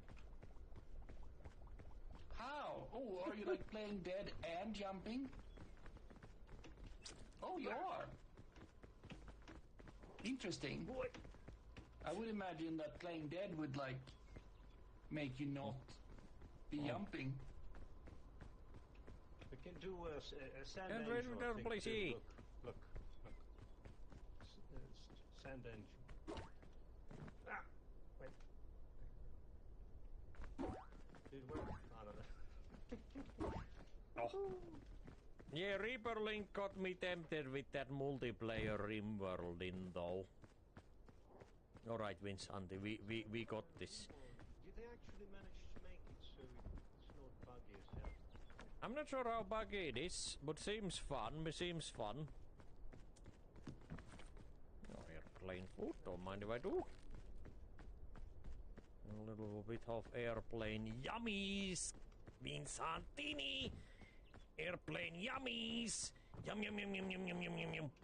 No, you must run. The doggos need Valakin. Well, may the Valakin go well. May the Valakin go well. Are you gonna run or walk? All right, eat.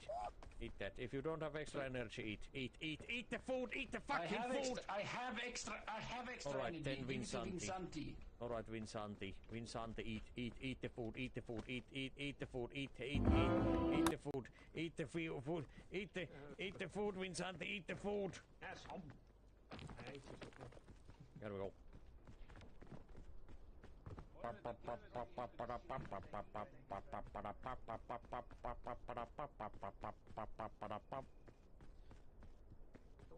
Friendship. What constitutes extra difficulty on this difficulty 3? We will find out. We will find out. Come here. Come on, What Vince. was what was the case for the second? You take more damage from falling. Ball greeting. It's easy. Don't fall. Right? Yeah, don't fall. I didn't fall.